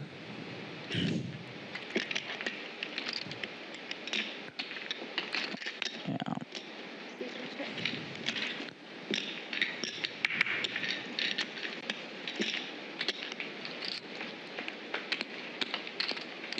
It's 100 starting stacks in the middle right now, right? Yeah, 100 dead bodies. 90 dead bodies. Yeah.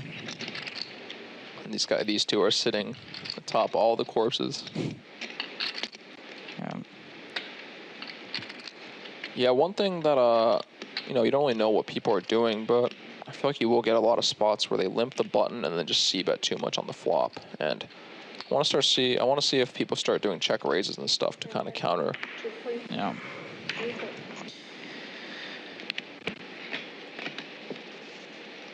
Oh.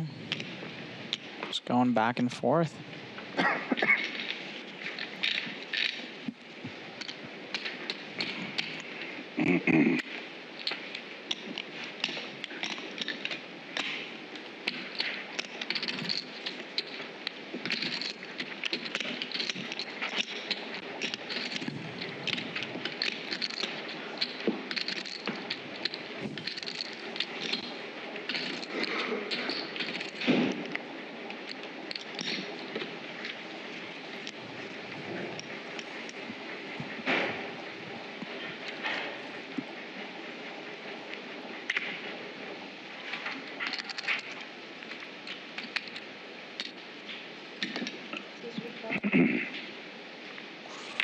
Joe calls, limps in with the 9-8 offsuit. Rohan with the 4 deuce suited.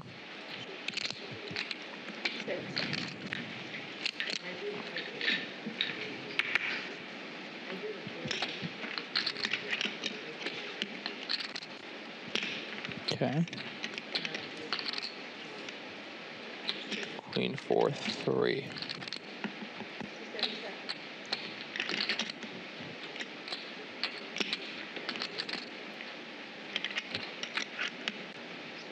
Yeah, and you see here, like, good to see Joe check.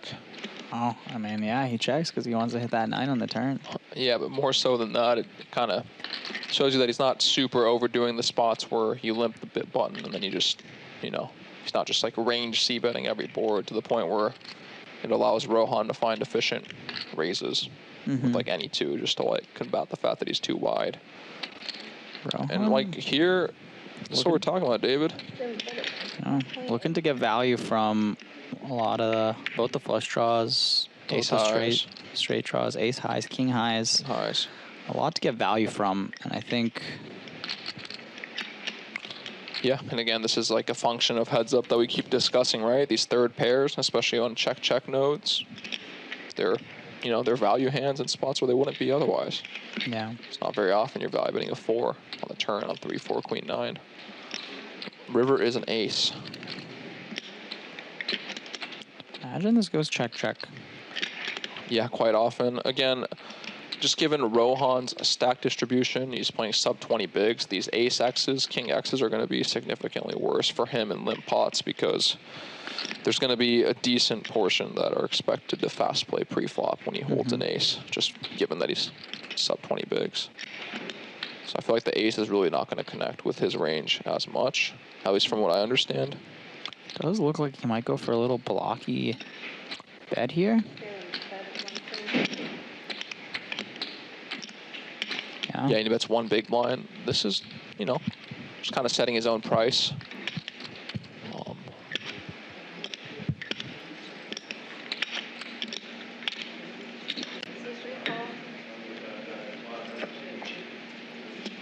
He's got to get shown the bad news. Yeah, Joe scoops that one. Interesting block. Maybe can see himself getting called by some king highs. Yeah, also some probably threes. prevents Joe from raising some hands, or just, you know, against 9x, you probably save a little bit. I wonder if his plan was to check call there, like versus all the, or bet call there versus all the draws. You know, since Yeah. Joe's not gonna have too much a6. The one thing I will say is Joe did limp pre, and depending on how he's splitting his limping and raising, his raising might contain more of that king 10, king jack kind of region versus his limping range, but who knows? David Oppenheim says, these guys announcing are so smart. Do you know that guy? He's a Vegas. Yeah, he's a legend. Yeah. David Oppenheim. Yeah, I mean, I'm looking. Nice guy. Always hits the gym. I see on Instagram. Getting yoked. He's getting yoked. The only thing I will say is betting one big blind on the river versus checking is very similar. EV. Blocking and checking are very similar, so. Brian Bourne, how did this guy make it to heads up? Hey, man, he's been playing very well, I think. Listen, he's been making some moves, this guy. This young Not even guy. making moves, just playing pretty well, Yeah. I think. And also, just, you know, heads up is tough. Like, you'll see it a lot where people will play very well up to heads up. I'm not saying this is Rohan. And then heads up's a whole different animal, so. Yeah, Michael Driscoll, he's been playing quite well, actually. I definitely agree. Looks like Rohan's going to come in here with a raise with the 5 high. Doing it at the wrong time, unfortunately. Yeah, I don't know about this one, to be honest with you, but hey. Maybe he's on to something. I haven't looked into the heads up, the 3x splitting versus the 2x at 15 bigs. It's okay to do as long as the guy doesn't wake up with ace king. Your friend Pat does a really good heads up course, actually. Yeah. Yeah. I mean, pads is the goat. Pad stuff. Yeah. Yeah, and Joe's gonna rip it in here. Joe is gonna chip up even more. Yeah, I don't really like the 3x with 5-3 off. Just doesn't have good removal, but at the same time, and also but maybe he knows something I don't.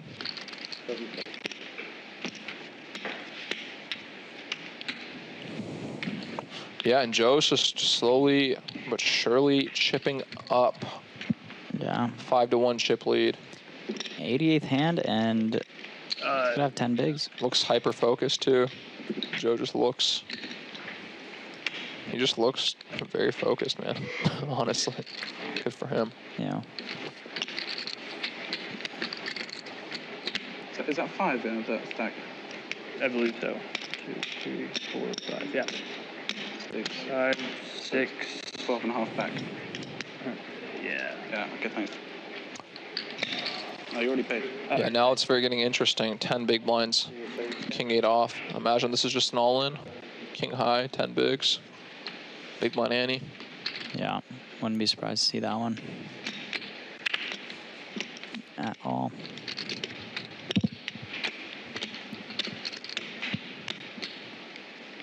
Double checks. 3 goes all in. Goes all in. Yeah, 10 bigs. King high going to be better than most cards distributed to the other player. Yeah, this is where it gets so intense when you have 10 bigs and you're playing heads up. Yeah. Every 2 hands, paying 2.5 blinds. You really don't have that much time. Ranges get so wide at this point. Yeah, and it sucks when you're getting dealt 10-3 off or, you know, Jack 4 off and stuff. Yeah. Young money, baby. Only a matter of time before Rohan is in the middle. Yeah, it's gonna. I mean, he's kind of got no choice. Rohan's gonna have to win his next all-in if he wants a chance at that massive trophy and that big payday. And it just sucks when you just get dealt like 9-6 off here. You know what I mean? It's like he's probably going in knowing he's gonna jam wide and just gets dealt 9-6-0. I mean, think this one you might have to pass on this one. Yeah, I don't think it's an all-in, but someone can correct me. Okay. Yeah, and I think Joe's just... I feel like he's just going to send this, too. So much equity. Does not. Just checks. That kind of makes sense because I think Rohan would jam anything better. So... Yeah, I have no idea. I think I would personally just take my equity with 9-8 suited, covering by 5-1, 6-1, 7-1, excuse me. Okay. I'm definitely no expert at heads up. No expert at all. Looks like Rohan could find a way to win this pot with yeah, he's 3 diamonds out there. I think if he bets, Joe is out. May depend. One big blind with a gut shot. Might stick around. Could stick around? No diamond? I don't think he will, but it's not impossible. I don't think I would because I would just... Yeah. For what it's worth, Rohan's limps should be kind of polar, so maybe Joe's just afraid of running into a really good hand. But yeah, nice hand from Rohan. I mean, I think if he jammed, Joe would have called as well, potentially. He jammed. Yeah, potentially. 10 bigs, 9-8 suited. Decent equity. I think he had even less. He had like 9 mil to start the hand, so it would have been 7 bigs, 7.5. Yeah. Joe just playing cautiously but surely, seems like. No, anything can happen heads up if I've learned anything in this game. Yeah, it does go quick too. If Rohan doubles twice, he's got chip lead. Yeah. So, you know. And like 2x Joe too if he doubles twice. 15, lose count wouldn't count. Yeah, and like these are the hands where I'm pretty sure you're just supposed to rip. 6. But it doesn't feel very nice. Really? 10 deuce suited? Yeah, you're suited, you have a 10, I mean. Do you have a 10? Your 10 big's effective. Are suited. Yeah, I mean, these are the ones that I would find hard to find. I could be wrong. I'm not. So disconnected. I'm not 100% sure. Someone in the chat can probably correct me. You're but folding out a lot. 10-6, 10-7. He limps. Rohan finally picking up an ace.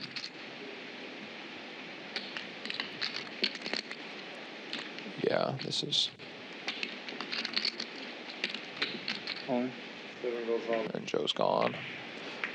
And again, this is the reason why when they do play post flop, when it comes to ace on the turn or the river, Rohan just really doesn't really connect with his post flop range when they play limp pots. Again, right now they are 10 bigs effective though, so earlier they're a little bit deeper.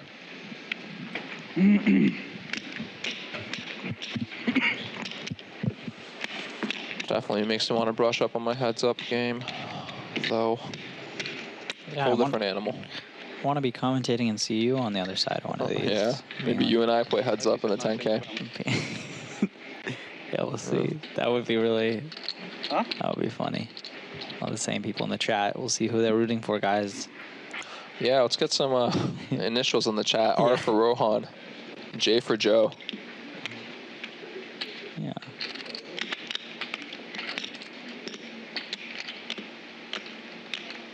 Michael Costello says this is far from over.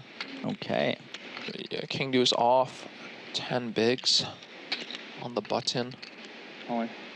Rips it in. King high. Seems reasonable. Can't blame the guy. And Rohan says, listen, you want to play, buddy? Let's play. I had 7 mil. Now I got almost 16. Good luck, mate. I'm not going to make it easy on you. We got a lot of R's in the chat. Brian Boren says yawn. Says this is boring. Okay. Couple more R's. Again, a lot of R's. Okay, Adam says J. Michael just called J. Thought there were some other people as well. Did they go to sleep already? What time is it in England? Come on, your boy's playing for 311K. Your mate, should I say. It's mate. Mate. Free as a bird. I like his shirt. He is free as a bird right now. 56 mil. I'd say so.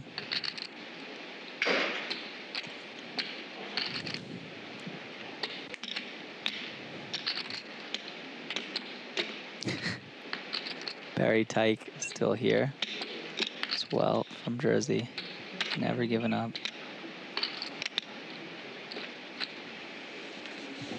Every decision's so monumental.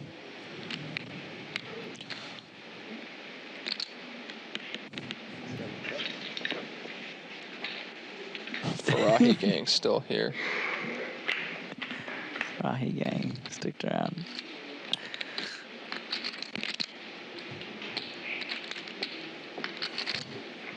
Joe York saying, I've beaten Rohan in a house game before, not that good. I mean, these are some big stakes right here. I mean... Just kidding, he's the best poker player, I know. Yeah, no, I had a feeling he was kidding. Yeah, we got Rohan with... These spots are very interesting. Rohan probably has no ace-x in his range, so... This is pretty, like, high up in Rohan's range for sure on this flop, just given the fact that Joe limped. Mm-hmm. Very true. I wonder if Rohan's just going to go with it. I think Joe expected also to go all in a lot with ace-x pre, just send it in, you know? So, yeah, Rohan's very comfortable on this flop with this hand, I think. Joe turns a gut shot. If we see him continue here, put some pressure on maybe a deuce.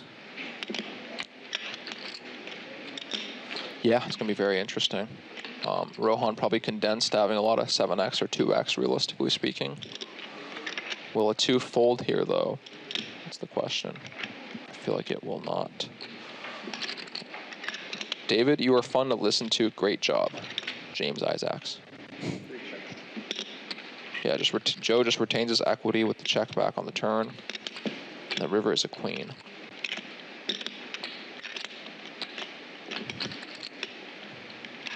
Check.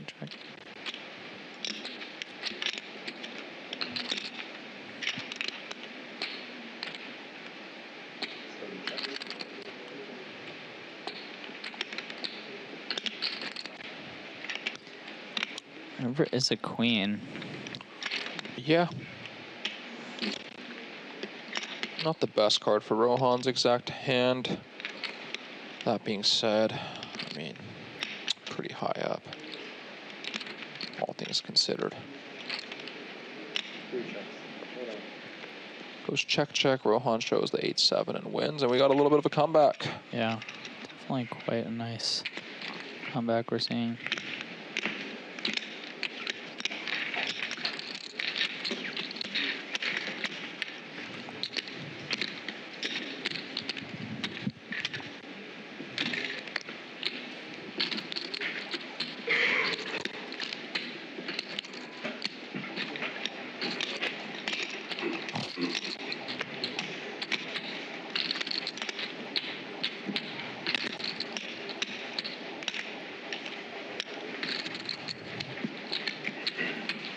Now Rohan has 15 big blinds.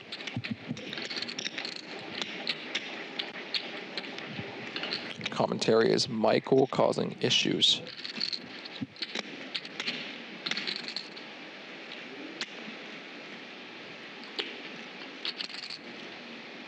Rohan with the 8-3 off. One of the few hands that can probably just go in the bin.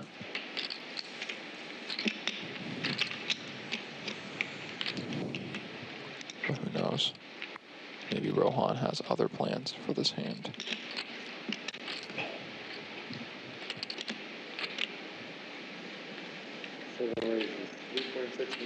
Oh, he is finding aggression again with these, with the worst hands, and somehow running into it again.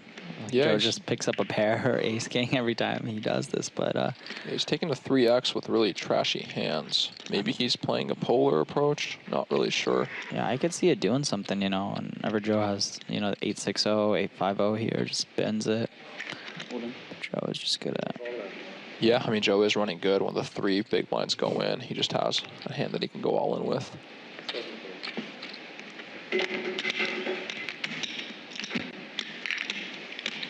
Do we have any heads-up experts in the chat? Any heads-up experts? I can add a little insight.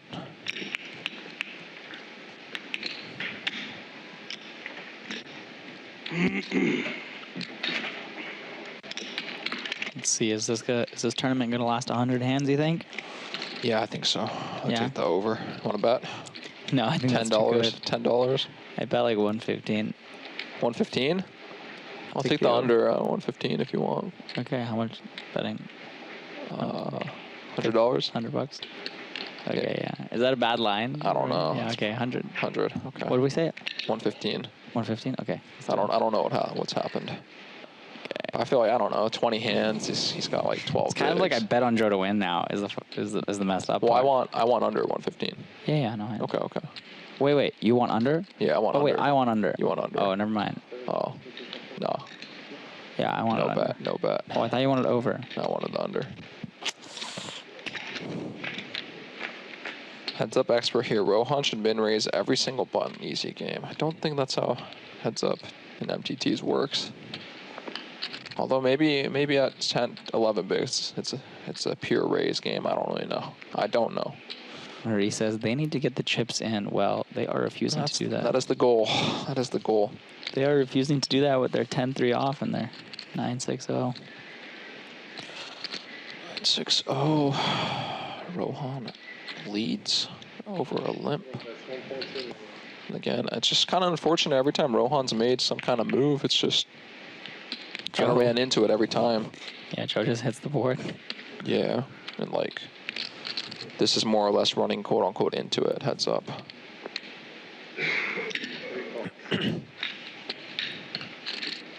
Young Money Baby. Tournament will end at hand 102. Johan turns a pair, but it brings a 4-liner, and 2 flush draws are now on the board. Basketball Maven. Joe should be jamming a lot more, potentially.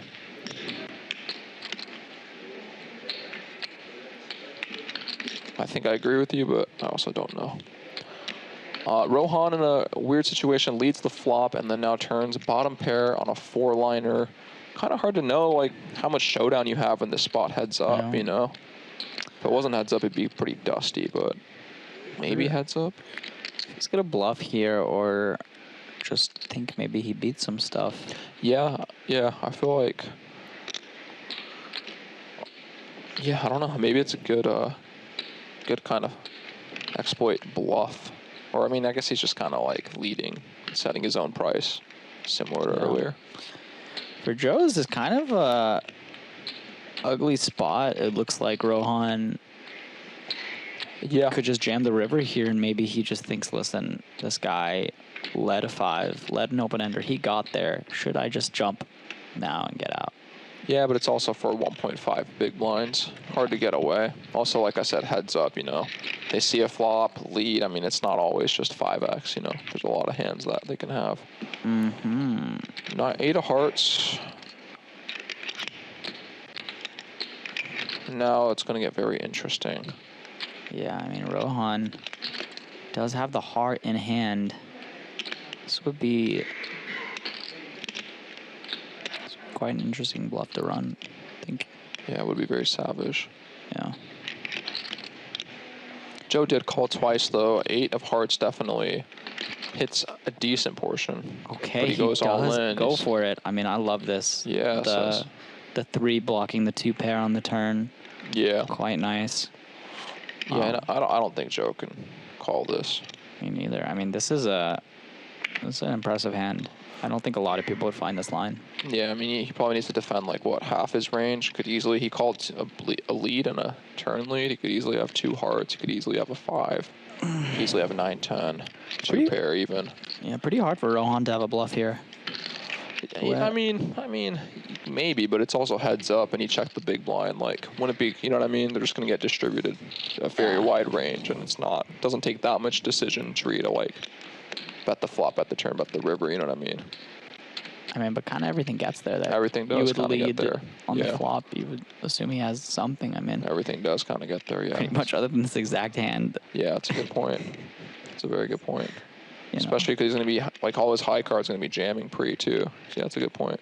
Yeah, like, who's going to be this creative, you know, finding the turn pair. You know, wow, and yeah, sick for him. Joe lays it down, and that was quite a nice hand. One of my favorites of the tournament so far to see. Yeah, Rohan's really running it on Joe for sure. He's playing pretty well. Wow. A lot of people Yeah, there. you made a good point. I mean, everything does get there, especially considering that he's going to rip ace-10, he's going to rip ace-9 pre, king-queen, king-jack, those kinds of high cards. Exactly. It's all just low cards on the board. Queen-jack, you know. Yeah, you need 10-9 gets there. Everything gets there, honestly. It's such a good... Yeah, that's a really good point. Bluff. I mean, even if Joe has 2 pair there, he's kind of just has a bluff catcher at that point. Yeah. I mean, I don't think 2 pair is ever going to fold, but that being said, yeah, it's definitely still a bluff catcher category. Look at the chat is popping after that. Yeah, poker worm can't call period. I agree. I mean, it's just so easy. Not easy, but Joe can just easily have 2 hearts, 5, 9, 10, 2 pair. So Joe also limp pre too, so he's probably going to be more condensed to some of those cards.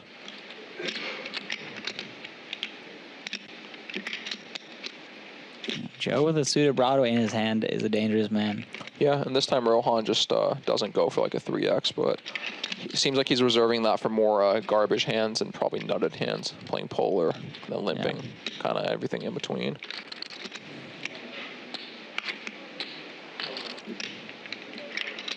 Imagine this is just going to be a send. Yeah. Are there any merits to ISOing here and just getting called by worse, potentially, inducing a jam? Yeah, I think so. Looks like that's what we're going to see.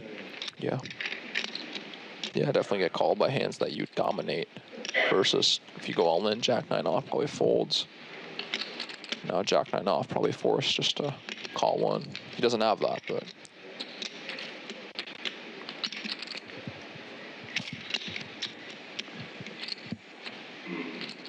Interesting spot for Rohan.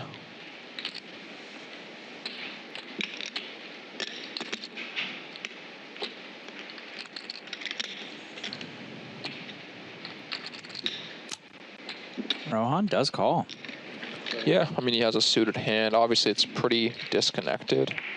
I'm not sure if it's a call or not, but reasonable, logically at least. Although Joe's... Wow. Very interesting spot. Rohan could definitely find a way to win this hand again, but... Yeah, it's super... Sorry, go ahead. I was going to say, it's hard for Rohan to have an ace, and Joe has them all. I would assume Rohan almost never... not never, but it's just discounted heavily on the ace-x.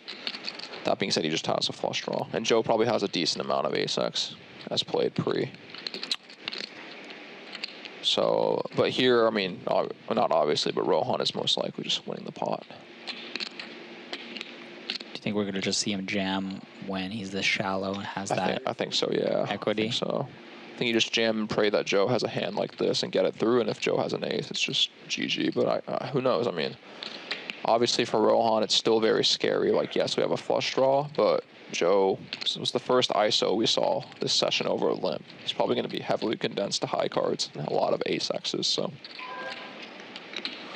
That being said, I mean, look, you have a flush draw in this spot and presumably some fold equity. If you know, obviously there is a region of hands Joe has, like King-Jack, Jack-10. He calls, maybe because of the isolation, concerned about running into ace-x. Yeah. And a 3. Pair and a flush draw. I mean, I wonder how Joe's going to proceed here. Yeah, I mean, Joe's got all the ace-x and Rohan has close to none, so I don't think it'd be a super unreasonable spot to run a bluff. That being said, I mean, when Rohan calls flop, yeah, this is really tough, man. Heads up is a very tough. It's hard to jam here with no equity. Yeah. And even though Rohan probably doesn't have an ace, I mean, any 7, any 6 is probably just going to flick it in for those reasons. Maybe not. I don't know. Yeah, I feel like Rohan, we're just going to see a check back. Maybe, you know, he improves and Joe decides to go for it. Yeah, I could see a check back. You know, probably fairly concerned about the ace-x. But also, yeah, like again, if he didn't rip the flop, there's a good chance he tries to take the 3 to showdown. Yeah, man. And a 6 is a really good card for Rohan's range, I assume. It's going to be a lot harder for Joe to run a bluff now because 6X just now has trips. Yeah, I think Joe also will think he's good on this run out a lot, you know. Doesn't block the 8-9s or the 9-10s, so. True.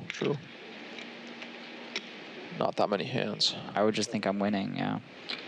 And Rohan finds the way to win the pot again. He was just at 7.5 million, 9 million, just less than 10 hands ago. Yeah, it goes quickly.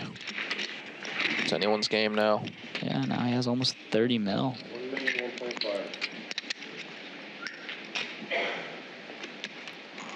Poker Worm, are they doing it for stream or something? I mean, they're playing heads up, ranges are wide. I mean, On TV. you have a suited hand. Yeah, I I don't think it's a super unreasonable limp call, the 9-3 suited. I think he's just thinking if he hits the flop, he goes with it, you know, with that. Yeah, I mean, he's that getting a stack. good price to call pre, too, Mhm. all things considered. Gen X stat advice, Joe is getting outplayed heads up. Potentially, but also heads up's a very high variance game. Did the blinds go up? Or Oh, yeah, the blinds just went up. Yeah. Yeah, I would like to see a little more aggression from Joe, to be honest, but hey, he's played very well.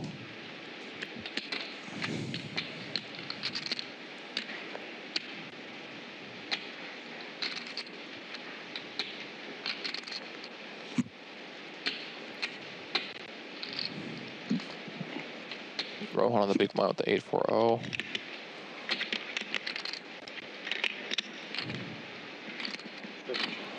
Checks it, seems reasonable.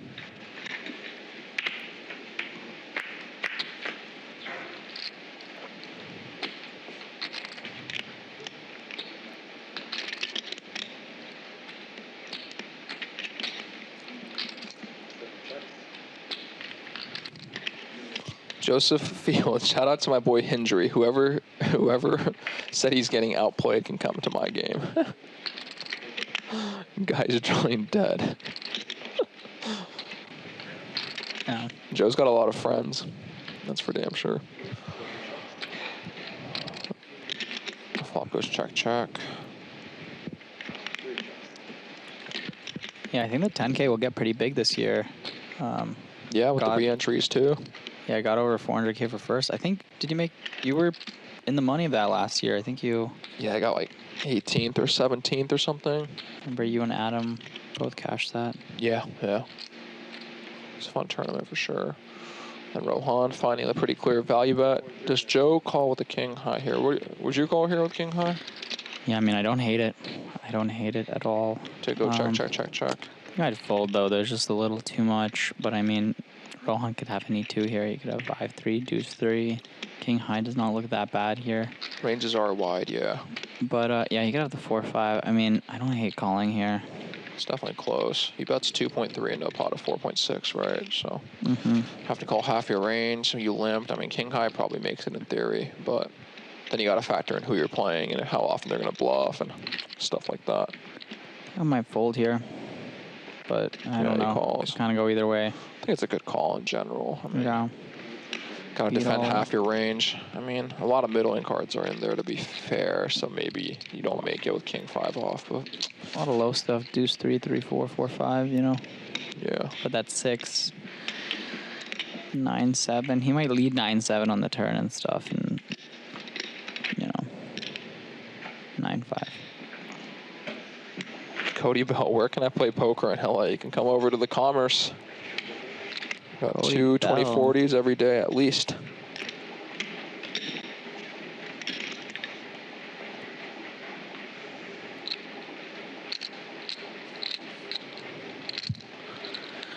Rohan getting another pot through, and they are almost even in chips at this point. What a comeback for the young buck.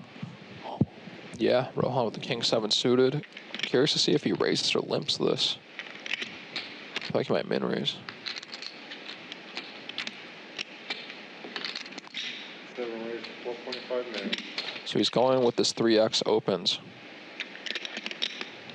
Let's see, every other time Joe has had a hand, so let's see if he Still gets it. Joe has a hand. Yeah. Every time. I don't know how this is possible. Every time Rohan opens 3x, he's done it. It's the third time. Yeah, kind of frustrating for Rohan too, because he actually kind of has a little bit here, you know. Yeah. Not it, but a suited king heads up's a pretty good hand, and previously at 8-3 off and stuff. So. Yeah. I wonder if Joe goes for the jam or the 3-bet. But I think versus the 3x, he's just gonna jam. Yeah, jamming's gonna become efficient for sure. Just that extra big blind, you know. Rohan is like, damn, I had trash the other 2 times. I actually have a suited king right now. Is this guy making a move on me? Does this guy have... Yeah, it's in his head for sure. Does this guy have 4 deuce suited? No, because imagine you open 3 times, the guy jams on you every time. He's probably... you're like, if I make it 3x, is he just greedy? He'll just go for it? Exactly. He just thinks I'm going to fold every time. I did it 3 times. What if he starts doing this with the Jack 10 suited, the 10-9 suited? Maybe he's thinking about looking him up right now. Yeah, but I mean, let's be realistic. He can't call this, I don't think. But it's not always about that. Sometimes you just get sick of it. Maybe Rohan should stop 3xing. Yeah, I mean, you don't see that too often, but he's definitely got like a limp and 3x strat, and he's definitely at least put a lot of thought into it, it seems like. Seems like he's mixing in his garbage to 3x and getting efficient folds. He's got to get the ace 10 one time and snap it in there with the 3x. Yeah. Yeah. Yeah, replace the 3x with 2x. Yeah, I mean, look, guys, there's a lot of different strategies out there, and there's an optimal way to play any open, so who knows what. But all I know is Rohan's been playing very well, so I feel like there's a little bit of method to his... There's a method to why he's doing the things he's doing. Is that Taylor Black? Taylor Black Ops? I don't know. Taylor Black? Maybe. Taylor Black. From Vegas. It says Joe folding the 69. He missed the chance to win her outright. If it is at Taylor Black. With the great photo hand. Nice guy. Dinner from for Vegas. 2. Also a very accomplished poker player. Yeah, Taylor's a beast. Joe should 4x every button. Rohan should 5x it. 5x or fold only, I like it. Yeah, the Dominic Nietzsche. Interesting flop here. 50-50. It's not too often you see a straight 50-50. Here it is. Definitely gonna play a hand here, I mean. Are the players allowed to go to the side and get info from players on the rail? Well, earlier I said hi to Joe, so don't blame me. So we have a bet here. Rohan makes the call. You know, I should have took that bet. Rohan chipped up. I would have had a good bet for it going over. 115? Yeah. No, you would have, yeah. Do you want to still on it? I'll take 120 if you want. Nah, because Rohan's probably going to win this pot. Maybe not. Joe does. Oh, actually, no, it doesn't matter. Yeah, it's always, these spots are always interesting. Do you want to bet and get a little bit extra folds, or do you just want to retain your equity? In wide range spots, I feel like open-enders and flush draws with more equity retain their equity by checking versus trying to get folds. But I don't see him getting jammed on here on this board specifically. So I think he might go for 3 here. He's putting in a bigger bet. He does get it through right there. Rohan folds. Yeah.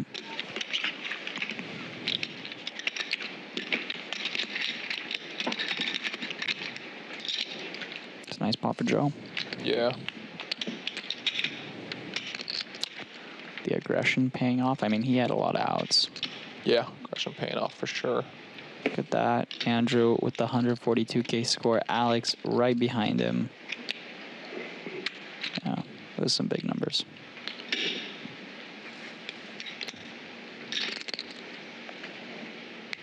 Can we get some energy from the play callers? It sounds like you're paddling the pink canoe under the table, man. Okay, let's get some energy in here, Peter. You heard them. That's all you. I'm drinking my Coke right now. I thought that was, I've been doing this for, when did we start? We started at 4. It's been 5 hours. That's crazy. You're the energy guy. I'm just the guy. Okay, guys, I'm here. Got the energy for you. We are playing for 3x hand, 830, Octo Crab. 300K, heads up for 100K. We'll see. UK. Let's see if we see Rohan do this 3x. He did it earlier with the 8-3-0. Seems like he's kind of bucketing the trash into the 3x open range. He limps this time. Maybe he's just scarred from all the. Oh, this time it would have worked. This time it would have worked. Yeah. No, it didn't. There was like a fly on my stack. Yeah, he wasn't. Could have pulled it out better. Check that. What are the blinds? They're 1 mil, 1.5 mil.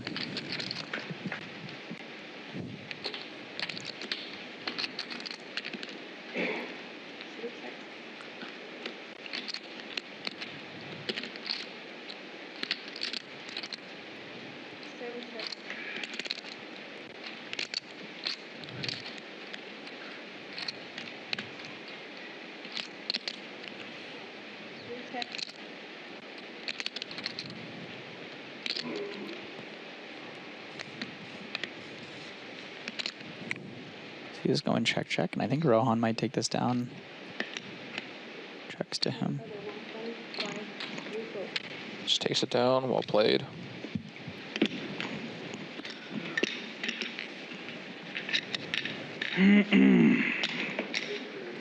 Mike Liang asking, is this the biggest cash game Bally has run?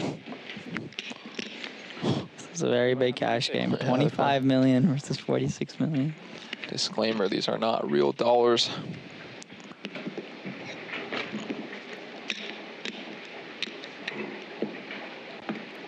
And Taylor Black, is that him? I don't think that's him. Thanks. I don't think that's him either. He says, if anybody finds me during WSB, I'll play for heads up for 50K. And Peter, how's your heads up game? Not very good, to be honest with you. I'd bet on you versus this Taylor Black.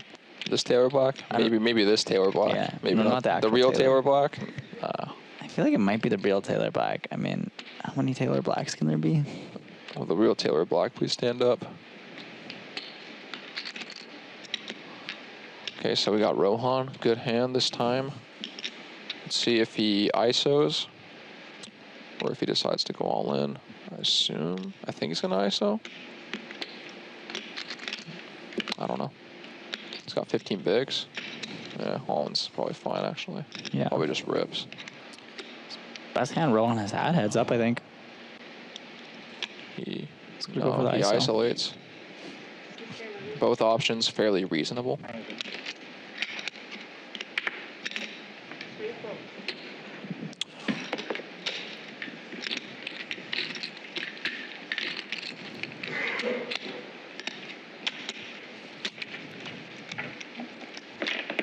Yeah, heads up's always kind of a trip too, because we see every hand, you know, but when you're in there, you have no idea what's going on.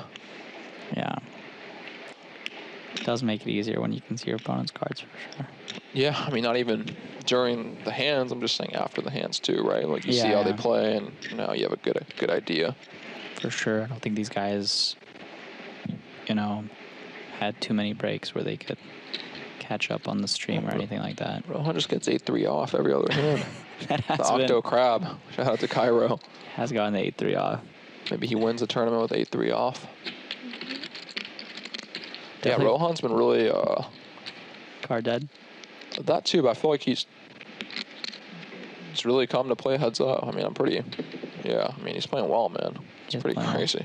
Yeah. For a 22-year-old. I mean, Joe's definitely been getting some good cards. Ace King, fours, heads up, Ace Queen, King 9. These are King 9 heads up. It's amazing.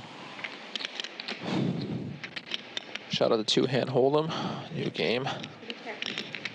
Spreading in Washington casinos. Patented by Wayne Chiang. His favorite hand, 8-3-0. He's gonna single-handedly win this tournament with that hand.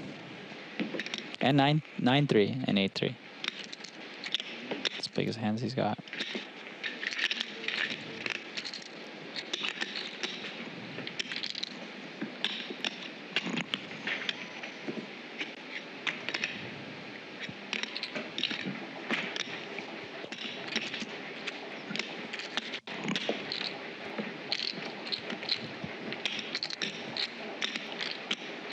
Somebody's saying Peter Cross is my hero. Two-hand hold'em official. Joe is blowing it, they say, well, you know, heads up, man, it's tough. Sometimes you battle. There's a lot of variance too, so. Yeah, I think Joe's playing good. I mean, he just, you know, he whiffed a couple flops with the King Jack and some other big pots, and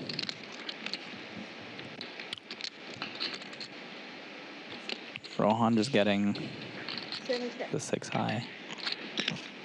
Yeah, I do think maybe a little bit of aggression could be added pre.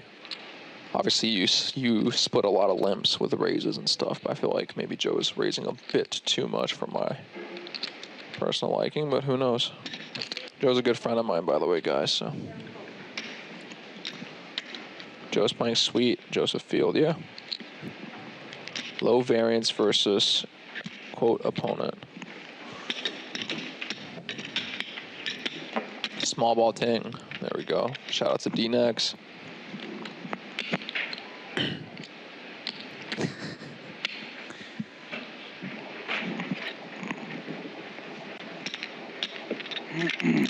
Yeah, they've been playing heads up for a while now. How long has it been? It's been an hour already? Maybe, yeah. It's been pretty, there's been some interesting hands. Every time I think they're getting short, we're going to see an all-in, like... Think he's going to raise or limp this, David? What do you think? I think he'll limp at this one. I think he wants a trashier hand or a better hand. I think maybe he learned with that King 7 suited that... Yeah, potentially. Might want to see a flop. Maybe he's mixing with his watch.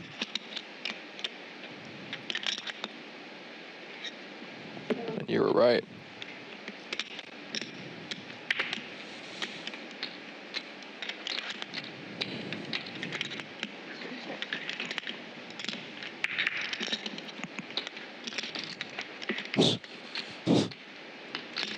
Sorry, some of these comments crack me up. I don't want to read them. We still have 500 people watching. You know, people want to see, will it be Joe or Rohan? Yeah, we got the pair versus pair violence on the flop.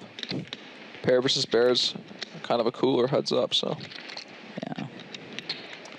Might see just this one check down all the way. Wonder if... Joe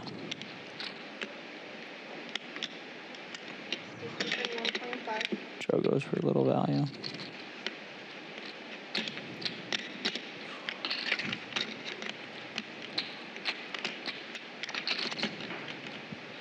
Yeah, gets value from one club hands, gets some protection too. They don't know the other person's card, FYI. Yeah, we have River Ace.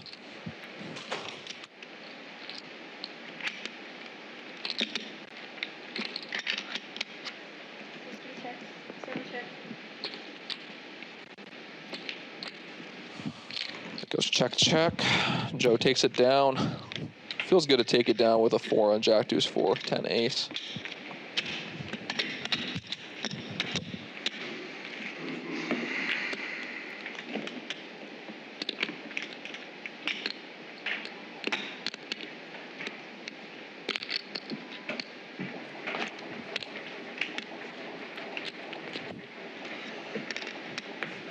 Can I get a Joe Mama in the chat if you think Rohan will win? Joe.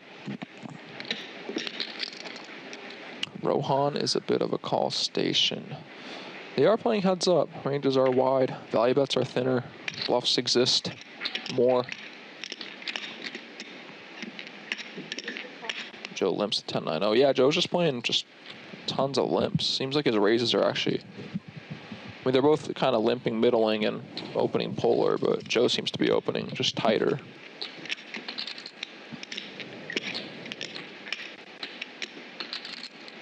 Rohan checks the 5-4-0.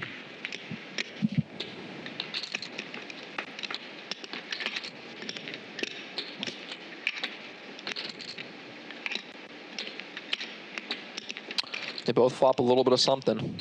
Yeah. Rohan with the gutter ball and the backdoor club drop.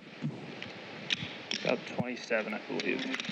12, 15 plus 9, yeah, so 24. 24, 25. Yeah, 24. 24. Joe asking for the count. Bit strong. I Strong. think. We're going to see a bet from him. Definitely good enough to play for stacks here. Yeah, I mean, 10, good kicker, especially against a range that did not ISO. Probably rare that you're out-kicked as well. Expect ace 10, king 10 to probably fast play pre, queen 10 suited. Do you even call Rohan.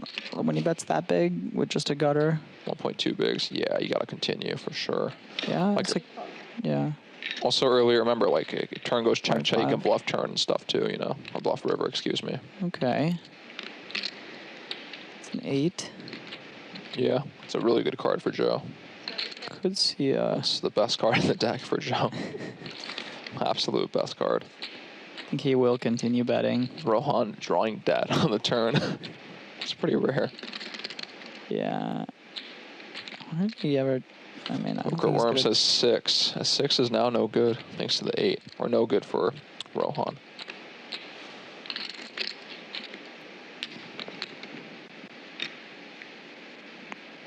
Yeah. 4.2. Yeah, I mean, it goes back to wide ranges too. Like, you can't fold a gut shot on the flop. You got to continue. Yeah. And like you can 0.2 always mil. bluff on a later node if it goes check check. Joe's Yeah. playing wide ranges too usually.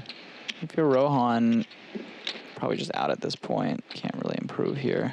Yeah, the 8 is a tremendously bad card. Even though we don't know that Joe has a 9, not that unreasonable for him to have a 9 when he bets flop, bets turn. So like, just drawing dead on the 6 sometimes. Yeah. True.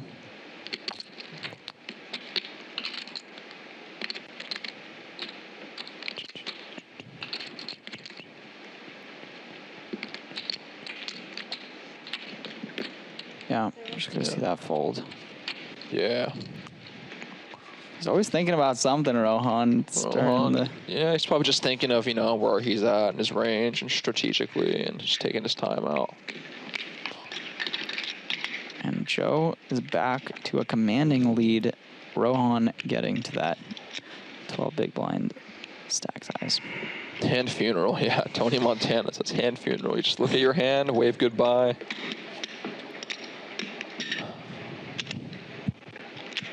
And this is the difference between first and second, guys. $100,000 almost. Yeah. I mean, Rohan is getting short again, but as he showed previously, that doesn't stop him from fighting back. Yeah, he's been playing well. Limps in the 10-8 offsuit. Okay. Keep the worst in.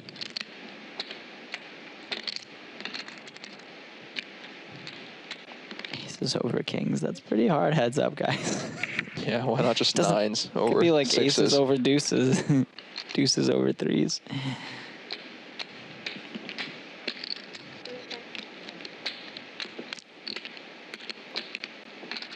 Starting to look like one of you should have taken the over on 115. Maybe, but I mean, I know, I could have hustled you for 100. We booked the bet and then unbooked it because we both... one on the same side. I should have just kept it and you would have been like, oh, I lost. I'd be like, oh, yeah.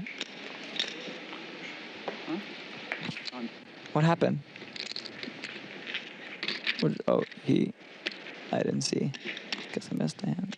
Oh, he just see bet.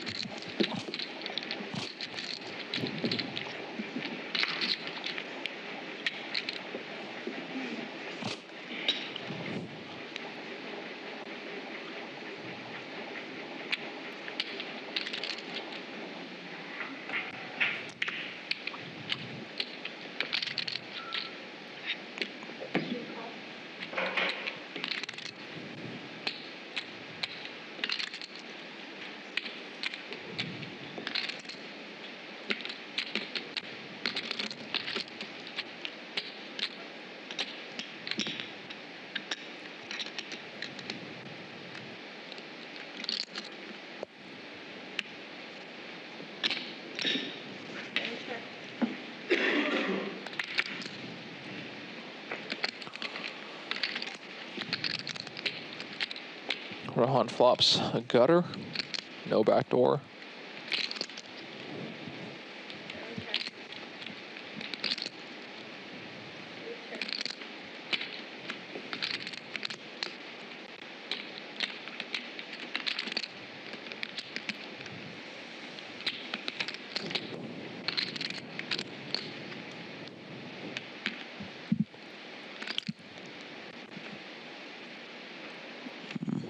It would be really funny if one of these guys, just without saying a word, got up and walked out of the casino and went home for the memes, for the memes.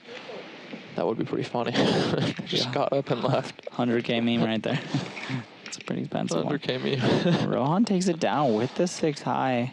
With the gut shot. It's like online when you like the guy disconnects. And one guy's just pushing raise over and over and over. Heads up.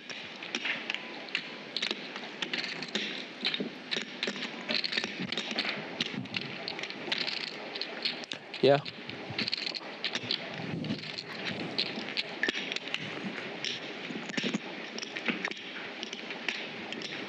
We're seeing a lot of ace-high boards in situations where neither player hit the ace-high that much too.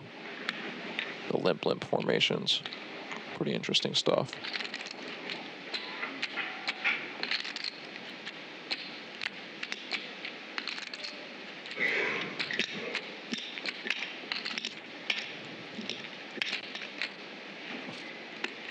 It's going to be a 3x, you think, David? No, I think it's out. 10-5 is in the limp. The 3x is just out of style now. What? I think he's just done with a 3x. Got Yeah, jammed on 3 times. He's just like, eh. I think now he's getting too Nothing short for that. Well, earlier he had about this much. He's got like 15 bigs now.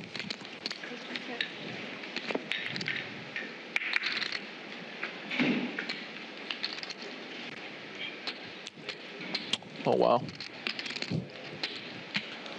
I think everything's going to be in the middle at some point in this hand. Yeah, I mean, might just see, we probably just see a check call. I don't really see a reason for Joe to raise here. Might still have the best hand.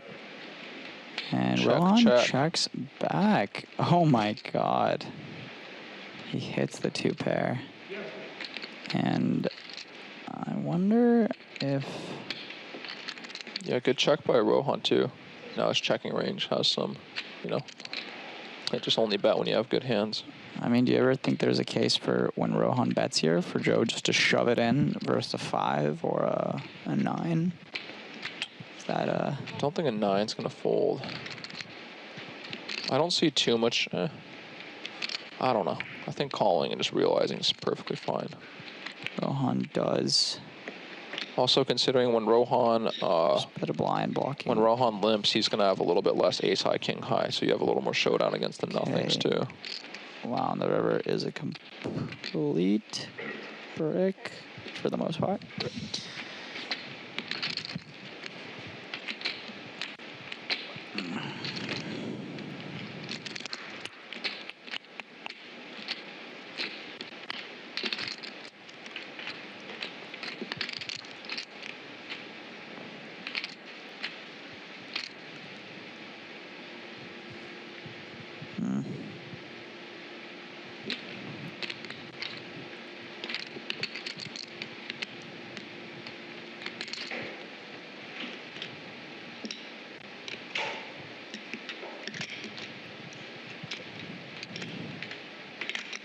Yeah, for those enjoying our stream, hit that thumbs up and that subscribe button if you can to help out Wayne. He's doing all the production here at Bally's, and Rohan is now gonna just take it down. Snap fold. Yeah, Joe's not gonna get.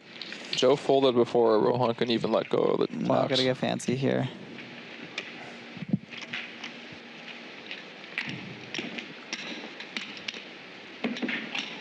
Joe Mama in the chat. Clean run out as written. Rohan's got the plot armor. It's quite the heads up. I think the heads up has taken longer than the rest of the tournament at this point.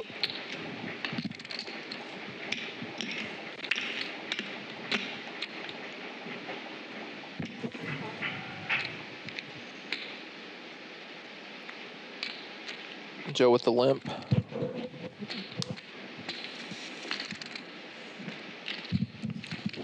Imagine Rohan's just gonna check this one back. 7 check.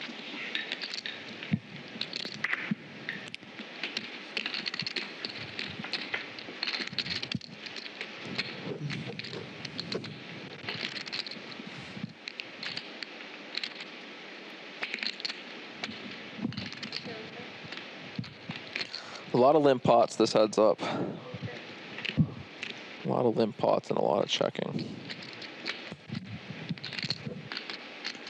Yeah, a lot of small ball poker.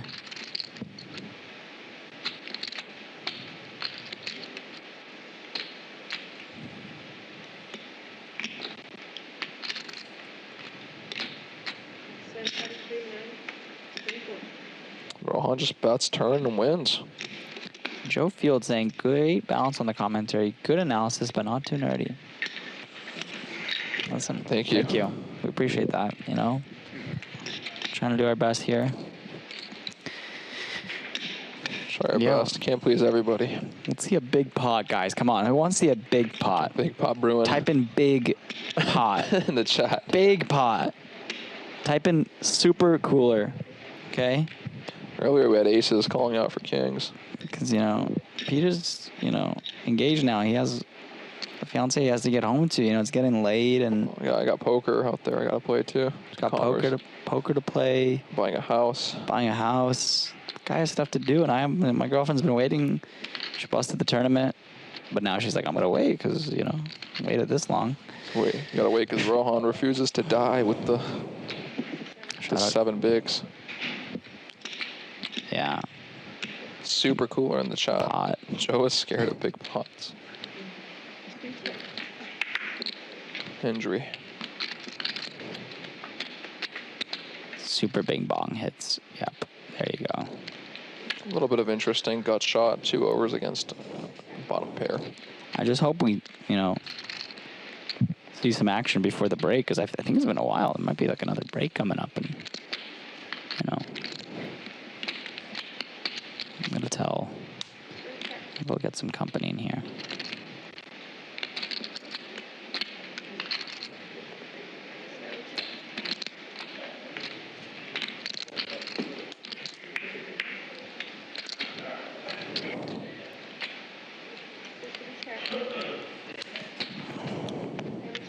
Check down, and Joe is gonna win.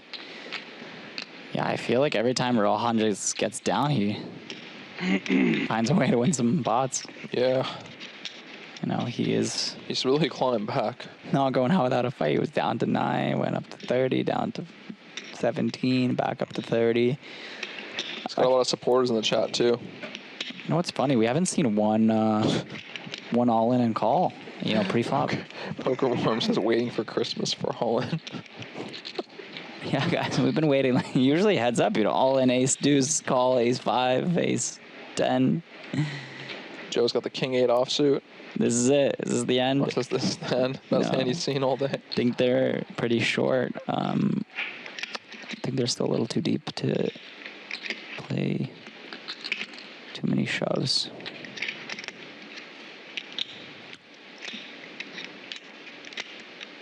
Yeah, this is a long heads up.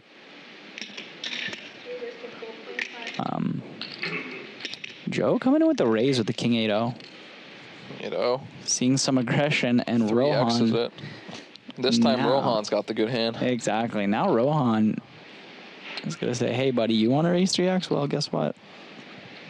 I can get hands too, okay? You're not the only one that can get an ace. And yeah, this will really make them even if he takes this one down. Yeah. When do blinds go up? That's a good question. I mean, probably pretty soon. Probably pretty soon. They've been, actually, no, not that soon. They got to 1.5. Yeah, Joe folds, and now... do we have a new... No, Joe's still in the lead, but... Rippy Skippy. It's really anybody's game. It's anybody's game now. 20 big blind poker. What tournaments are made out of. Right? That's all you know how to do, right? For a tournament player. 20 blind. I mean, listen, that's all I need to know how to do is 20 blinds. 10. I'm happy with 10 blinds. Give me 10 blinds in the button. It's over. And an offsuit ace. It's over. Easy. I'm surprised Adam is still here. Like, Adam, what have you been doing in the 3x to meantime? the trigger for your opponent, picking up a good hand. Big hand. True. It's true. Not one 3x has gone through. Not one 3x. Seriously, it's kind of wild. If you 3x, you get crushed. 3x triggers a monster in the BB. It's true. It's true. Okay. Oh, the 7-5 suited. Playable hand.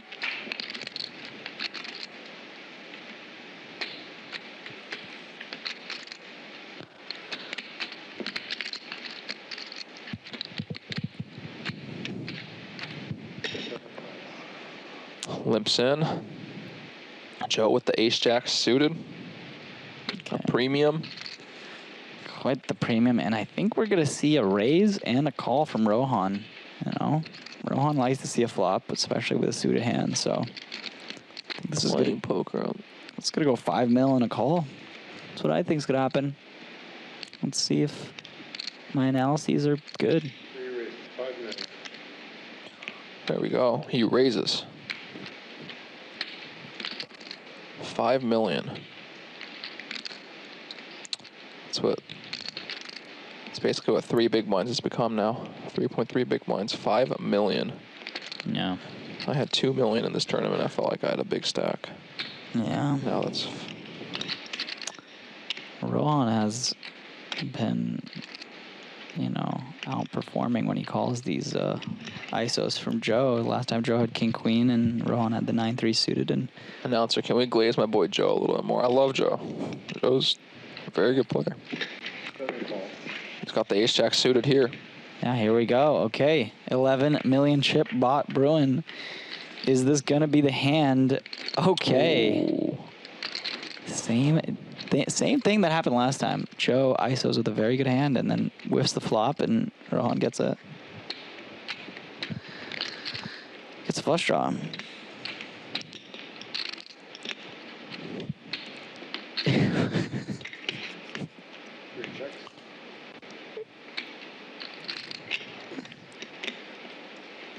Yeah. Cyrus says, 5 million, why don't they just cash out their chips? That is a why good not? question. That's a good. They are just degenerates, and they just want to keep gambling with this much money. But it is a tournament, and they can't cash out. Rohan is going to bet, and I think Joe is going to call here. 2 overs. Small bet. Can't fold. Joe is never lucky.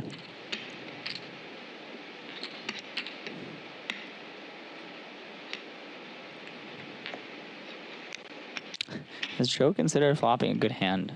That is a great question.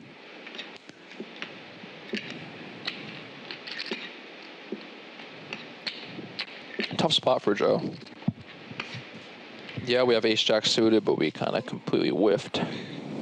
We did whiff, but we have 2 overs, and he's betting so small. I just can't see myself folding here. Not that small, to be fair, but yeah, I mean. Well, yeah, I guess not that small. He's betting like almost 3 blinds, you're right. But Your equity realization might not be very good either. And Rohan takes it down with 7 high. Now has the chip lead. Is he going to use it to play some big pots? They might be going on break right now as well. Blinds are up. At the count, but. Really? Over 40 probably. I think so. Huh? These are all one. What? One of one. Yeah. And they're going to keep playing. We're not on break, but the blinds are. We're not on break? Good. I don't want to be on break.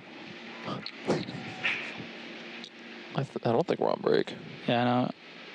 It's brutal to be on break right now. Yeah, 1, 2, 2. Oh, the lines are up. Yeah, wow. This is getting real.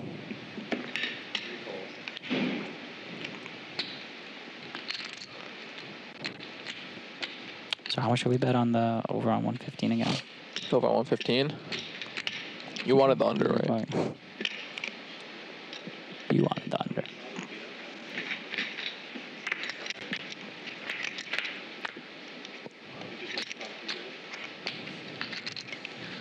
Okay, something for everybody. A little bit for everybody.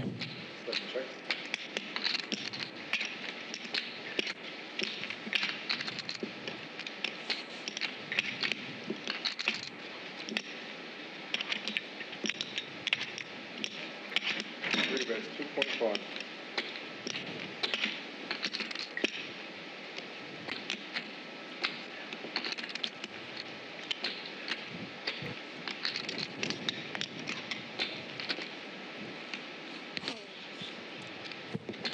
Pair over pair violence.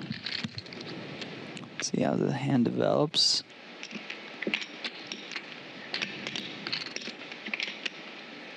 Heads up cooler.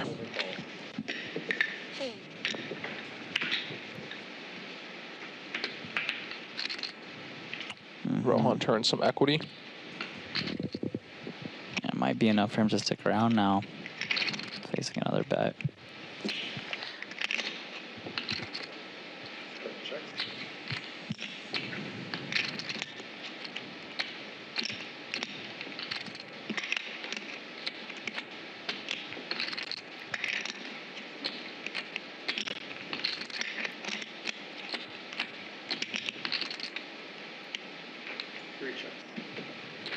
Go get a check it back.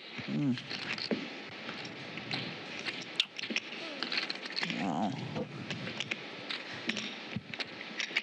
I can see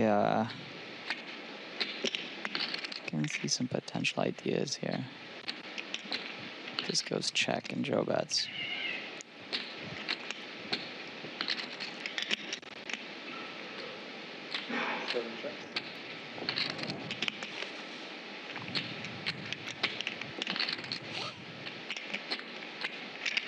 One of the bigger heads of pots that they played so far. Yeah. Joe check back turn, right? Yeah. So I was dozing off a bit. Crafty check back on the turn. Yeah. Could bet, could check. I think both. That's 8 million. Fine, and now. That's 8 million, 4 big blinds. Yeah, I mean, this would be. Yeah. Rohan's just trying to piece this together. I wonder if he ever takes that 9 of spades in his hand and goes bananas. Does something with it, because that would be pretty sick. Wow, and he does go for it. I love this. This is amazing, blocking the jack 9 and the river flush. Rohan's savage. Dude, I love It's gonna this. work, I was thinking that. Do you think it's gonna work? I think it's gonna work, and I don't think it is. You don't think it's gonna work? I don't think so. I think you could have a lot of value here, and I mean, he could definitely. Let's piece back what happened. Joe limped. He checked back. Flop went check back call. Turn went check check. River went check bet, and now he's all in. He's all in. I mean, either way, this is just an amazing bluff. I don't think it's gonna work. I think Joe's gonna. I think blocking the straight, blocking the flush. And yeah, you'd have to use a 5 or an 8, an 8-9 potentially. It may work. Who knows? But it's just hard to fold these once you check back turn. Like you're pretty high up on your range, I think. Spades to get there for what it's worth, though. Huh? What are you saying? What hand do you have? Joe trying to get a bit of information off the young buck. He does seem nervous. 5-4 spades or something. Joe's got live reads too. Yeah, I mean, Joe's a live reader. 5-4 of spades. That wouldn't be a bluff. Maybe 5-4 with the spade. 9-5 with the 9 of spades as a potential bluff candidate. Wow. Wow. He does fold. What a play from Rohan. That just shifted the tables a lot. That's the biggest non-showdown. That was pretty savage. Non-showdown pot of the tournament right there. Yeah, easy for us to say too. We could see the hands. Wow, that was a really amazing play by Rohan. I really like that. Using that 9 and that spade to leverage his stack and power. Wow. Yeah. I thought he might have. Wow. The young buck. Rohan came to play. Yeah, I mean, Rohan now finally has a overwhelming chip lead, and Joe is down to 10 blinds. Peter, you didn't think it was going to work? I didn't think it was going to work. It worked. It worked. 18. We're going to put these both on. Yeah, that was Savagery. Yeah, that was a play. That was maybe the play of the tournament. Yeah, if he wins this tournament, you can. Yeah, but I mean, balls of steel. Those help. I mean, I think he could have a lot of value there. He could definitely have 2 pairs, straights. Yeah, but it has to be no check. Shoving the queen high versus the ace-10. This is it. Has to be value that didn't check raise the flop or about the river. Ace-10 versus the queen-3. Can Rohan finish this, win all the biscuits, or is Joe gonna keep battling? Yeah, I mean, this is it. That's what it comes down to, winning these all-ins. Okay. Safe flop for Joe so far. He has that diamond, too, for some additional equity. 4, maybe? Yeah, okay. So that's a great card for Joe. Clean river, and we're going to see... Has to be a 3 and a 3 only. More carnage. Okay, and Joe gets those chips right back instantly. And they're even again. This is insane. This is insane. Joe Hendry. 15,700. Yeah, wow. 700,000.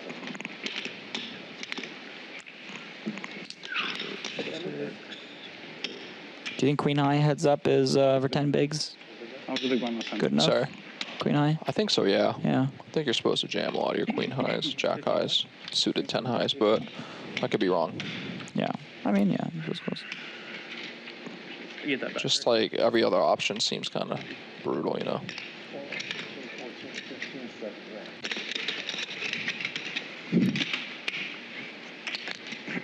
Gonna go for it. 9 bid or 7 bid. 7 bid. You're gonna go for it. I guess. Joe waking up with premiums every time Rohan makes a move. This is going on all night. Well, David and I almost had a bet on 115 hands, and we're 2 away from that. Yeah, that would have been... Yeah. I mean, if Joe called right there, it would have been over, but, I mean, it is very, very tough spot. It's a tough call, yeah. Yeah. I had a feeling it was going to get through. Yeah, it just requires a flop trap and a no probe on the river. It's just very easy for someone just to get dealt a 9 or 8 and just go with it because they have cool blockers. I just think disproportionately it's going to be weighted towards bluffs. That's what I think. But who knows? Who knows? Also, we check turn with a queen. Like, in his mind, we're kind of repping a little bit capped, and I think we're kind of high up when we check back turn. It's going under 115. Well, here is the 115. But I don't know. It's definitely a tough spot either way. And the other thing is, it's a lot easier for me to say because I've seen every hand Rohan's played. You know what I mean? So I've seen a little bit of like how he functions. We saw him bluff the 10-3 in that spot too. Like, we know he's a capable player. Yeah. Whereas if you don't see those showdowns, then it's very hard to get those reads. So yeah, it's easy for us to say, having seen not just that actual hand while it was transpiring, but every hand up to this point. The best bluff of the tournament, just to hit off with Queen 3-0, God save the king. Chats are getting very divisive and very, very hostile They're against saying each he's other. the king, then they're saying he's not. There's definitely a war going on in the chat between the Rohan supporters and the Joe supporters. Yeah. Rohan. And they're bringing countries into this too. Going for what looks like some value with this king high. Yeah, I guess. I don't really know.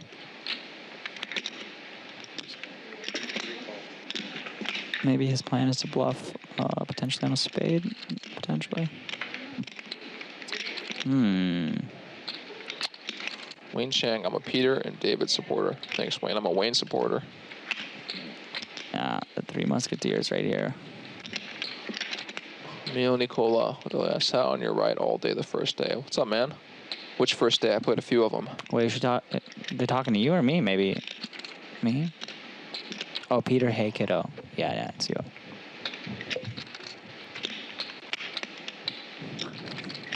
It's Gabe and Bassler's birthday.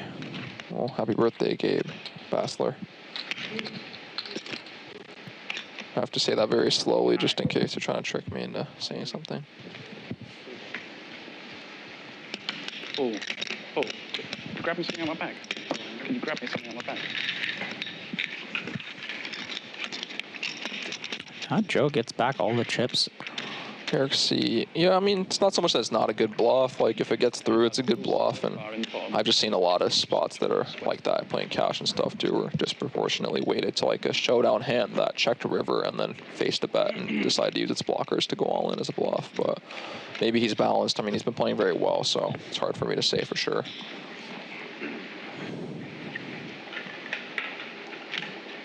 Is Queen 3 off a punt? I don't think it's that bad. 10 bigs. Queen high. I think it's just a jam, guys. I could be way wrong, but I think it's just like a pretty standard jam. Seems close. I mean, three's not that great, but I could. Yeah, I think it's just a rip for 10 bigs, but maybe I'm wrong. I think it's fine to rip or limp. Yeah. Whatever. I'll look it up later. This makes me want to brush up my heads up game for sure. So. Yeah, maybe we should play heads up sometime. You know. These guys some water.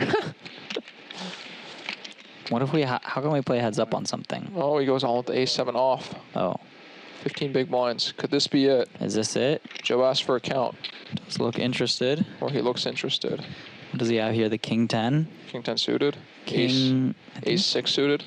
I think it's worse than that. I feel King 10 suited, he'd be in here already. I think it's about third. King 10. I'm going to guess King 9 suited. I think Ace 3 suited. That's right. I think King 9 suited, King 9-0. Around there, yeah. I think we're around. I don't think it's...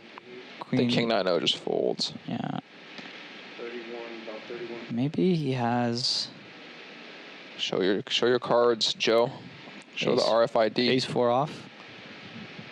What do you think? What's your final guess, Peter? A weak ace of some sort. Weak ace. King 7 suited. Okay. King 9. That was close. Dominated. All the Joe lovers in the chat, look at this. He just folds the dominated hand. That's a win for the Joe fans in the chat. Mike thinks King Jack. I think King Jack would have called quickly, faster. Mike Lee, that's a good guess. King Jack. King Queen. Queen 10. 10-0. King Jack 0. Yeah. I like these guesses. I like the guesses too. Queen 10. Queen 10 suited would be, I don't know. Queen 10 suited seems tough. Joseph maybe. Field, it was more than 10. Was it? Was the Queen 3 off more than 10? I thought it was like 10 bigs, but maybe I'm wrong. I think it was around 10 or so. 11 maybe. Joe with ace 4 off. Could we just yip it in here? Probably, yeah. Yeah. I don't really know what else you can... Heads up poker. You have an ace, 20 big blinds effective. Only Joe lovers in the chat are Joe's lovers. Wow, relax. Relax there. Well, then that is a lot. People. Not a great card. Okay. Neck and neck. I'm good, thanks. Mike Lane, Queen 3-0 was for 9 big blinds. Yeah, it's a jam, right, Mike? You would know. You win all the heads-up battles. Mike is jamming that instantly. Is he? Without consideration. I think. I mean, I don't think it's just a rip, honestly. Yeah. I think Mike is in there with the chat. Someone who like actually looked this up and not just is making stuff up. Let me know. It's like a pretty easy all-in. Maybe not easy. I don't know. Maybe I'm way wrong. Not all in. Not even close. Okay. Is this it? Ace 8. It's hard to get it. Like it's not close. Yeah, is it not? I need to. But Queen 7 would just be like a rip every time, right? Just a 3's not good. I don't know. Seven goes all in. Rohan all in, ace-8 offsuit, 7-4 off. Yeah. The hands never collide. Basketball Maven says it's in there. According to push fold, charts queen high as a jam. This is very educational for heads up. Yeah, I mean, heads up is a tough game. We should play heads up sometime, like online, 2 tables. Yeah. Like, yeah, let's play. Let's do it. Maybe we could hop on like 2 tables or something. Yeah, I'll play heads up.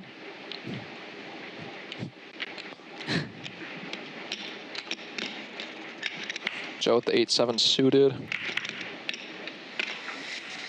Can we see a call here? Rishi Sangonaria, I trained heads up with Rohan. I assume a relative of some sort. Seems like you trained him well. Who won?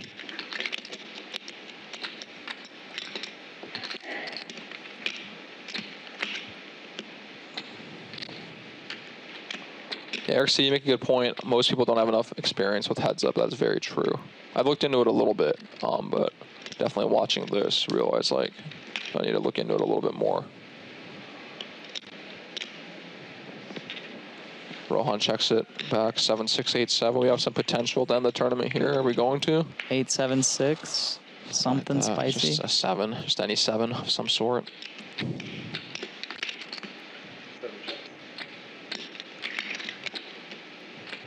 Definitely see some bets here. Takes it down. Yeah, I think it's just going to be a bet takedown. Flush draws are very powerful.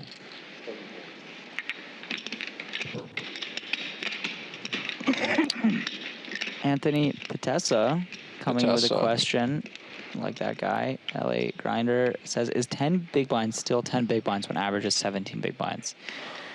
I mean, yes and no. It is still 10 big blinds, but I think when you're at an FT, if, you know, it all depends if they're shorter stacks, but when your heads up, it's kind of... Yeah, I think it plays similarly enough. I mean, the thing is, once you go heads up, we call it a bubble factor, but it's kind of like a fancy way of saying like how careful you need to be goes down dramatically. From what I understand, you kind of just play like pretty honest poker. Somebody is saying Rishi is his dad. Is that true? His dad. What's do we know this guy's last name? Well, they have the same. They have the same last name on chat for sure. Okay. Well then, I believe that now. Well then, maybe you could take it out to a nice dinner or something. I expect that from Rohan for his old man. Rohan with the king 6 off. He's got 15 big blinds. Did Joe finds a way to get the hands? Yeah. Oh, it just ships it in there. This one's not gonna make it in.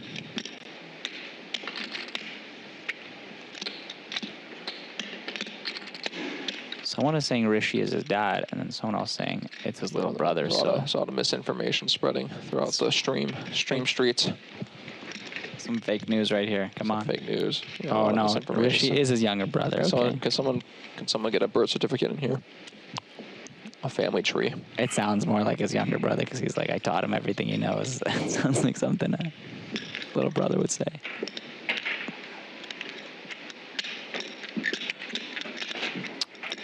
Rohan? Okay. Yeah, he's out. He was thinking, is king high good enough here? Is there a heads up? No, there's no heads up. What do you mean no heads up? Nah, you're not doing this right.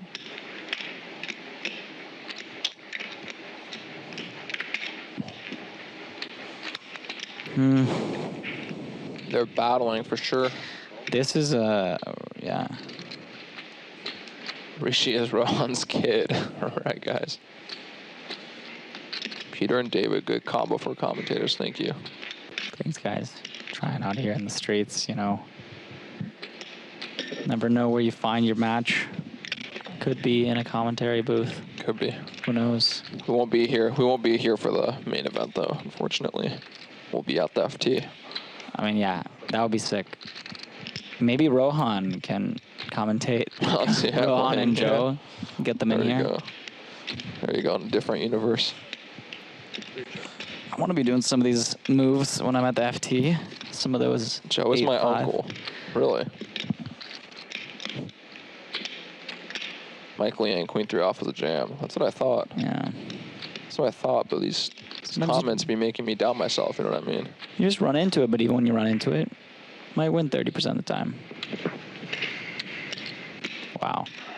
Never seen such back and forth. Yeah, happens, man. Heads up, back and forth. Happens for sure. Rishi is Rohan's long-lost step-uncle. Peter and David, a wonderful part of the poker community. Thank you very much. Thanks, guys. Appreciate that. Appreciate the kind words. We got some more viewers. It was down to like 50. Some people came in. You know, maybe we got a couple Farahis back. Yeah, maybe Farahi's watching. Can we get Rishi to do commentary? Yeah. Yeah. Okay, so Rohan with the 10-7-0. Assume he's going to limp in. If there's anything we've learned about his game.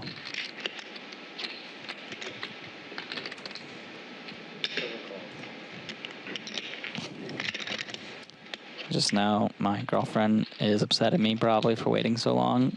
Yeah, you gotta blame these. You gotta blame Rohan, honestly, for that. He's been sticking around. Yeah, you know? but shout out to my girlfriend M. You know, thanks for waiting. She might have abandoned me, but that's okay too. I don't blame her. Okay, here we go. As Mr. Cross loves to say, pair over pair, heads up. Pair over pair. Cooler. Down. Cooler for sure. They both check it. Interesting. I mean, yeah, Rohan has a bad 10. I don't. 2 pair over 2 blame pair. him. I mean, Rohan's. It's not so much about the kicker. I don't think. I think it's more just trapping range, protecting the checking range. And he has the backdoor flush draw, backdoor straight draw, less protection needed there. Yeah, and the weaker kicker does prefer to slow play most likely. Wonder if he goes big here. Like, yeah, 3 mil. I like that size. 3.5.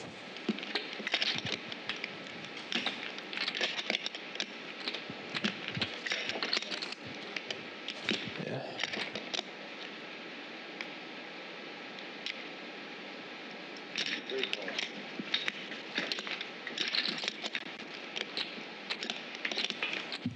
And the river is a queen of spades. Okay. Yeah, I think we could still see another value bet get called by. Yeah, it's gonna definitely be a value bet.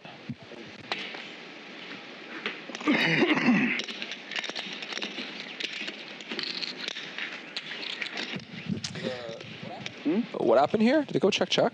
Yeah, I think the river went check. Sorry. Oh wow. They were just checking up on us over here since they. Yeah, they're making sure we're like, hydrated. You know, you guys have been doing a good job. It's been a while, and you know we have been in here for 6 hours. Oh wow, going on hour 6. Yeah. Watch some poker. Wouldn't have expected it based on how fast it went previously. I think.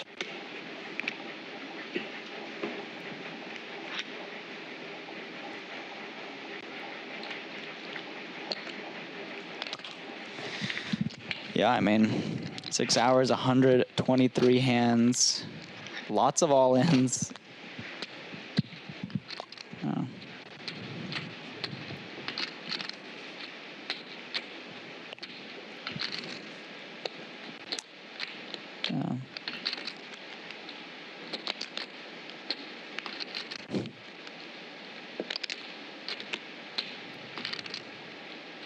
Yeah, more people tuning in. People hearing about these animals that have been playing heads up for at least 2 hours. Yeah, I mean, I get the flush and straight gets there, but we're playing heads up. Ranges are pretty wide. I don't know. I mean, maybe I'm wrong. Obviously, a queen gets there too, which is a straight draw. Yeah. Who knows? Like every 9x calls. Yeah, and king high potentially. Okay. I realize no one in this heads up have picked up overpair. Yeah, exactly. Yeah, I'm surprised there hasn't been like any just ace high versus ace high, pair over pair, king queen suited versus ace 7-0. Classics. Queen 9-9.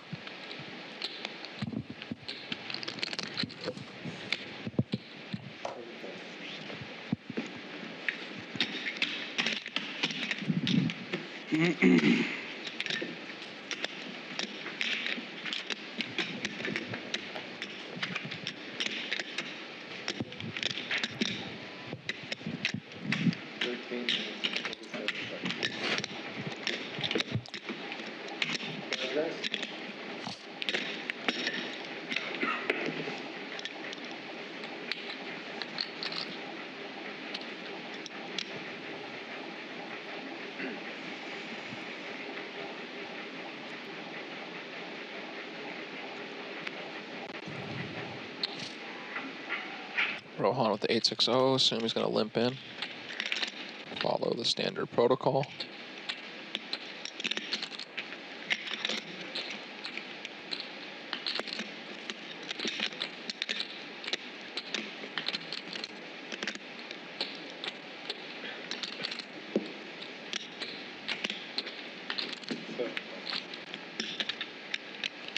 Joe with the queen deuce off suit.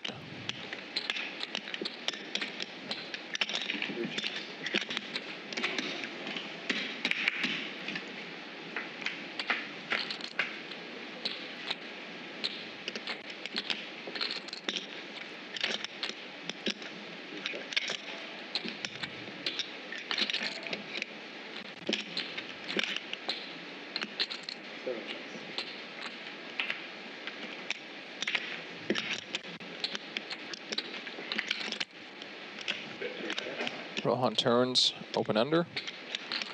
Also has the heart blocker. Assume a bet will go in of some sort. Goes 4 and 6. Gets a quick fold out of Joe.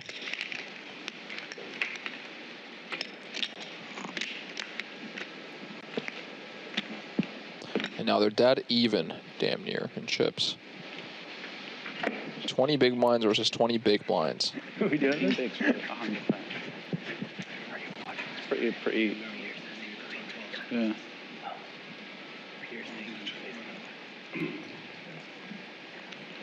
What's up? Maybe we should chop. You wanna talk numbers? Yeah. They're talking numbers in the chat. You wanna count stacks? Yeah, we can count. Yeah. I mean, at this point, it's like 15 big blinds for $100,000. It's pretty obscene. Let's count. Okay. And it looks like they're considering talking numbers about dead even.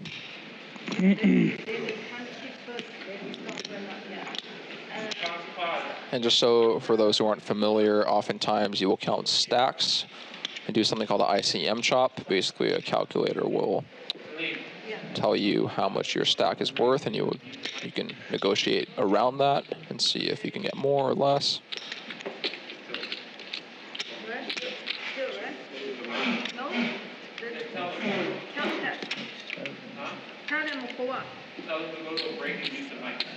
Andrew Foreman, no weight chop. We might be like dead even. You have 30. I've got like 34. I think I have 36. And you're obviously about to be the big blind of the ante as well. Yeah. So what's the rules? We have to, I mean, we should obviously... Can we get the tournament director over here? Call the tournament director over. Yeah, we want to see numbers. We don't need numbers really, I don't think. Do we... You want to do pure 50? What do we have to play for some money or what? You're asking if they have to pay for some money, then they just chop. Pay for what? Pay for the trophy? Or is it compulsory that we leave money to play for? Compulsory. It's a big word.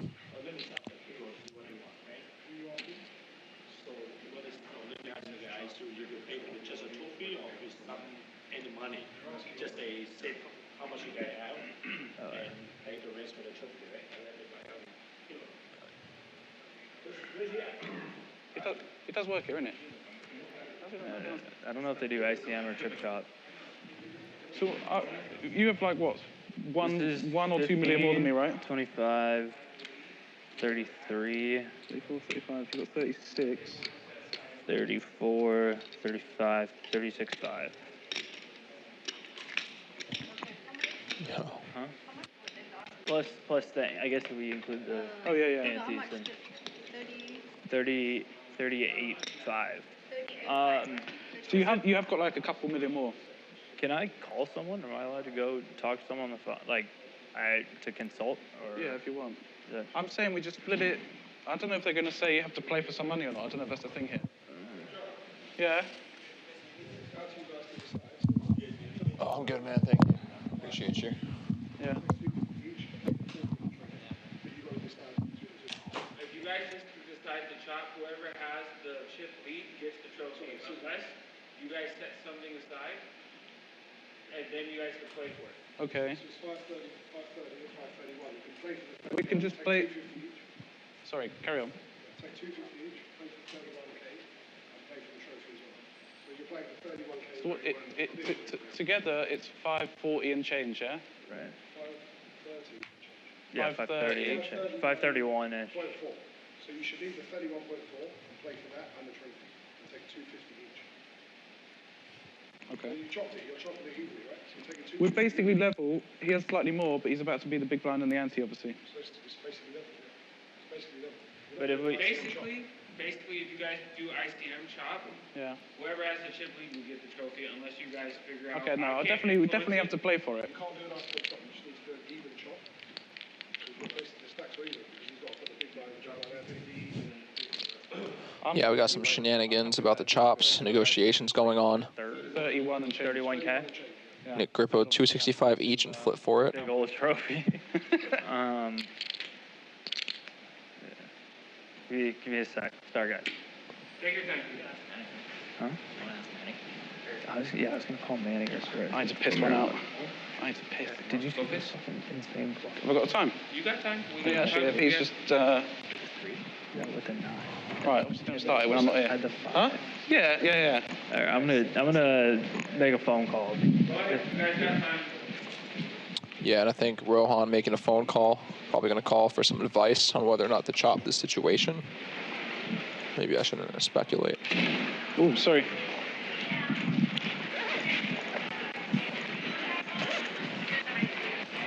What's that?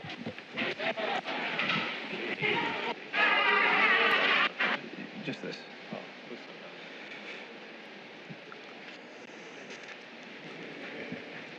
Damn, it's 9:40.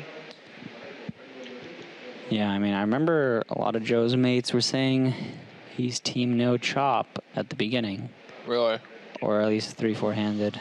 I never chop. Even in Never chop. a little I bit. never chop. I just like playing. It's not even about the EV. I just like playing. It's If you were playing for 3 mil, you wouldn't consider it? Come never on. have. Never will. Really? Yeah, I mean, have an arrow. Why would I? I didn't chop for 200K when it was a lot of money. I didn't chop for 400K when it was a lot of money, you know? Damn. Peter, yeah. Just play for it. Tournaments, it's fun. It is fun. That's me personally, though.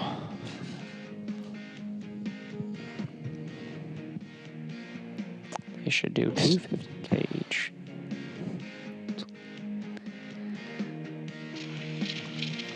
Nicholas Grippo. This will get fun when Rohan comes back and tries to chisel Joe for a few times. Makes the phone call, comes back.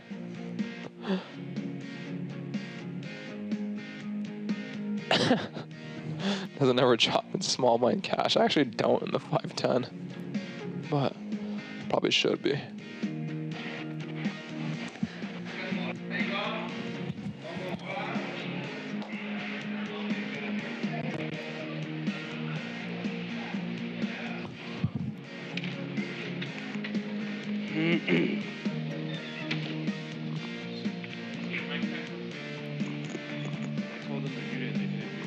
Oh, I'm just pissed. You're good. No, they probably muted that.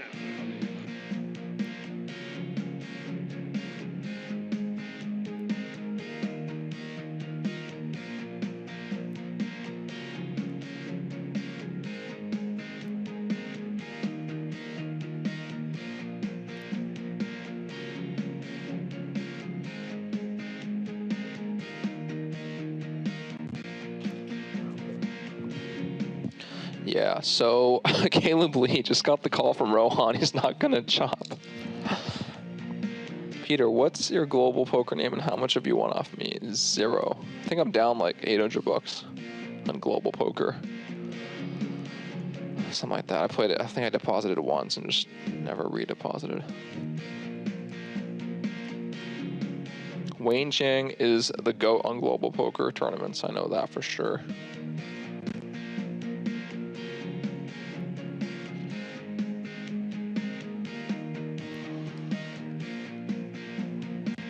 Guys, Rohan is the midterm tomorrow. Just give him the dub. Is he a student?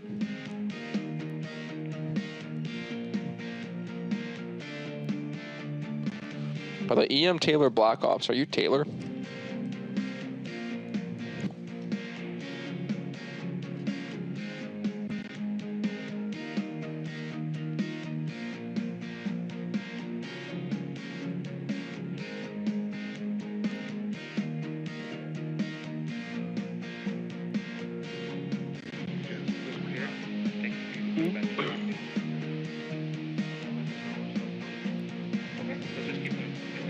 sure? Yeah, I don't like no harm at all. I just No, I don't mind. It's just a lot. Obviously that's way big of a discrepancy. that's all right. Let's play for it. So at any point, you guys And they decided to play for it. 5% of the remaining money. It's my 45%. Way off.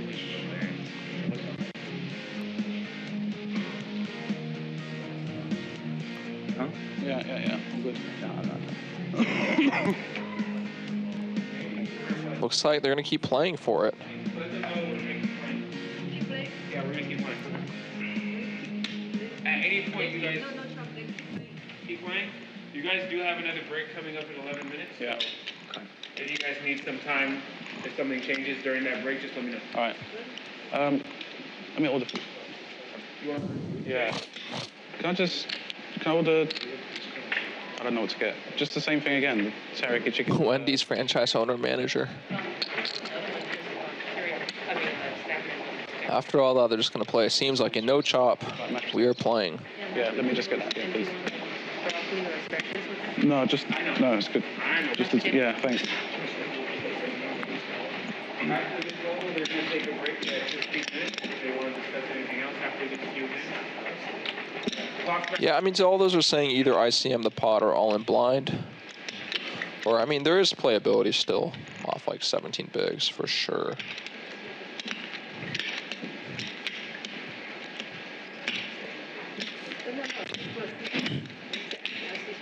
Joe with a 10-7 off. Let's get back to it. Mike Liang wants trophies. Mike Liang's got a lot of trophies. I know that for sure.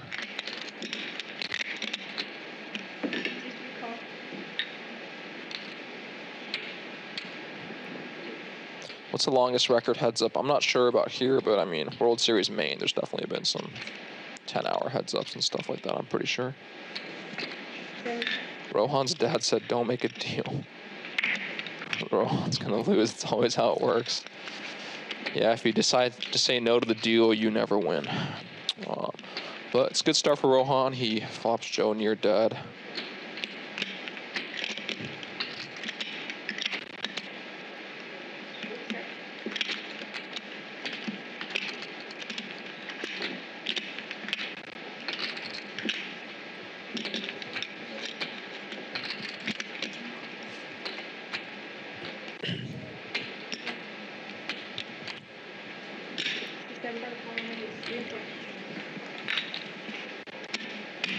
Yeah, and Rohan probes turn, just gets through. Next hand. And maybe now Rohan can ask for a better chop now that he's won the pot.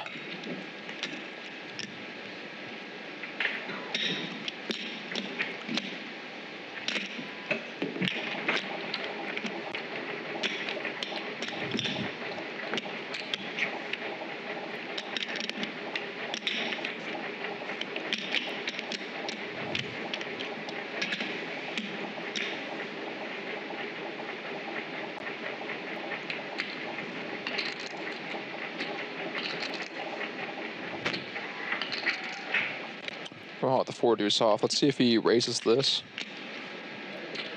versus limp.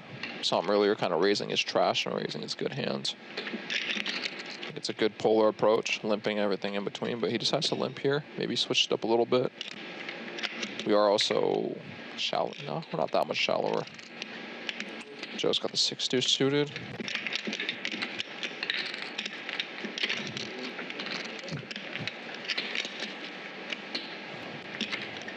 Good flop for Rohan. Flops flush draw with a pair.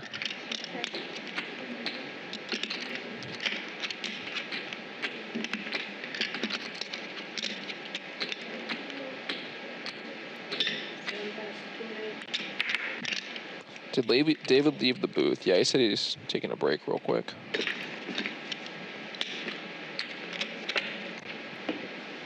And just takes it down. And maybe Rohan should ask for the chop now. He will get a lot more.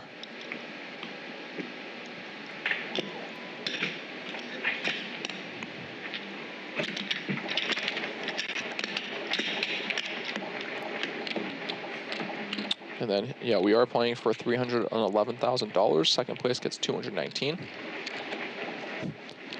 Decent amount of cheddar. Joe with the 6 deuce O.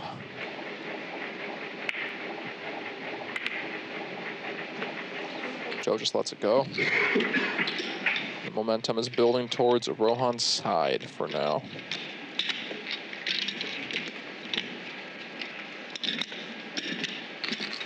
Wayne Chiang, who are my poker inspirations coming up? Loved Joe Chiang and Tom Dwan. Those are my guys back in when I was coming up. Phil Ivey, too. Now I'm friends with Joe. Yeah, and the other two, legends.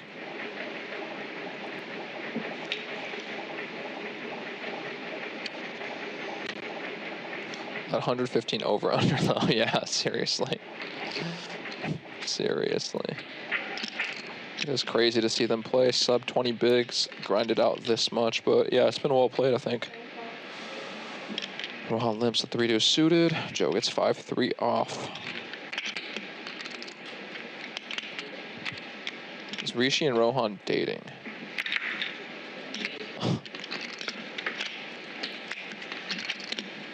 And we get both parties miss entirely. Let's see if Rohan puts in a C bet.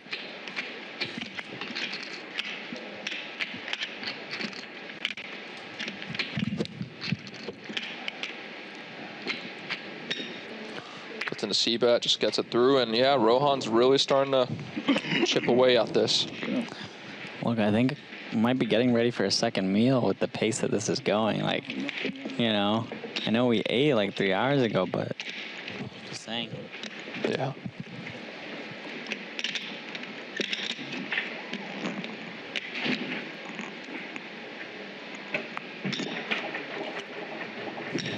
Maybe like a fried rice or something, I don't know. Dave's trying to order some fried rice. And yeah, just like that, we got 2-1.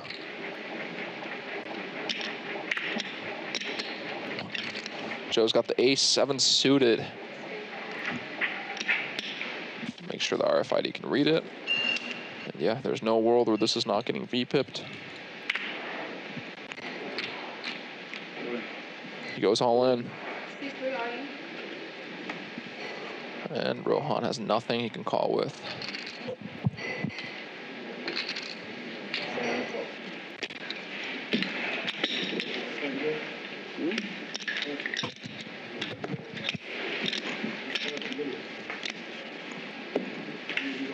Oh, somebody's saying. I was all in for 22. I was all in for 22.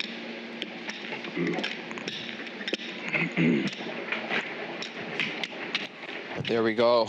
We're approaching 1.5 million, 2.5 million, and a 5-minute break coming soon. Damn.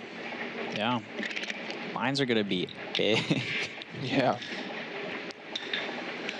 It's the most chips I had is one big line. What was your peak?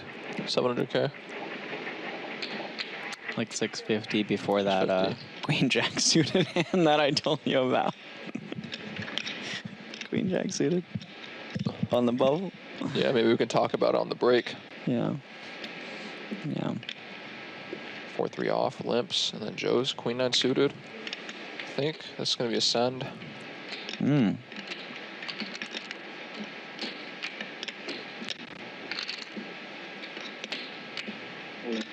All in. Yeah.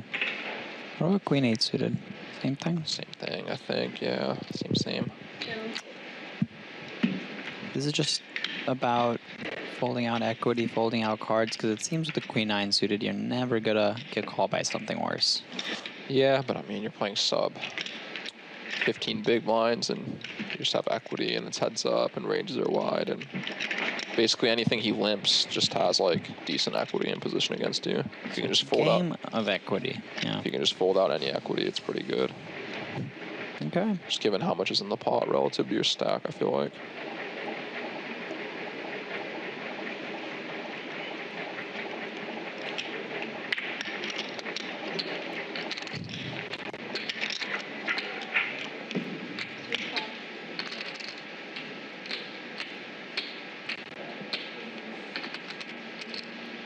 Joe the 7-6 off.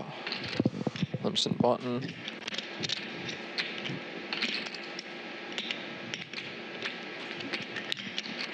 Suited Superman, deals were not made. Deals were considered. They were considering deals, and then they said no deal. Queen Jack off in the big blind, considering his options. Decides to check it back. Probably the top of his checking range or whatever you want to call it.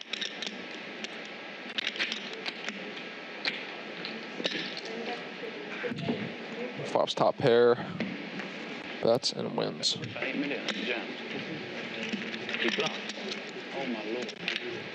And Joe just finding out the bad news about the hand where Rohan went to 9-5. Oh my lord, he says.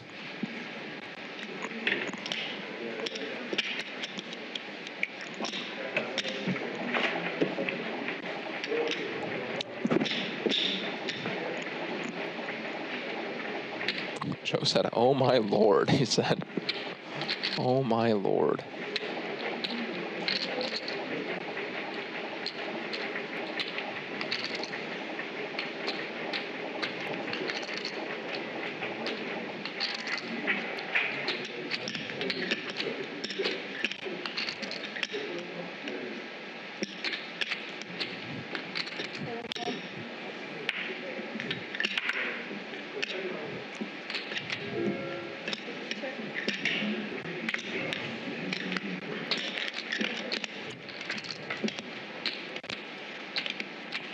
King 9 deuce. Monotone board.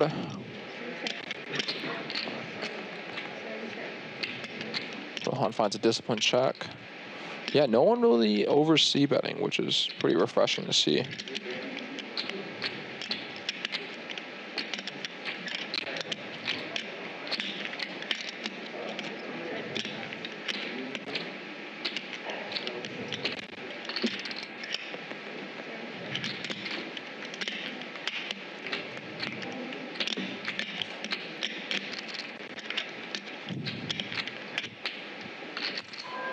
Rohan just checks it all the way down. Joe probably, is Joe taking his time? He's taking his time to see the blind, make sure the blinds go up on Rohan's big blind, I believe. Smart play by him. Also decides to go for a bluff. And Rohan's thinking about it. One big blind. 4 flush spot. Does not have a heart. Does not have 9, king, 8, or jack. But also realizing that Joe can just have a hand like this. Just checks down and decides to bluff. This is a big spot for Joe.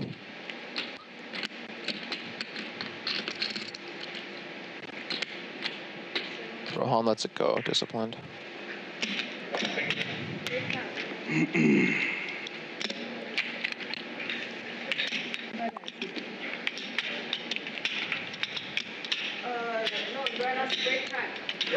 And they're on break, so we're gonna have a 15-minute break here. I guess we can engage with the chat.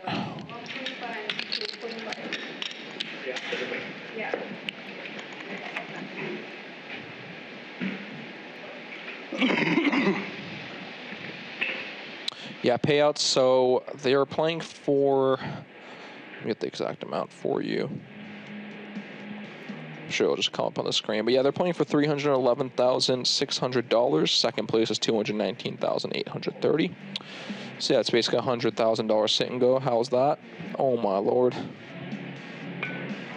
And Joe's got 15 bigs, coming back to 2.5 million, which means that he'll have 12 big blinds, sub 12. Yeah, and that's what they're playing for. David, Peter, what's next on your playing schedule? Well, as soon as I'm done with this, I think I'm gonna go play the 2040 outside. But I'm just waiting for this to end. It's not happening. No, I've gotta be grinding.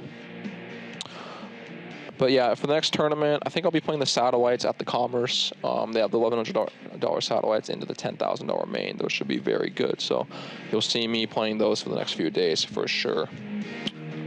Joe needs to just give up. I don't think he's going to give up for $100,000 extra. Yeah, guys, come play at the Commerce, stack Peter. Don't slow roll him because... Don't slow roll me. He does not like that.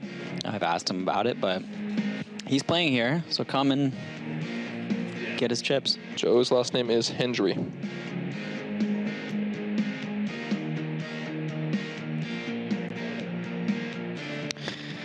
Cairo just told me about some new guarantees that they put on a couple events. There's the $300 closer, now has a $200K guarantee, which is pretty big for a $300 tournament. That's going to have like probably 40, 50K up top. Probably more at the rate these have been going. I mean, this one crushed too. I remember Cairo came to interview me on this tournament, and he said what the prize pool will be. I said 1.8 million, and some people looked at me like I was crazy, but it's actually 1.9 million. You know, wasn't even. Helps when you got players like Andrew Ostapchenko and me and Jared Griner to all buy in for $10,000. It always helps. And then there's also a mini main. I think does that start tomorrow? Yeah, it starts tomorrow, right? I think potentially it starts tomorrow. There's 2 day 2s tomorrow, the day after, and I think the day 2 is Friday. Yeah, we got a lot more tournaments the LAPC left.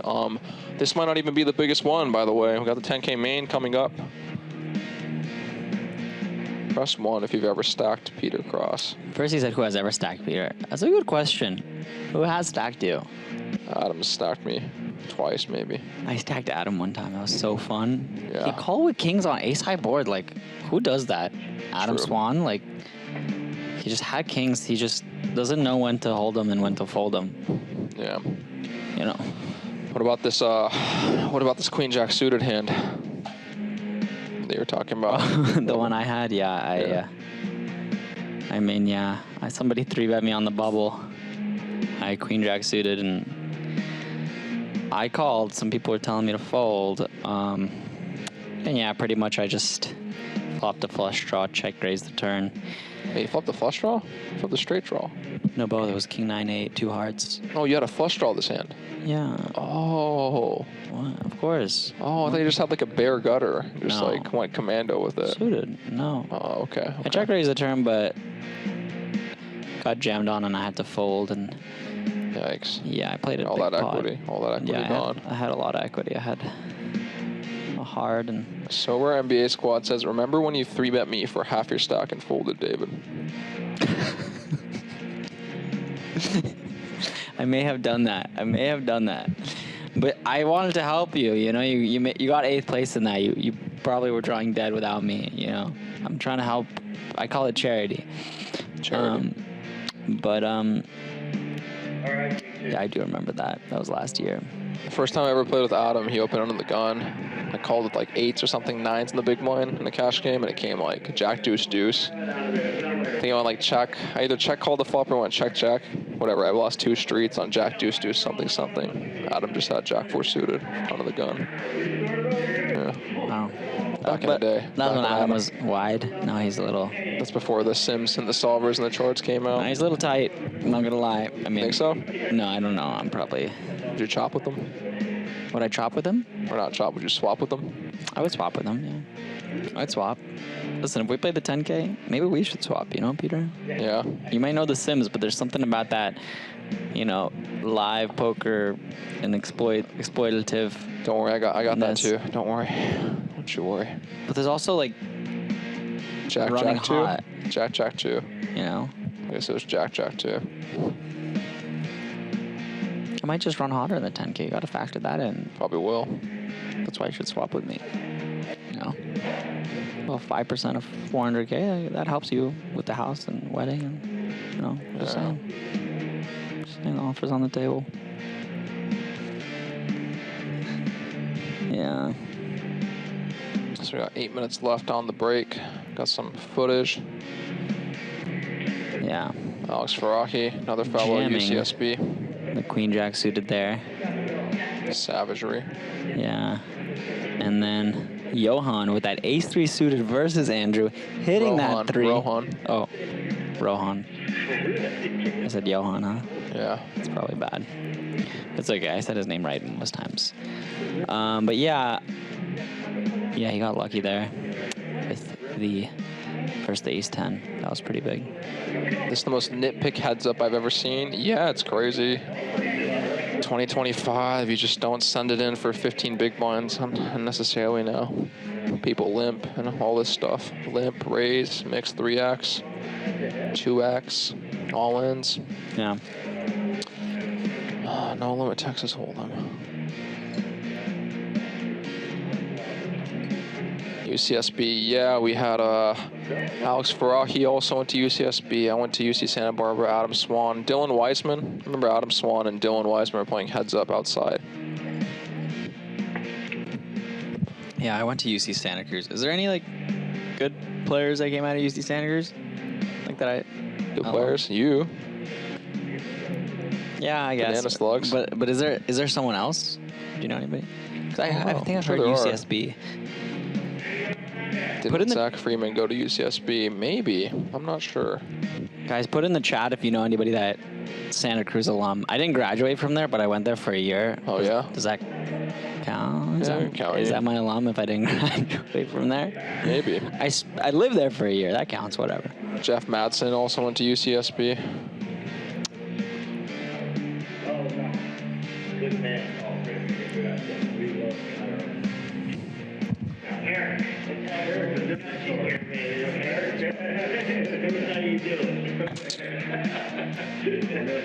All right, Townsend. Any good players out of UCLA? Jay Lou. Shout out to my boy Jay Lou. Went to UCSB. Or UCLA, sorry. Got third in the prime. Oh, yeah, Jay Lou. That guy's cool. Known for the handwork. Calvin Anderson called the check raise with a backdoor straight and flush draw and got there against Jace Trips. Yeah, I remember that hand. UCLA. I have a friend named Shrivanai. He went to UCLA. Fabian. I like this. Schaefer, UCLA. Got a little poem from Noah Lawrence. Rohan never folds under pressure. Pressure folds under Rohan. Every raise is calculated. Every check is a trap. Every bet is deadly. If he's in a hand, you're already 3 steps behind. Wow. Some poetry right there. Shout out to Noah Lawrence. Yeah. Shriv, UCLA, and Harker.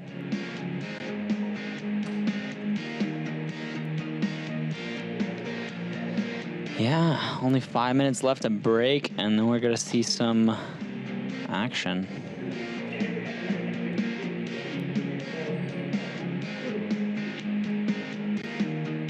Eric asks Peter a question. He says, "Are you Japanese?" Yeah, I'm half Japanese.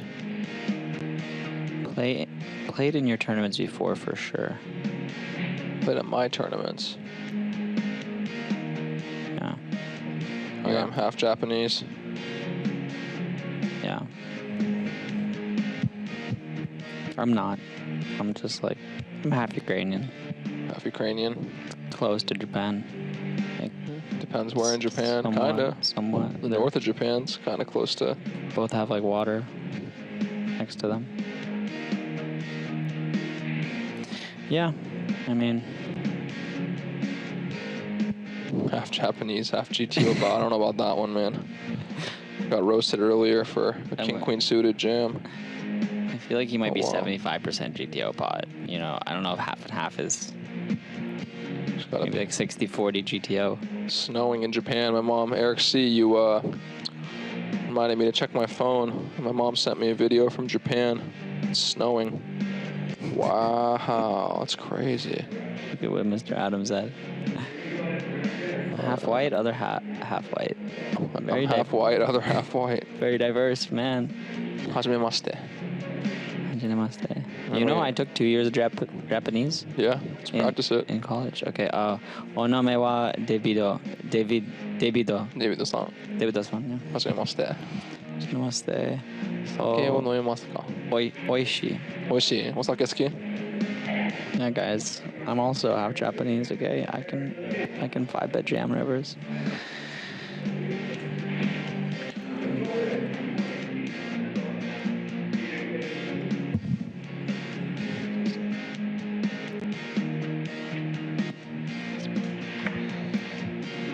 So yeah, come over to the Commerce. We still got the LAPC. Still got a few weeks, 2 weeks. Yeah. Who knows what is going to happen?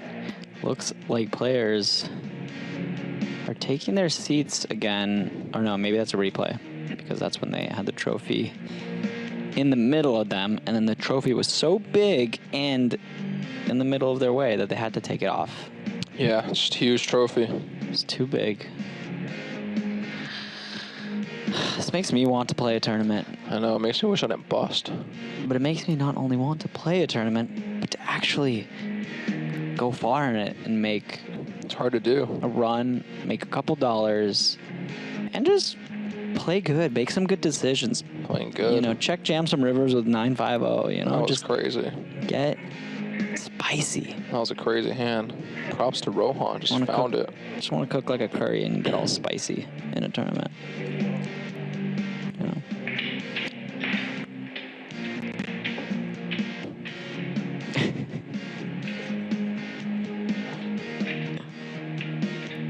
It's kind of a ugly trophy. I think it's a nice trophy. I'll take ugly it. trophy. It's big and massive, It's kind of legendary too. Yeah. The Remington. I don't want that. Most trophies are just like plastic and like nothing. This is like a unit.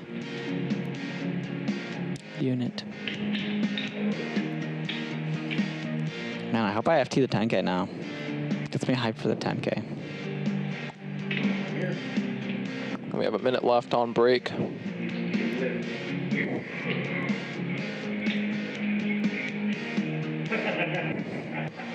Peter, which place did you finish in this event? I got 26th place.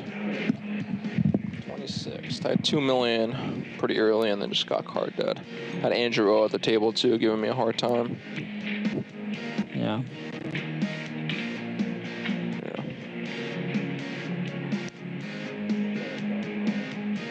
Adam's saying he might go to Japan next month. Professional snowboarder, Adam Swan. And we're back, it seems like. Yeah. Okay. Joe got that bluff off at the very end to kind of keep him alive. It was a pretty important pot. It was 8 million in the middle. If he did not win it, he would have only had 20 to 52 or 51. And here we go, roughly 1.5 to 1 chip advantage. Yeah.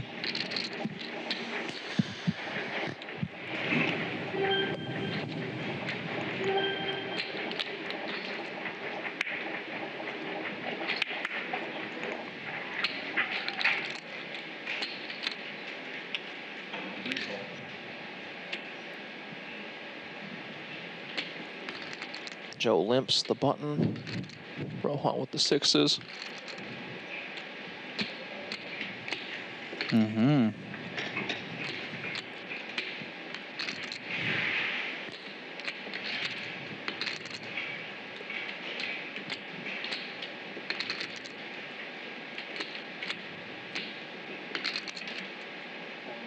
Yeah, pretty standard all in.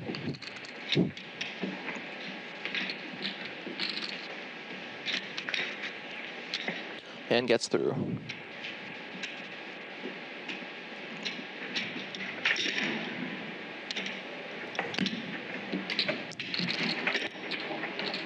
Yeah, I mean, these blinds are big, and Joe only has 10 blinds down. Yeah, sixers to fist pump jam for sure.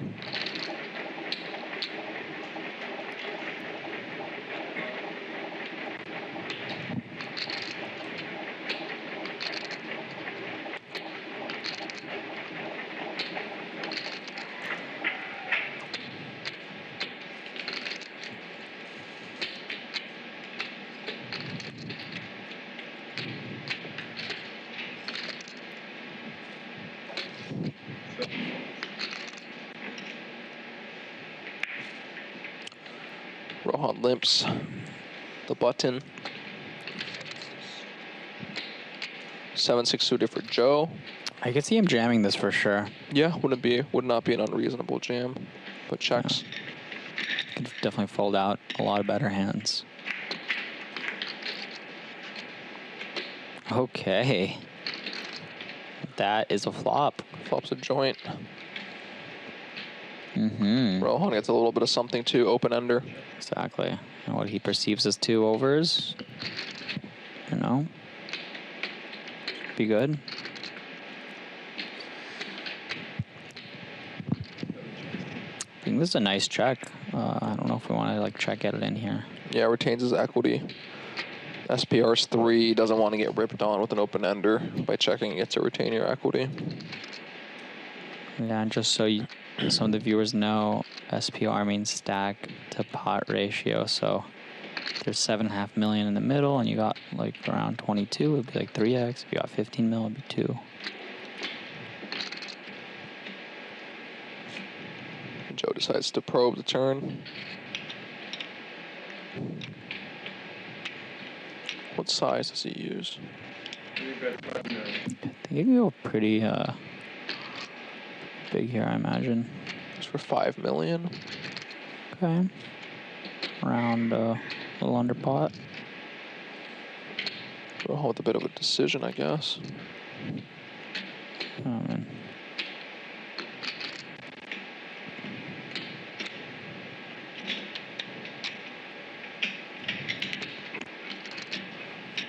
Open-enders are nice, but if you look at the equities, you only have 18% here. Yeah. Decides to call. But, I mean, he also could just be, you know, against a 7 or something and have more equity generally. Yeah. Oh. Yeah, definitely. Now the question is to check or bet. King Joe. I don't hate a check. Yeah, I don't know. I think either or is fine. I think I would just bet and try to get called by a king. I might check back river. I think a king would just bet. Probably, yeah. But you never know. But this way, if he has clubs or... True. Or Nate, I think a king would bet. What do you think about a check? Yeah, misdraws. I don't know. They actually bluff the misdraws. It's just so dependent on how people play, too. Like how that your specific opponent plays.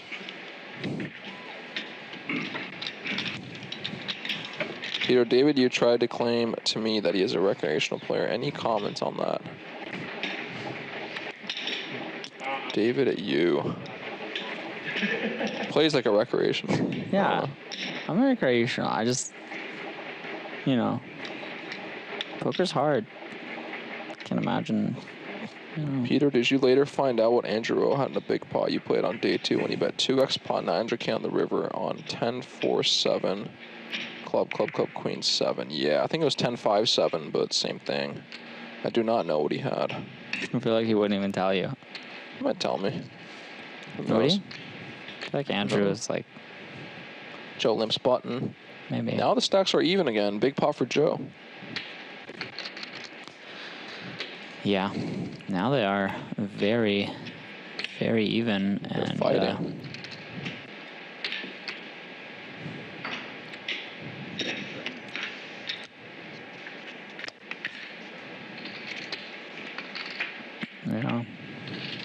Even with 15 blinds each.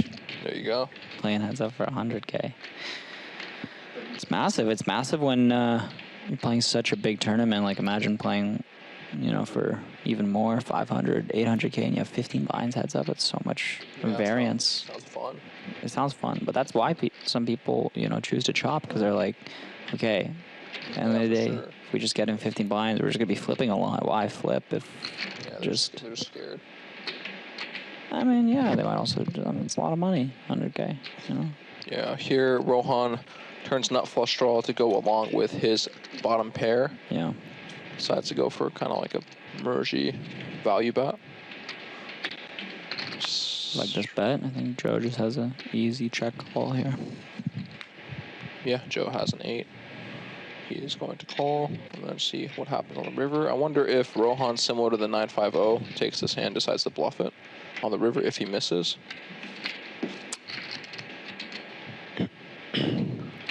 Yeah, I mean, kind of is hard for him to win here, but he can beat some, you know, maybe Queen X.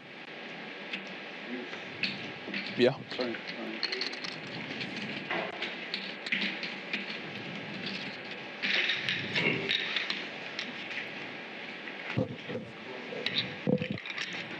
And just like that, Joe, I think, is back in the lead.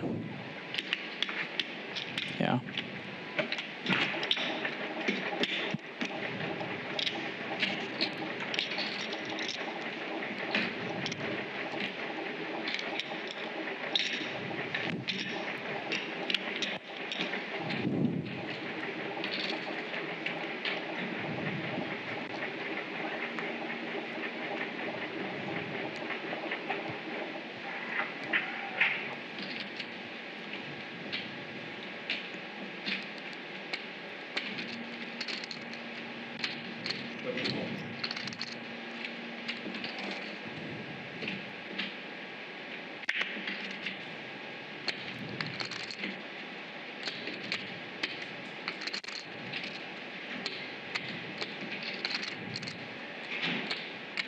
Yeah, Rohan just has pretty good, table presence. Seems very calm. Yeah, especially for collected. Especially for a 22-year-old. I know.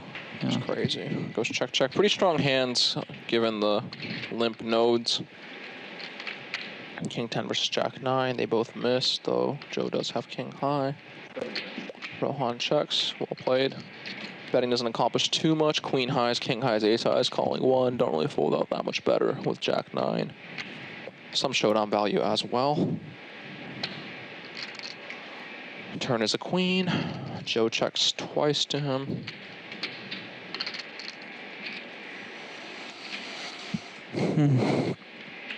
Rohan thinking, do I want to bluff this or not? Just goes check, check. River is a queen. I mean, I think Joe could definitely go for value here, and I can't really see Rohan folding here. If he does. Yeah, just take the Jack high versus the King high showdown, and just like that, Joe has now 1.5x. That's all it takes. Over under 215 hands. Joe is shutting all the chat pros up. Joe's a good player, for sure.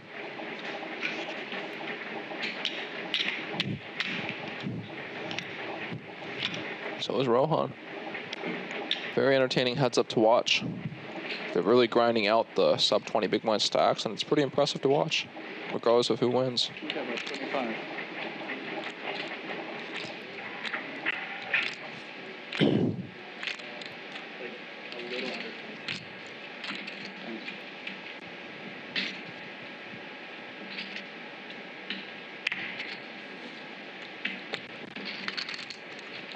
Joe the 6-3 suited.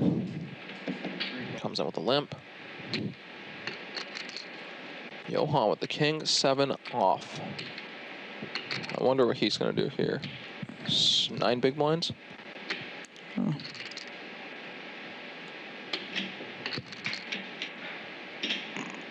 9.4 big blinds to be precise. I think we could definitely see a jam here. Yeah, I think so.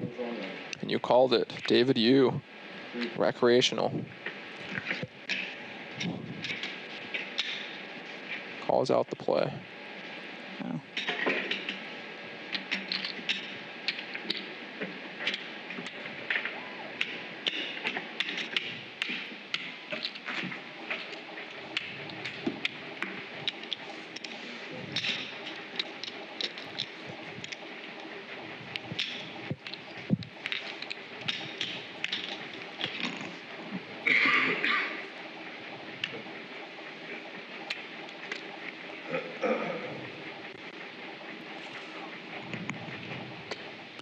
Only all-in and a call I think we saw of the heads-up match was that Queen 3, right? Versus the Ace. Yeah, versus the Ace 10. That's it. Like one hand out of whatever.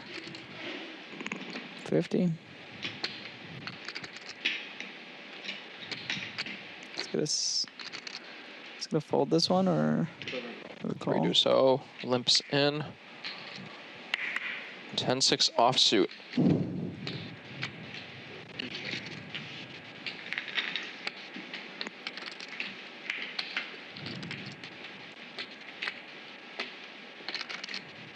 Ace, Ace, King. It's an interesting board for sure. Flop that hits neither player's range for the most part.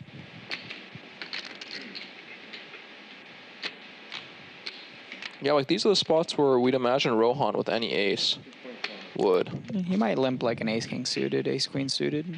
No? Yeah, potentially the really strong ones. No. We are repping very narrow, and I don't think he would, to be honest. But I feel like those are kind of spots where maybe you can do some cheeky check raise. But then again, you don't rep an ace either. So. Exactly. That's what I was just thinking. I was like, oh, he can click it, but can't he click it back? It'd be like the Alex versus the Rohan spot. And then they just keep clicking it until Rohan just shoves with 3 deuce off. Yeah. Yeah. Yeah, the dynamics were with a lot of the limping where they don't really have ace-x because of the sub 15 big blind stack has been pretty interesting for me to watch so far. Something I need to look into. Maybe they have more ace-x than I think. Or maybe, I don't think they do in practice, but maybe they're supposed to.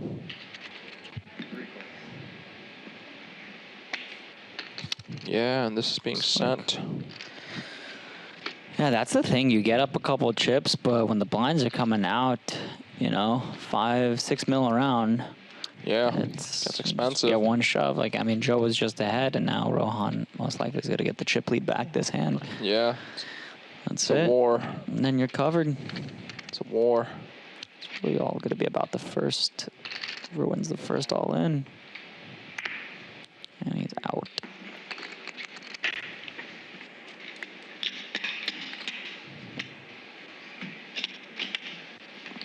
There we go. Takes it down.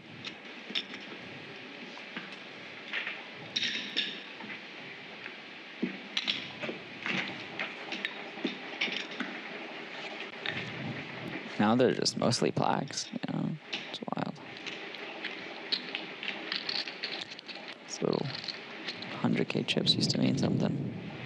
Yeah, back in the day.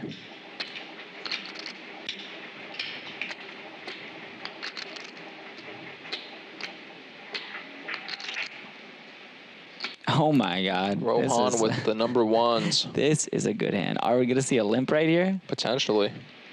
This is a good hand, especially heads up, especially when you have 15 big blinds. The American Airlines. Let's see what the chat says about this. OMG. Oh, he does limp. I love this. Yeah. Rockets. Joe gonna. Oh, what a nice limp. Just got aces. Finally an overpair. Okay.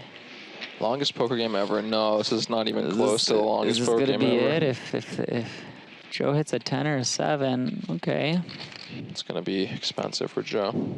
Unless that 18% materializes, which happens 18% of the time. Now the only question is, will he check or maybe bet now with the ace of hearts in his hand? What do you think? Unreasonable check back, or do we just start betting? You just start betting. Start betting. Just try to get a 7, a jack of 4. Yeah, they're just too much. The 5, 6, the queen highs, maybe. I mean, you're not really too worried about just like equity getting there per se, but I think you just start getting value. A hand like a 7 or a 4 that might be disincentivized to call later street on a higher card. That's one big blind.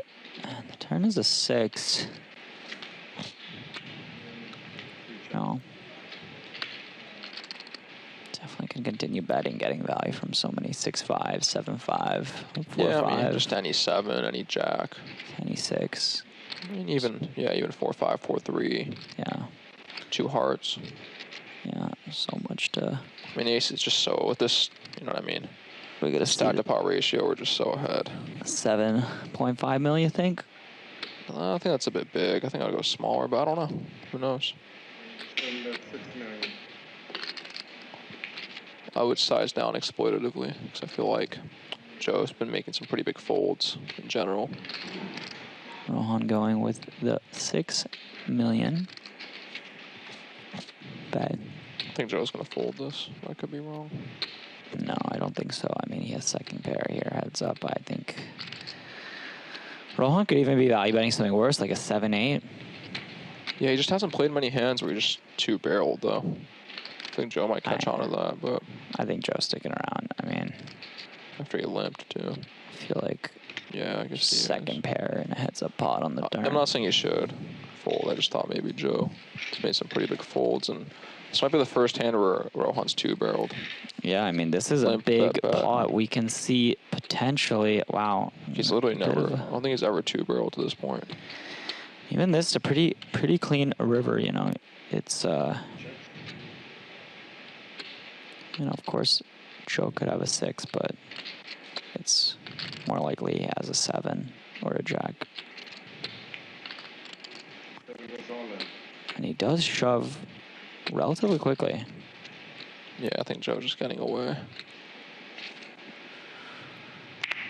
I think on the 6, I mean, it's definitely hard. I feel like he had a better chance of getting away if it was. Yeah, I think it's just more so the fact that, like, Rohan is not one hand has he limped, bet. He hasn't even 2-barreled once this session, I'm pretty sure. I mean, I could be wrong. Someone could get the archives, but he's done a lot of check back flop. Yeah, but maybe even with top pair. He calls as well. Oh my God, and that is it. Rohan comes back and takes it all. Tough one, yeah. Wow. That's Tough it. That's one. a match. Easy for us to say.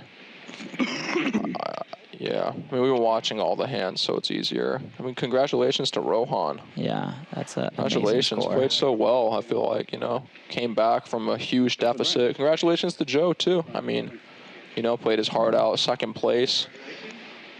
Still no chump change. Wow. Yeah. 210K for Joe. Congratulations to my friend, and congratulations to Rohan. Just absolutely crushed it. Heads up. Played so well. I mean, that is an amazing score for both of them, and they both came and they both played and made a lot of good plays. And there you go. Now it's on. Sorry. Yeah. It's okay. Yeah. Yeah. Hold on 1 second. Let's grab that trophy. Quite the match. Yeah, quite the match. I mean. Yeah. Yeah, and congratulations to everyone who participated. We got Rohan wins the big champion and the Remington, $311,000. Joe, congratulations for 2nd, 220K. He came to visit his friend, my friend David too, and goes back home up 200 grand like it's nothing. So congratulations. $100 as your biggest cash to $311,000. Tell me what you're thinking. Yeah. I don't think it's Cool to the wrong hit time, me innit? just yet. Cool to the wrong time. Fuck. Maybe when I see the money. Yeah. But yeah, I'm just thankful for my family and my friends who helped me throughout this process. Couldn't have done it without them. So you walk through this last hand as you know, everybody's favorite hand is aces, but I'm pretty sure it's going to have an extra special place in your heart. You look down at aces. What was the first thought? The first thought is like, okay, we're pretty short, and I'm too nutted to play jams here. So I'm gonna play limp and hopefully jams over the top. And then I don't know, even watching the stream, I've been pretty aggro. So like when I have it, I think I have to go bet and try to get the max. And I think eventually he saw the bluffs on the stream, and then he's like, okay, he can't have it. I just happened to have it. So blessed, honestly. Well, I know it's been a long day. It's been a long weekend of playing. It's all said and done. You are our 2025 LAPC Commerce Classic champion. Congratulations on behalf of everybody here at the Commerce Casino. We thank you, and we want to congratulate you by presenting you this Remington trophy. Thank you, Rohan. Congratulations. Thank you, everybody who's been tuned in. Thank you to our commentators, Peter Cross and David, everybody on the Bally's live staff. It's heavy, huh? My name is Cairo. Come down to LAPC. There's plenty of events left. The 10K main event is just. Are you gonna play the main? A long time. I guess I got a lot of red. We'll find out, and we'll be live streaming that final table of the main event. We added $200,000 to the closer, and we also have $50,000 added to the mini main, which starts very shortly. Congratulations! Thank you, everybody. Have a great night. Have a great night, guys. Thanks so much for tuning in. Cairo loves you. Thank you. Yeah, guys, thanks for hanging out. It was really fun. Yeah, congratulations to Rohan again, one last time. I mean, really impressive showing, just all things considered.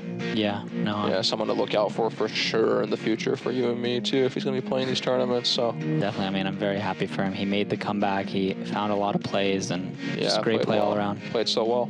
Well, that's it. That's gonna be it for us, guys. Thank you so much for tuning in. Thanks for Bally's Live for having us. Yeah. Thanks, David, for commentating with me. Thanks, guys. Have a good night, everybody. Good night.